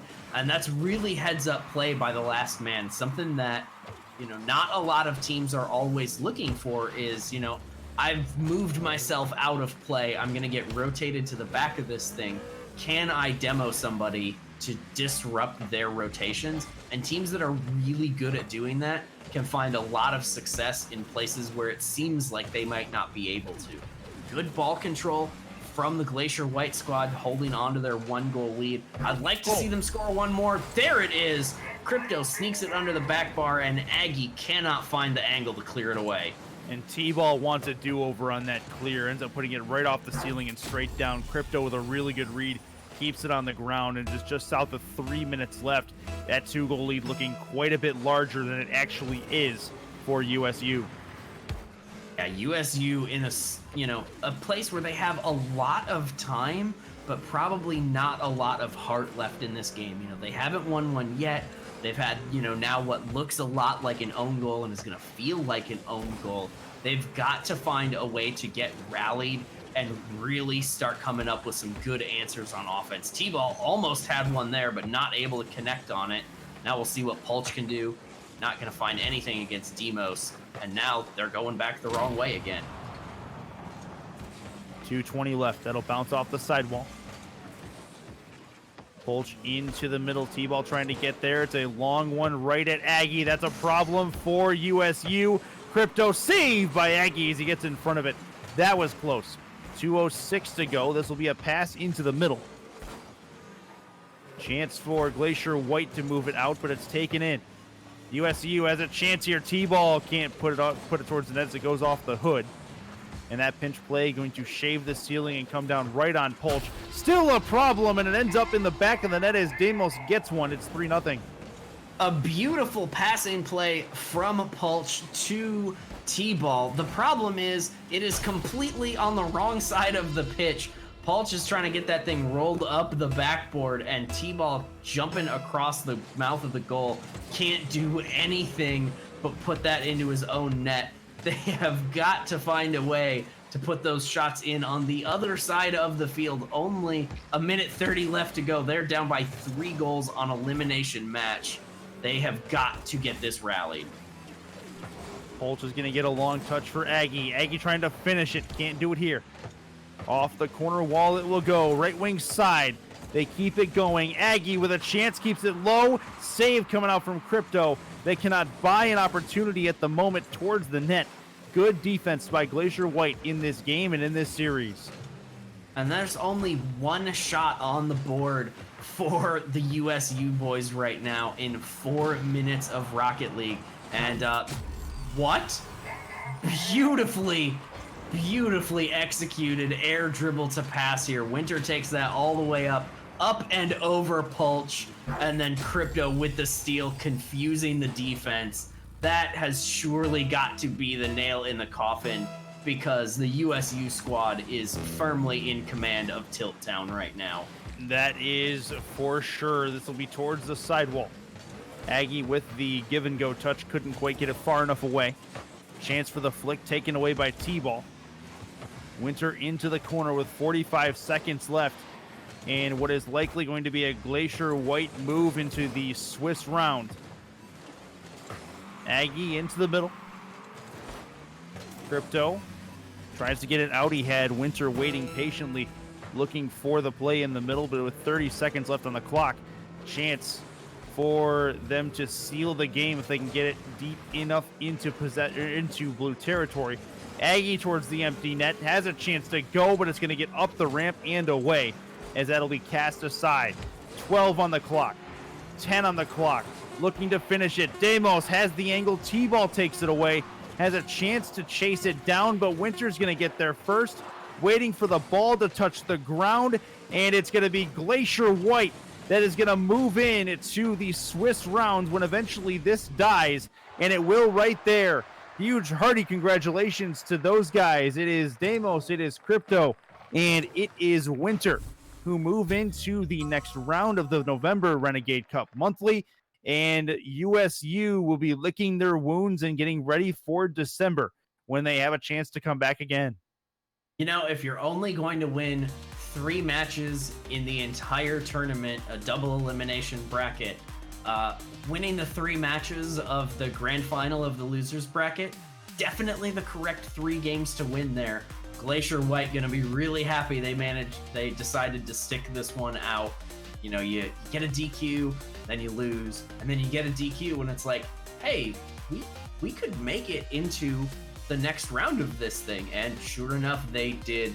And a good piece of work for it too. It's not like they showed up and had an easy match. They fought hard and were eventually able to really find the winning formula for beating that USU squad. But that is actually going to be doing it for us tonight. We will be back with more North American Renegade Cup monthly action Wednesday and Thursday next week. Start time of 7 p.m. Eastern, and I will be there both nights. Curtis, are you coming out next week? I should be. Yep. Work notwithstanding, I should definitely be there. Should be a lot of fun.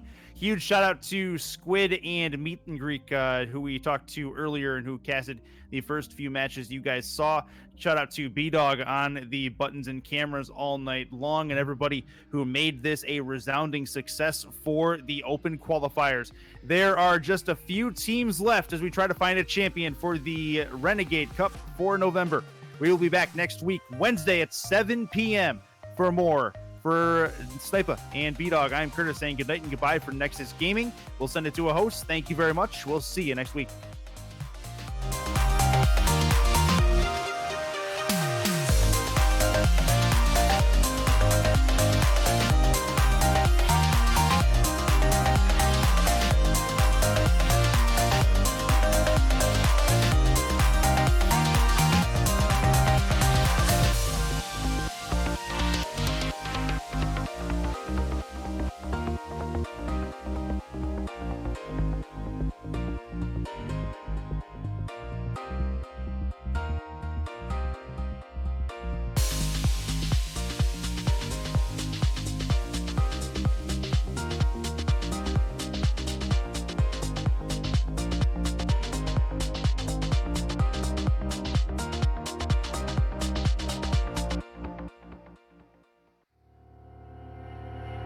I've got you hanging on my words. Taste so sweet even when they hurt.